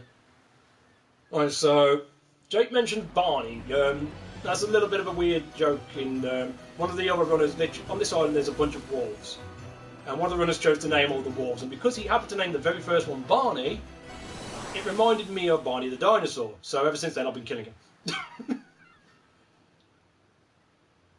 Right, so Frostbite. This is pretty much a left to right deal. You can go about this. The idea is to pretty much get from one side to the end without losing your charge, apart from one point where you have to drop the charge because there's a bit of dialogue. You can avoid all the enemies, or you can hit certain enemies. The main enemies, I would suggest, if you're going to hit any, I mean, I'm not doing the dash in a minute, is these guys, the wolves. They'll go down with 1 charge hit, but they also, like the Scott Gals, have a chance of dropping 5 gems, a super monster milk, or a super pipe ball. So if you've not gone with a full out Scott Gal grind to get all your items before this point, and you're still short of items, this is something you can go for to potentially get some more drops. However, the percentages rate for these guys are much, much slimmer compared to a Scott Gal. It's more along the lines of 4% for the super pipe ball and 1% for a super monster milk. If you get lucky, you may get the items you need, and even if you're keeping in mind, like, okay, I've made sure to get the money I need to purchase it, but if you go for the wolves and they give it you, you don't need the shop anymore. That saves you time going back in the shop. So, the idea again, you'll risky shuffle off this island, and you'll make your way across one way or the other. I kill Barney because I want to, but the idea is just to basically maintain your charge. Whether you do any short hops onto those islands like I did, or you just go with strong jumps, cannoning high, as long as you get from one side to the other without dropping your charge, you're fine. However many of those wolves you want to take out is up to you. And they're the only enemies you want to take on if you're going to take on any. From where you start, is the quickest shuffle you need. It's literally that. So from here, kill whatever you want. I don't tend to for this screen. I'll jump over that wall first, and then when I get to about here, I'll still be charging. Unfortunately, I've stopped my charge just for the sake of showing. When I get to here, I'll go 1, cannon, glide, cannon, glide, cannon, and I'll be dashing again straight to the next screen. Because after that dialogue, you'll be doing this whole next set of screens without dropping your charge. So, assuming you've kept your charge, you're going through. So, a couple of ways of going about this. You can just avoid all of these walls here, position your cannon shots correctly so you can maintain your charge. A couple of taps, a couple of strongs just to float up and above. Make sure to avoid everything if that's the path you're taking. And you'll be across. Right. Save me running back, we've got spare flares, so let me flare back and I'll show a different way of going back. Again, you don't have to use the exact same patterns that I do, it's just as long as you make sure you get from one side to the other without dropping the charge, that's where your time is going to be saved. You get to kill Barney a second time, because why not? Right, so this next screen I would normally be stopped in delay. And then it'd be charge up and go.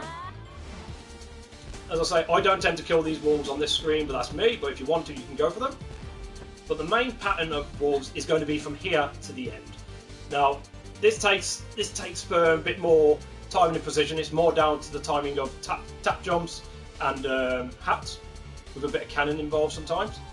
But if you can chain correctly into each wolf, then you give yourself a bit more chance of some item drops if you really need it. So, for example, if you run here, hit him, tap up, hit him, strong jump, you just hit him, and I fucked up.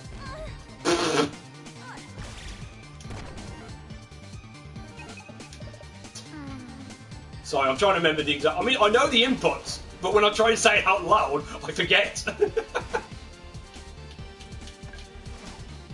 So again, tries again. So you hit, tap, hit, strong, hit, tap, hit, jump, hit, hit, hit, and jump. Cross here, strong jump, let yourself run forward, jump onto this platform, 2 cannons to go up, let yourself glide, and then drop in front of that wolf there. Tap onto this ledge, tap, glide, hit him, and then jump. And that's pretty much all the wolves hit. I mean, that's obviously it's a bit hard to explain it all in a little more detail, but that's just sort of like, just the quick rough end, so just watch this bit over and over just to get an idea of the timing to, if you want to chain all the wolves up. And you mean, if you're really hurting for items, then it's very small chances of getting those items, but if you're lucky, you may get a couple, and to be fair, I got lucky and got a couple there. So you have your charge come into this screen, and you now need to start vertically ascending. 1, 2, 3 onto this chain, just sort of jump up the chain as best as you can. Around the ledge, stick it to the right for the first 2, and then go into the middle for the final. Jump up, and now you're in Propeller Town. Now Propeller Town is pretty quick with no out of bounds. Without a bounds. So you start off, you can do a quick shuffle here, or you can just run into the next screen and run. I don't believe there's any time difference between the 2. And then when you get into here, jump, 1, 2, 3. They're more peaks of your jumps as well, to get up onto this platform, and then tap jump on here to get here. Now this out of bounds trick is pretty lean. The loading zone that you want to hit is very lenient. So it's down to triggering your food float. You won't need to use your hat combination for it. You can do if you want to, but it's not really required. I mean, I've got one more food than I need, so I can show a slower way to do it if you want to do it a bit safer. But otherwise, the idea is there's quite a bit of this vertical that is still loading screen, but when you get to a certain point, you'll be able to exit out. So you want to do your shuffle into the loading zone, trigger your food, jump, move across, wait, leave that platform out, so you miss the first platform, and then when you get to this second platform, as soon as you literally like hit it, hold left. And you've literally got from the platform pretty much to the top of the screen, that is the loading zone. So that gives you quite a lot of leniency. But if you so wish to take it a bit easier, it'll be similar again. Dash in, trigger your food, jump, unload all your cannons, move over, fire off your pistol, wait till you get past that platform, and then when you hit that platform, hit your hat, and then move across. If you wish, that's just if I take it easy, but because that loading screen is very lenient, that should be a comfortable loading zone to hit. Right, so we're almost done with Propeller. Just need to come across here, onto the platform, tank hit to get across. At least that's the way I tend to do it. If you want to, you can do a delayed dash here. I don't know if there's any real time difference between it. I think the delay dash may be slightly slow because the conveyor belt is pushing you over to the left. But you can do a delayed dash followed by a quick buffer jump to be able to just jump over that and get here to Bowler. And that's your next piece to advance.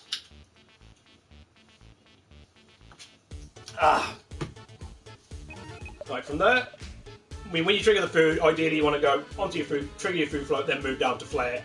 So you're already on flare to do a quick menu at this point. And then use your flare, you get out. We worship the Bolo because we worship the Bolo. We've got to worship my fellow idiot. And then we can leave this island for now.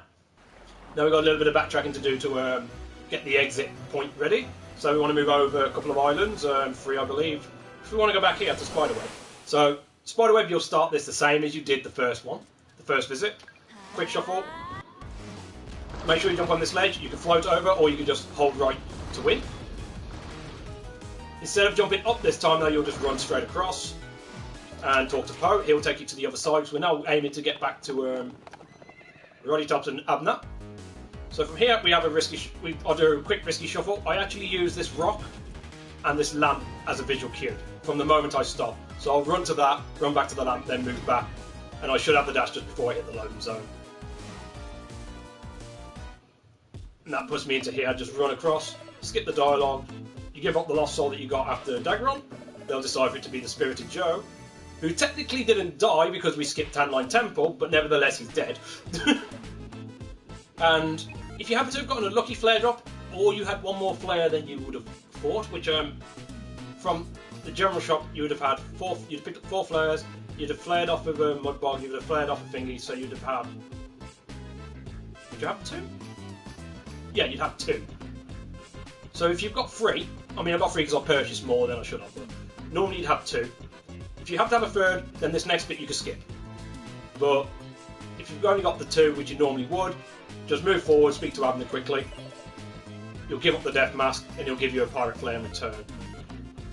Oh, you don't need to menu skip, sorry. He'll give you the flare. So you're back to 3. Then you flare out. I'll leave you with 2. 1 to return after doing 1 bit, and then 1 at the end of the next dungeon. Then 2 islands over, back to Scuttletown. Now, you've already got your flares, so you don't need to shop again. You don't need to shop again technically at this point. If you've already grinded through all your items in the game, the final shop, the third shop, should not be required. If you have to be short on items and if you've gotten a few gems backed up for it and you're still short, you can use the shop to recover what you need. I would say do the shop after you do this next bit if you need to do it, simply because there is a chance to get a few more items or gems if you wish. So if you're still suffering for items or gems, what you'd pretty much do is you'd do the exact same thing you did at the very beginning of the run. You'll try and hit every Scarecrow, then you'd run into the Orcs and you'd hit them. So then you get some potential gem drops. Maybe you get a Monster Milk or a Super Pipe Ball from them. Otherwise, if you just have the gems for Thingy, then you probably won't get much if you're going in for the charge of the enemies. Otherwise, if you don't want to go for the enemies, just evade them as best as you can. Try not to get the Heart Squid of Shame.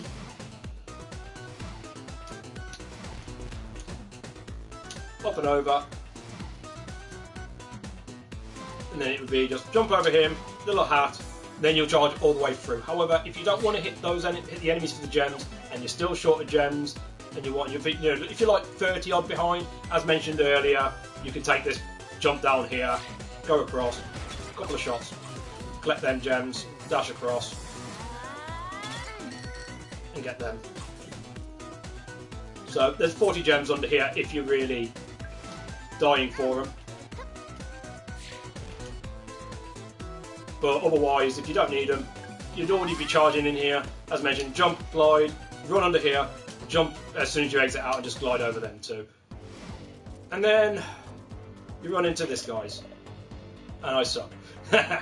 Right, so here you're dropping off the enchanted blade that you obtained off of Tanline much earlier on. So you speak to this dude here. You'll get the blade, and that will set off the first part. The next part you need of the backtracking to open up the next Den of Evil.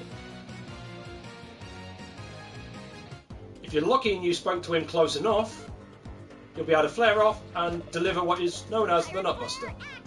Babu. Otherwise, don't worry about that. The Nutbuster is a time loss. It's just a fun little thing that several runners do. One of my very few contributions. But that's fine. The main thing is speak to him, give him the enchanted blade, flare back out. Then you want to go back into Sky's Hatchery. Again, go from underneath so you can try and get the quick door. Unfortunately, I didn't get it. As you can see, Joe is down. Just get close enough to speak to him. Bring the Spirited Joe in, and that's him. That'll be him out. Plenty more fish in the sea. But that's getting Hammer Baron's tricks back to him. So now you can actually advance. Speak to Hammer Baron, give him the module. Give him another chat in. They'll fire off the cannon. That'll open up the next Den of Evil, the final Den of Evil. Unfortunately, we have tried it before with out of bounds tricks to try and get in there prior to doing this. Unfortunately, the Loading zone for the dungeon is not active until the cannon is fired, so unfortunately we cannot get in there earlier. So at this point, if you are I mean, for my case, obviously I've overgrinded to hell throughout this to make sure I've got enough to do what I want to describe. So I'm pretty much set on items. So if you need items, you just jump down to the right, curve in, and go into the shop, pick up what you need to finish up your routing. At this point, you need two milks, 2 pipes, and at least 1 bubble shield, preferably. Although it's not mandatory, but it's recommended for certain. Highly recommended for the final fight. But otherwise, if you're all good, you'll drop off to the left. Just quickly dash into Risky, and move your cursor over to the left. 2 islands over, we're back into Frostbite. And then you just need to get over just a couple of screens. Don't forget to kill Barney if you're that cruel. But pretty much, go for the kills if you want, or just evade them. That is entirely up to you. Then as you enter here, hold your scimitar button down to drop you right down, similar to the Lost Catacombs. Using the scimitar to drop in will give you enough charge in, as well as it just drops you down quicker. From here, strong jump, glide, tap, jump, glide, and you're into here.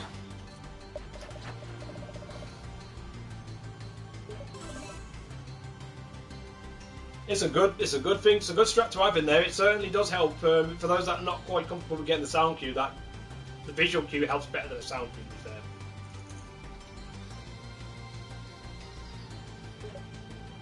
fair. Okay, so now we're on to not the final out of bound tricks of the run, but it has one of the more awkward ones to get used to, because it involves using a combination of food and potion dropping to execute. Again, like every other out of bounds trick, once you get used to it, it's not so bad.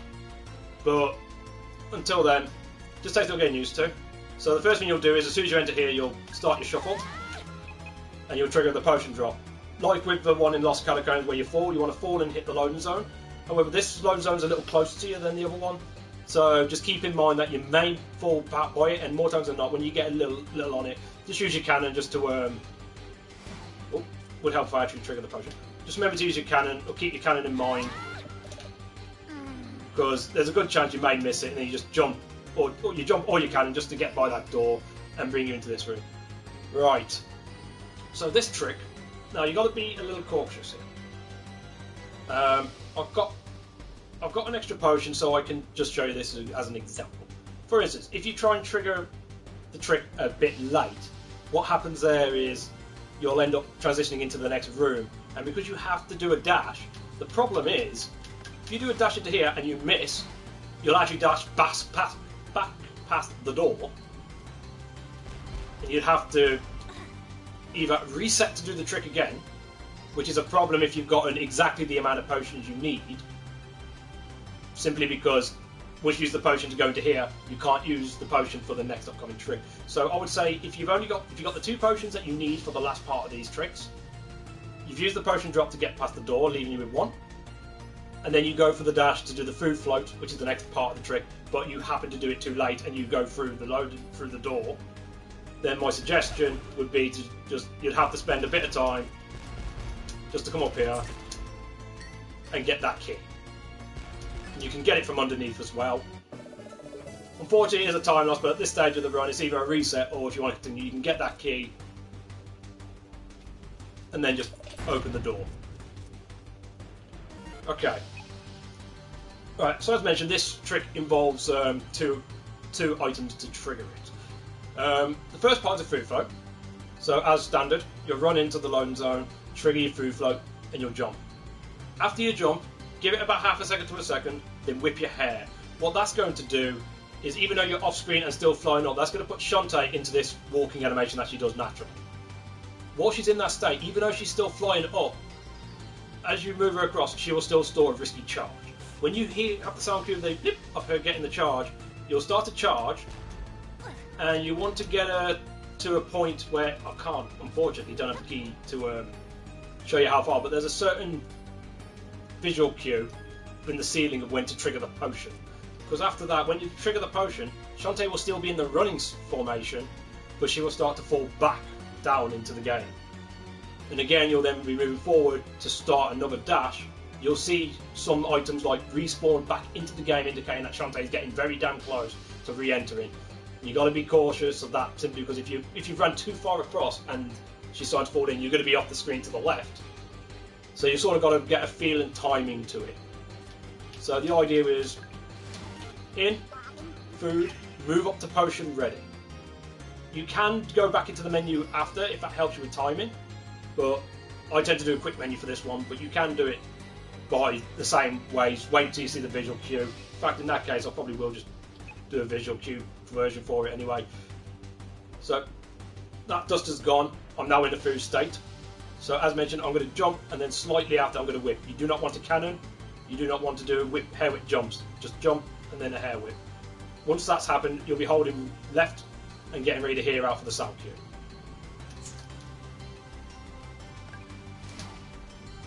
About there. Hopefully I can pause it. Right, there we go. I'll say about there. You can see in the background you got that like light blue with the two like window ring things. One that's nearly in the floor, and one that's in there. Generally, I would say use the edge of that area, or just before the edge of that background piece, as your visual cue for triggering your potion. That's roughly the right time, but again, you just have to sort of get a gauge, because you'll, as I say, some things on the screen have been desynced out because you've flown so far off screen. And as you start falling down, some of them items are going to come back in. So when you start getting nearer the end, if you've still not seen the items respawn back in, you need to sort of stop your charge and shimmy yourself back over and get ready to do some cannons just to get your position right. But otherwise, it'd be potion in, start your run. Oh, I've missed my dash. And as you can see, I've messed up, so I bumped my head off of those conveyors. But unfortunately, I missed my dash there, so that put me further back than intended. If something like that happens, pretty much what you'd want to do is, instead of letting yourself fall down like I did and try and cannon through, as soon as you see stuff back on the screen, just sort of jump to give yourself a bit of height, and then start going back to hair whip jumps. So after the jump, just go hair whip jump, hair whip jump, hair whip jump. Not very quickly though, because you sort of want to keep them bouncing and falling downwards to the loading zone. That's down to the left there. Should you end up in that sort of circumstance. Pirate's curse.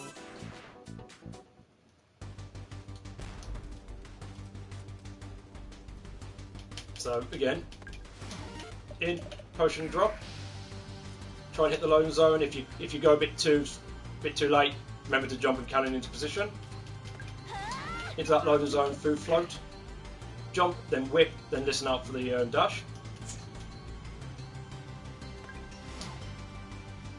Trigger. Dash. And then when you fall down to a certain point, because you'll see her coming in and arching, that's when you want to start keeping hold of left and start tapping your caps. Well, tap jump and sort of rhythmic, sort of like within that bouncing arch. Get your cannon strikes in. Again, if you go a bit too hard, you may bonk your head off the roof, and that might force you down too far. But with that, you hit the loading zone and you're in ready. Alright, just to quickly go over the backup. I mean, I've never done this backup actually, but just to show it in action, should you miss a dash in the air.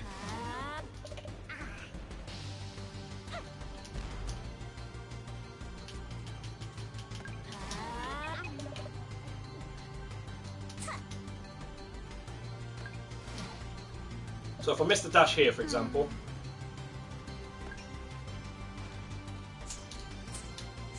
jump out first and then go into your hair jump aspect to hit the loading zone.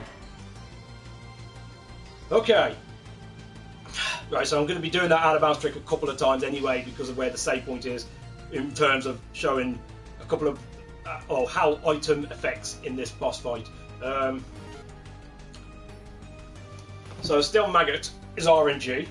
Well, he's known as RNG the boss pretty much. 3 buttons on his back, and they start off in a random position. Or a random order, sorry, not random position.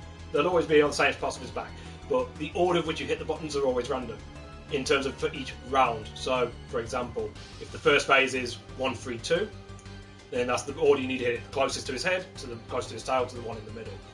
If you happen to go like, if it is 1-3-2 and you go 1-2, that'll be you got the order wrong. He'll shuffle a bit and then he'll do a bullet spread. Easiest way about that is just to land to the backside of him and just crouch. You will always avoid the bullet shot. However, this doesn't reset what his combination is until the tail is exposed. So, because you hit button 1 and that was correct, you know button 1 is correct, but you know button 2 is not the second one, so you know then the combination is 1-3-2. So you hit the combination, the tail will be exposed, and then you can go on to attacking. Once that phase is done, then it will go into his next phase, which is basically exactly the same, but the button combination has changed. And you just rinse and repeat until you get him down. In terms of what items to use against this boss fight,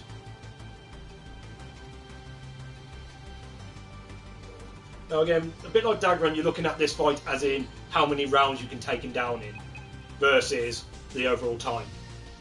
So, as it turns out, if you've got a spare Super Monster Milk you can use on him, you can take him down in 2 rounds with just the Super Monster Milk alone. You do not need to worry about a Super Pipe Ball.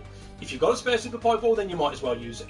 But otherwise, if you've only got one of them and 2 of them, then you may want to save your Super Pipe Ball for the final battle, in all fairness, because you can still do 2 rounds against this boss fight with just a Super Monster Milk. If you go with the 2 weak, well, 1 weak and 1 strong, I say 1 weak, 1 strong. 1 weak and 1 strong in the sense of regular Monster Milk Super Pipe Ball. You can get him down in 2, but you at least need to, on one of the phases, be in the right position for the Super Pipe Ball to be doing maximum damage. Then on the second phase, it doesn't matter. Or if you miss it on the first phase, as long as you get it on the second phase, you should take him down in 2. The 2 weakest are a little different. He can be taken down in 2 rounds, but you need to employ another strategy to him, which I'll try and show in the fight. Otherwise, if you use anything like a Super Pipe Ball on its own, or if you use Super Pipe Ball on its own, you're likely to go 3 to maybe 4 rounds with him, and because of his RNG combinations, that's not a good thing. So, recommendation for this boss fight, make sure you've got a spare Super Monster to use against him. You can guarantee 2, as long as you don't let him run away from you. Because once the tail's exposed, there's a certain amount of time that he leaves it exposed before he bottles it in. So if you get the combination out the tail exposed and you miss his tail, then he's just going to go off the screen and you've lost the time then, and you're likely to go 3 rounds against him. In that circumstance, you can use your pistol to hit him on the tail just to stun him so you can try and get some strikes in, but you may still end up in 3 rounds as recordings. So it's down to just getting his tail, once you expose it, getting it straight away. And once you've got that, then it's just timing your hair whips, and with a Super Monster Milk on its own, he goes down pretty quick. There is one way in any percent to take him down in 1 round. It requires both strong buffs, and it requires a strategy that will be explained briefly with the 2 weakest. However, there is some RNG within that, which again I'll explain a little more. But to show the standard, normally it would be Super Monster Milk on its own. Now you can activate this straight away, you can activate it in the fight, it's no real major. If you have 2 bubbles, using one of them on this boss fight gives you an advantage, but I'll try and show that a little more in a bit. So for now I'll just go Super Monster Milk, I'll enter the fight. Now, this is going to be the basic strategy of him. This is just going to be the standard version. I'm not going to overgo anything with this particular fight just yet. So you go in, hit a button, hit another button, right. So the combination is 1-3-2, duck under those bullets, 1, 3, hit 2, land 2, 3, 4, and then just keep whipping. When the tail goes away, then he'll make his way out. Now this combination's changed again. It happens to be 1, 2, 3, so we got lucky.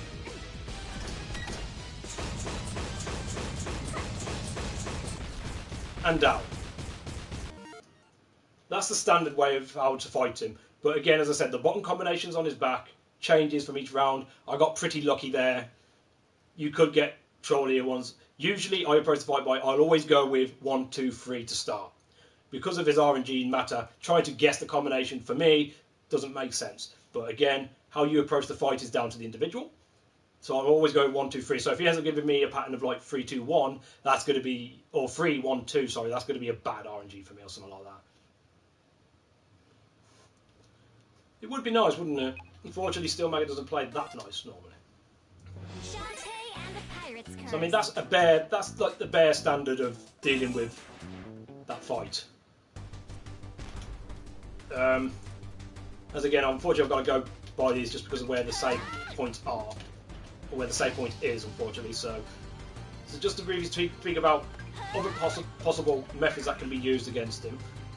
You can take a bit of a risk against him by if you get a button wrong, you can hover above him and time another cannon shot. Sorry, I need the sound cue.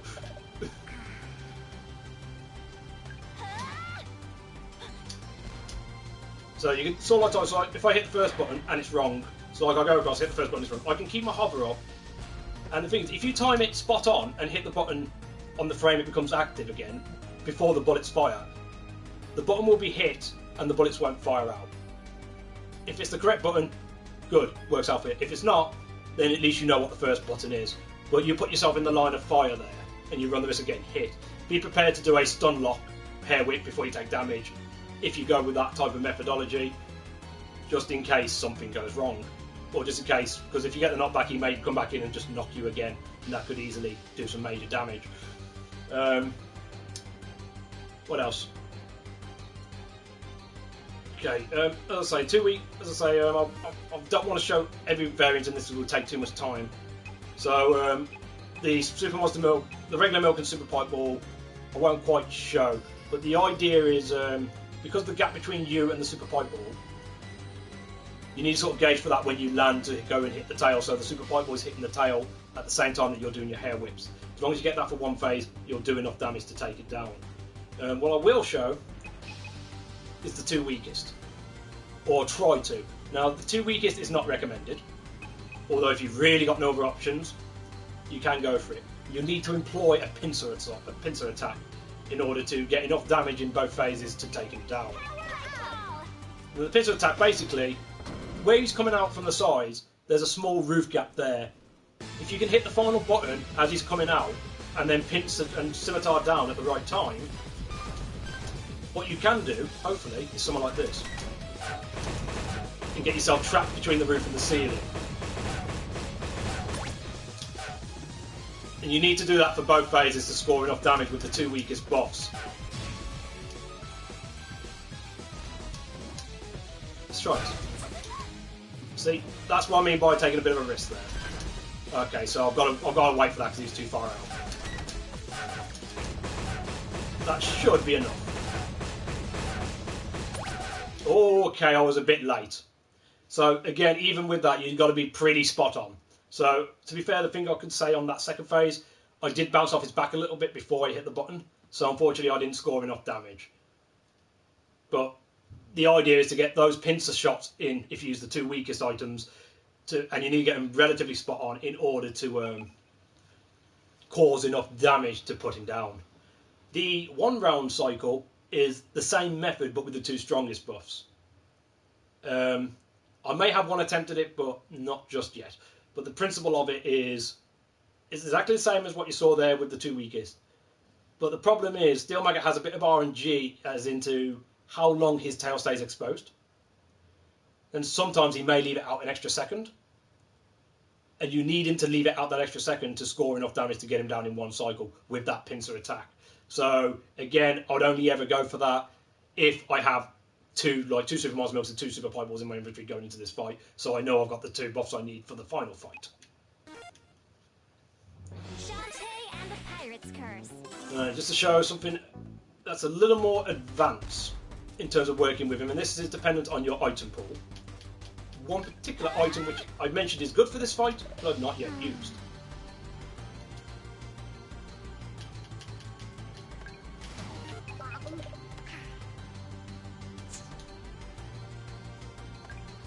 Once again, forward float, jump, whip, run, potion, run. Oh, and I got lucky. That's a rare occurrence. Sometimes when you're dashing and falling in, sometimes when you make the jump to start moving across, Shantae will still keep her momentum. I don't know why that is, but it is the case sometimes. So that's a luck of the draw type motion. So advanced, as I mentioned, one of the things you could do is hovering above his button pattern. As I showed just once quickly there, to try and strike again, but you run the risk of taking a hit. If you hit the button frame perfect, it won't shoot the bullets off, but Stuff like that helps with eliminating buttons, so you know, so you can figure out what the pattern is sooner rather than later. If you have an additional item with you, which is this, the bubble shield, this can be very advantageous in this fight. I will mention one other thing. If you go for the button, no bubble shield, but you're doing the hover above the top of them, after hitting the wrong button to try and get another button ready, do not use your milk at the start of the fight. Save it, because one property of milk which I've not mentioned yet, which I probably should, these milks actually heal as well. So the bullet spreads does a full heart of damage at 4 points of damage. A regular monster milk will heal 2 points of damage. A super monster milk will heal a full heart of 4 points. So if you go for that hover above the mechanic, hit a button, it's wrong, hit the next button, whether it's right or wrong, and you get hit, then you can go to play a little safer. But then when you know where the final button is, then you can use your super monster milk to not only buff yourself up ready, but heal you up. So you could then attempt that same strategy on the second phase without running the risk of death. But the bubble shield eliminates that outright, because that protects you from his bullet spread. And it also allows you to basically figure his combination out much quicker by going for a button, and if it's wrong, you can pull back in front of him to regenerate your cannon strikes, then jump back up, hit the next button, and rinse and repeat sort of thing for at least once or twice before, just to get more of an idea of what his button pattern is on his back. There's also one other thing I've not done yet in this fight, because I was shown more of a safe method, is after you've done the first phase of damage on his tail, if you count the strikes out right, which I believe is about 16, maybe 17, that's when his tail goes in. You have a moment of time there to actually jump up and hit button number 3 on his back straight away before he exits the screen, if you feel confident enough to go for that. So this will be showing more of the speed tech into the fight with the bubble shield if you happen to have a spare one. I will do it with Monster Milk, or Super Monster Milk, because hopefully that's the item you got, primarily. So if you are using the bubble shield, you don't need to worry about using the milk in the battle, so you can just go use both. As mentioned, the idea is to try to figure out the combination quickly as you can. Now you get a chance to land on the 4 once or twice if you have wrong button pattern. So it depends on what he gives me. So that's wrong. I'll land in front of him, jump back up. Right, so I know it's 2, 1, 3.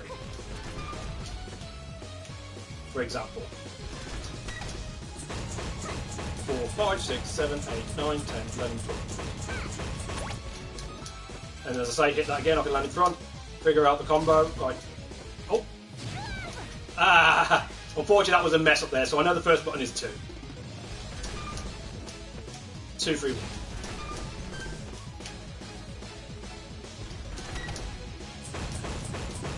So that's how the bubble shield can really help you out. But you need to land in front of him to be able to make that work to your advantage. So that's the view, because you don't need to worry about the bullet spread. You can land to get your cannons back and jump up whilst the shots are being fired. They're not going to hurt you because you're bubble shielded. And you can then figure out you can essentially figure out what the combination is before he exits the screen for the first time. That's the theory behind it. And as you saw, after I got the first part down, I jumped straight away to hit the back button. That ended up being wrong because I got the bubble shield. I can land in front of him, regenerate my cannons, and then try and figure out the combination much quicker than normal. I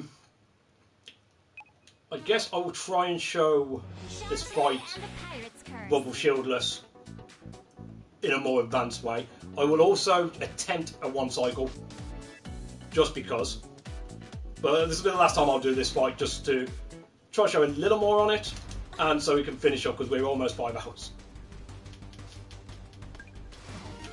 So, again, charge, potion, move over, jump if you need to, hit the zone.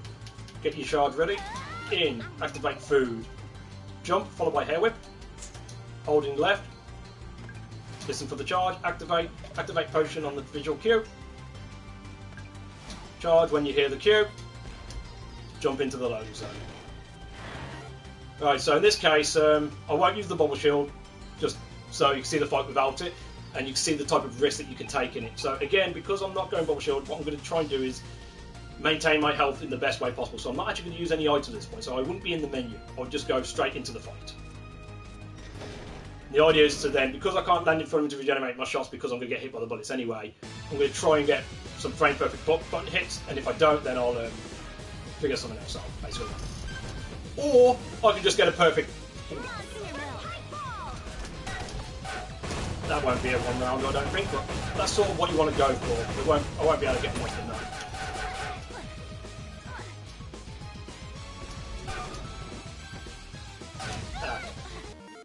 I'm going to go one more because unfortunately the RNG of that fight did not allow me to example what I was hoping to example there. So my apologies for keeping this fight going a little longer than I was originally planning, but yes, we get to do this one more time.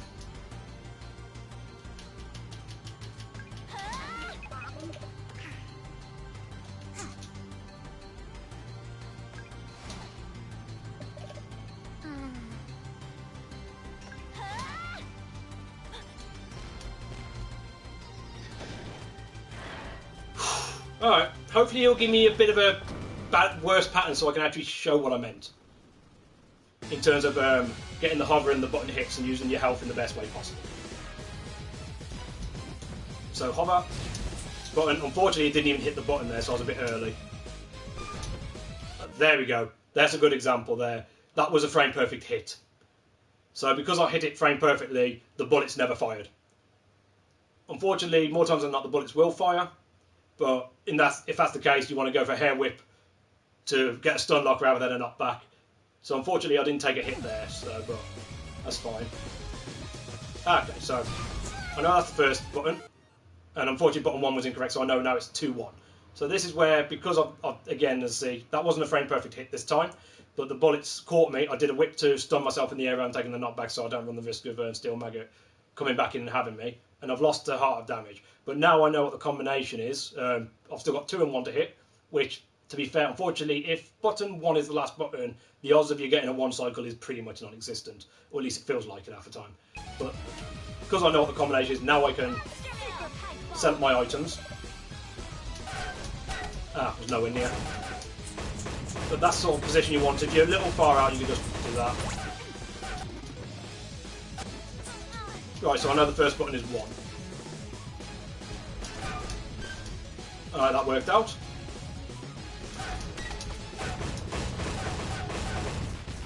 And down. Unfortunately, couldn't get a 1 cycle on it, but it is not the easiest thing to get. And as mentioned, there's a bit of RNG to it to determine it, but that's sort of different principles, whether you've got a bubble shield or not, what items you generally would use. Key thing to mention here, you really want to be entering this fight with at least using a Super Monster Milk. You don't have to worry about any other item, at least if that's the case, because you know you can take him down in 2 rounds as long as you land correctly and start attacking his tail, getting the majority of getting at least 15-16 strikes per round in. Then you'll be able to do more than enough damage in the second phase to take him down in 2 rounds. Unfortunately, the 1 round is just too precise and with some RNG elements to it that the odds of you getting it is slim to none. Attempt it if you happen to have 2 Super Monster Milks and 2 Super Pipe Balls, because you've got the spares, because recommended the final boss fight for this game, although he's not hard, because of certain things and you don't want him to get away for too long, it's recommended to at least have the 2 strongest items for him. If not, at least going with a Super Milk and a regular Pipe Ball is the recommended pathway. So, that's as long as you've got a Super Monster Milk, you'll be fine. Want to be strong buff, you can go for a 1 cycle if you wish. A couple of different methodologies and ways to go about it, whether you take a safer approach or a more riskier approach. Again, Bubble Shield is very useful for figuring out the combinations much sooner than intended, or much sooner than you could under normal circumstances. And not recommended, but if you have to use the 2 weakest items, you need to go for the Pincer Assault on both phases, and you have to get them pretty much bang on to do enough damage to take him down. Unfortunately, I was unable to show that as in actually getting it, but that's pretty much sort of the ideas that you can go about that fight. Alright, so pretty much coming up to the end of the game. Just need to enter into the Lonely Grave first and to trigger off Pirate Master.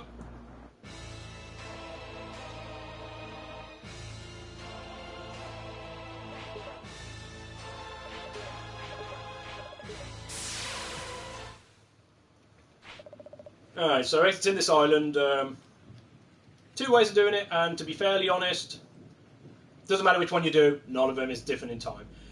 The only reason I mention 2 is because the way I do it is the way you probably shouldn't do it, simply because there's no point.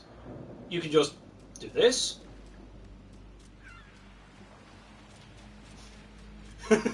Which is pretty much straight and simple. Or you can use these rocks in the background to do a charge.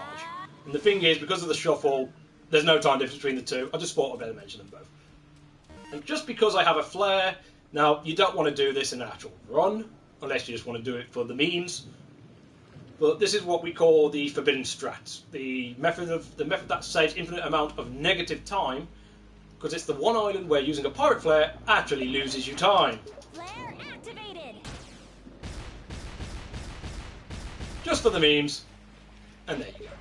So, just don't use a flare basically if you want to save time. If you want to just do it for the memes, there you go. If you happen to have a spare flare, which if you follow the flare route that I've showed, you won't have the flare there. And then that just leaves Scuttle Tower. So you pretty much want to get all the way to the other side because of the Pirate Master is in the tower. This is pretty much a case of hold right to win with a few jumps involved.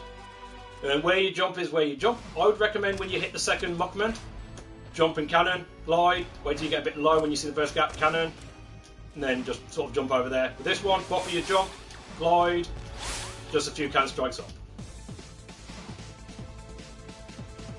So, I mean, to be fair, this way, and now you have two routes to take, basically, at this point. You'll be continuing your charge through. The straightforward way is to simply just run. And you'll take this lower route. And then you'll just continue following through, and you're good. Now, I don't mind staying around this area for a bit, because this is one of the best pieces of music in the game that we don't get to hear very often. But yeah, that's enough you can do. You can stay along the ground in those previous two screens and just hop over the gaps and just hit enemies, just to reduce your stun by the time you get there. But there's no time difference between it, so you can either fly over and then hit that underground zone in the next screen, or you hit the enemies and then just continue on the underground. If you want to save yourself an extra second, you can go with up and over. The hard part of getting this is simply down to your opening jumps when you enter the next screen. But you don't need to go too crazy with it. As long as you land on the designated branch, you'll make it. But pretty much the idea is to enter, jump 1, 2, 3, land on the branch, jump over, and then just glide off. Don't worry if you hit the enemy that's on the branch, it'll lose you a fraction of time, but it's still a small time saving regard. So it's up to you if you want to take that chance or not. Right, so final part. The Pirate Master's Tower. Now, nobody likes to do these challenges. So, luckily, well, out of bounds or no out of bounds, we get to skip, but with out of bounds, there's a good thing we can do. Now, normally, I'd recommend when you're dashing, just stop here and then enter. Because for whatever reason, this is the one of very, very few loading zones, at least the only one I can think of off the top of my head, where you don't need to risky dash in it to trigger the out of bounds. You can do it if you feel more comfortable doing the risky dash. It will work just as normal. That is perfectly fine. But you can just run in, activate your food, jump, shoot off all your cannons, and then move over. Now I say shoot off all your cannons because, again, it's up to, as I just shoot off all my cannons. You don't have to, but it does give you a better mobility when you're on the cannon versus just regular Shantae. Again, you can fire off the pistol and use the hat method when you get to the top. But what you want to do is when you float, you come across, don't go all the way across just yet. You want to wait for these two doors. When you get that, then you can move across to the edge of the screen. You'll see this platform coming up. Now the next platform you come to will be the loading zone. Again, if you want to, just before you get there, you could have, if you've already fired off your cannons and your pistol, you can activate your hat to get through it safer. But this loading zone, again, is relatively lenient. It's a smaller one, but it is relatively lenient. As long as you're pretty much up the screen as I am now, then when you get to it, just hold right. And you're in.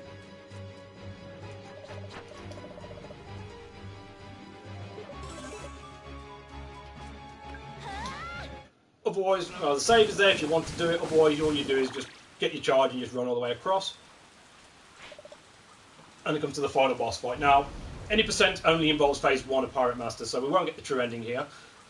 Fortunately, it makes the fight much shorter, and he's not so bad. He's not so bad really overall. But the big problem with Pirate Master, if you're doing the run as I've done on 2 hearts, pretty much anything apart from his body will do 2 hearts worth of damage. This is why we want the bubble shield for this fight, because it eliminates that risk of him potentially ending your run there and then. I have said you can do the fight without the bubble shield, and I'll try and show that first, but it's not the one I'd recommend going for. Usually you'd at least get one bubble shield in the run. If not, I'd still recommend make sure you have the extra 25 to purchase one, especially when starting out. But again, the 2 strongest items is recommended. The 2 weakest probably wouldn't go with. You can go 1 weak, 1 strong and still be okay. If you go with the 2 weakest, you got to keep in. There's something you need to keep in mind, which I'll try and show. I'll try and do this fight a handful of times, but that'll pretty much be it. But I'll try bubble shieldless first with the 2 strongest boss. I'm not going to do it with any 2 weakest, because even with the 2 strongest, there's a certain thing I've got to watch out for. So Pirate Master, what he's going to do when he starts, he's going to start teleporting. He'll go to either the far left or the far right. From there, he's going to do a couple of teleports. He'll go like far right or far left. Then he'll go into one of the other 2 spots. Then one of the other 2 spots. Then one of the other 2 spots. So about 4 teleports. On the next teleport, he will definitely go to either side, to either far left or far right, and he'll fire off a couple of bullets. That's where you want the bubbles. That's what you want the bubble shield for, ideally. I'm going to show you the no bubble shield way first, as I mentioned, just in case. After that, he'll teleport directly to the other side and do another bullet fire off. Then he'll go back to the centre. Some pedestals will shoot up, and he'll go onto those pedestals and fire off some bullet spreads down to the ground. Then we'll get to the next part where some lasers are going to be put into position, which if you haven't got enough damage in and took him out before then, or before it fully fires off, that covers a good amount of the screen, and that will also one-hit you on 2 hearts. Hence why the bubble shield is highly recommended as well, because it also, as long as you can do the fight relatively well, you'll eliminate that potential phase. I haven't done this bubble list for a while, so I don't know what to expect. So pretty much in, attack, it's going to choose one side or the middle, so don't go directly into the middle, just in case he chooses to go there himself, and he's being an absolute donkey. So in this case, I want to go above him. Because of that bullet spread, I want to go directly above him because I don't have the bubble shield. Now this is where it gets dangerous. I need to see where he's going, get over. Now unfortunately I'm not getting any damage on him, which is a big problem. Right, he'll go to the far left and far right, and then you get these. Now you need to sort of gauge where the laser patterns are going to be and position yourself accordingly. Now this is a good pattern, so that won't hit me. And I'm actually quite surprised I beat him before he even fired off the lasers, actually. I didn't think that was going to happen. Especially with the amount of damage I missed. I mean, that's with the 2 strongest bosses. Pretty much the idea to keep in mind is when he gets to the parts where he's firing off bullets, you want to get above him when he's on the 2 sides, and when he's on the pedestals you want to stay above him or to the side of him, because if you're under there he can have you on. As it turns out, 2 strongest buffs, you can actually take him down before the lasers. I wasn't even too sure that. I thought I left out too much damage for that to be a thing. So I would say that's probably 1 weak, 1 strong, then that could be a thing. But that's sort of the idea of dealing with Pirate Master without a bubble shield. So not so bad, but you can get him down much quicker with a bubble shield as well. And as I said, it makes things safer. All it takes is a bad placement and you'll be in trouble basically. So I guess I'll show a slight difference in the fight. I'll do it with a bubble shield. Actually, no, I'll do it bubble shieldless. No, I'll do bubble shield. Sorry, 2 weakest. If you have no other choice, normally you wouldn't be in this position. But again, it's down to his RNG as well. He'll choose a side, and he'll start. He could go into the middle, so don't all go directly into the middle straight away, just in case. And because of the bubble, I can stand in front of him and just attack, because the bubble will protect me from those shots. Right, so with the bubble shield, the idea is a bit like how you'd work the Emperor Spider, except you're not going for tank damage. You want to stay to the side of him, but you want that sort of rhythmic time in between your cannons and your hair shots, just sort of like bounce in front of him and manoeuvre with him on the pedestals to score as much damage as you can. As such.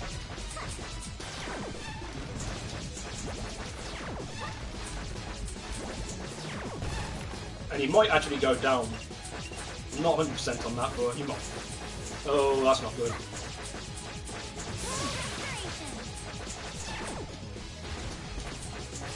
So, to be fair, I actually got a good amount of damage there. But as you see, with the 2 weakest, I didn't even get past his laser phase.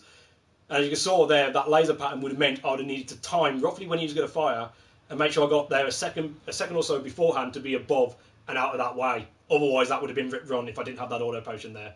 which in an 80% run, if you've done all the strats, if you've done all the skips, and the order, including the auto potion skip, you won't have that safety unless you've repurchased one.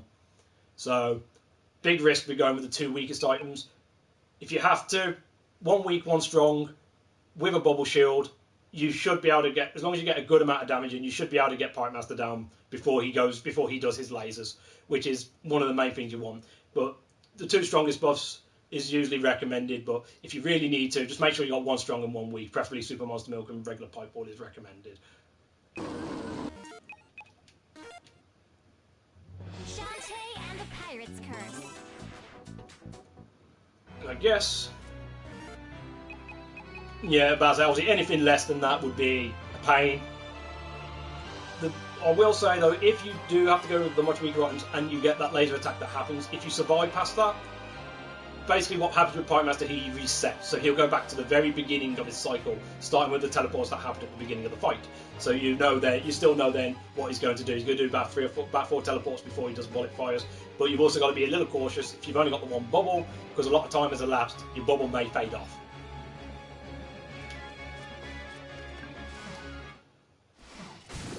Otherwise, one last time, except probably with the combination of items that is probably more standard for this fight.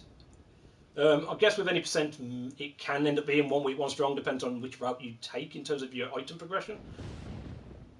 But if you've intended to save your strongest boss for this fight to ensure, then this is how it should drop you go. And if you can get enough damage in, you can take him down much sooner.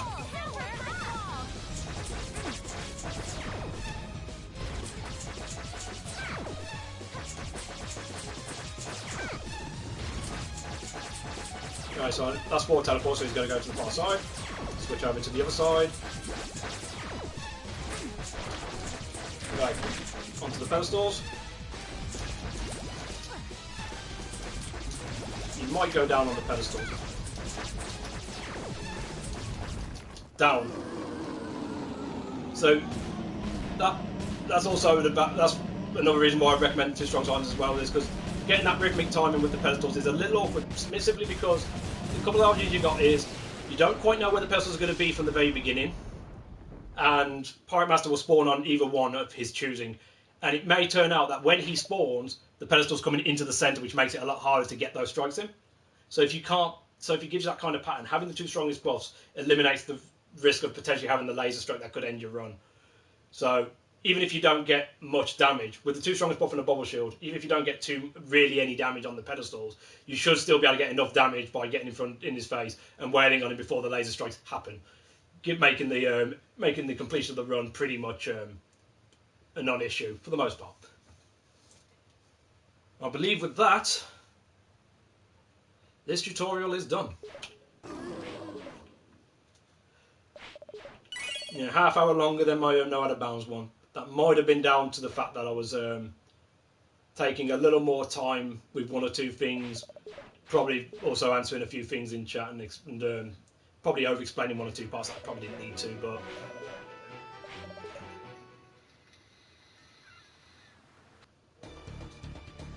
to be fair, my tutorials can be anywhere between 4 to 5 hours, dependent. And I guess the difference with this was I spent a lot of time explaining the out of bounds tricks, which is something I didn't need to do with the no out of bounds, so the extra time came from that maybe.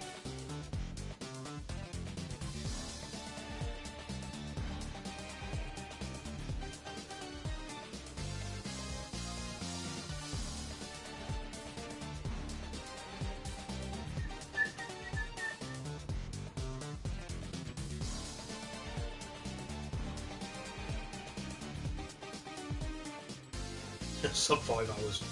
GG. New BB, what's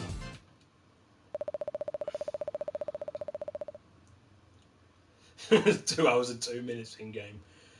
For all the times I went back to certain points. Yeah, I mean that's a debatable thing. It depends on the person who's looking to learn from it.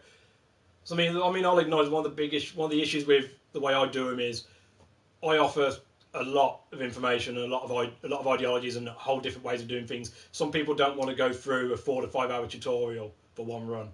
Some people do prefer to have more of a an hour and a half to 2 hour which sort of hits more bullet points. So it depends how you look at it. It may not. It depends how you look at it. It can be beginner friendly, but it's also information for other advanced tech as well. Basically, it's just the way I choose to do it. I just offer as much as I can that I know. So whether you're a beginner, intermediate, or even an expert, maybe you can get something from it.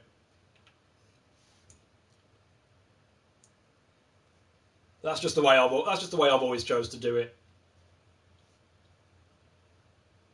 I mean, if I had a bit of better tech, maybe I'd do secondary tutorials of these things, just a bit like what Majati's done by going over my PB and sort of explaining sort of train of thoughts. But to be fair, there's other people in the community that could probably do that much. Well, have the tech not only to be able to do stuff like that, but probably do it in a better way than I could, considering I do like to chatter a lot when it comes to explaining things. So,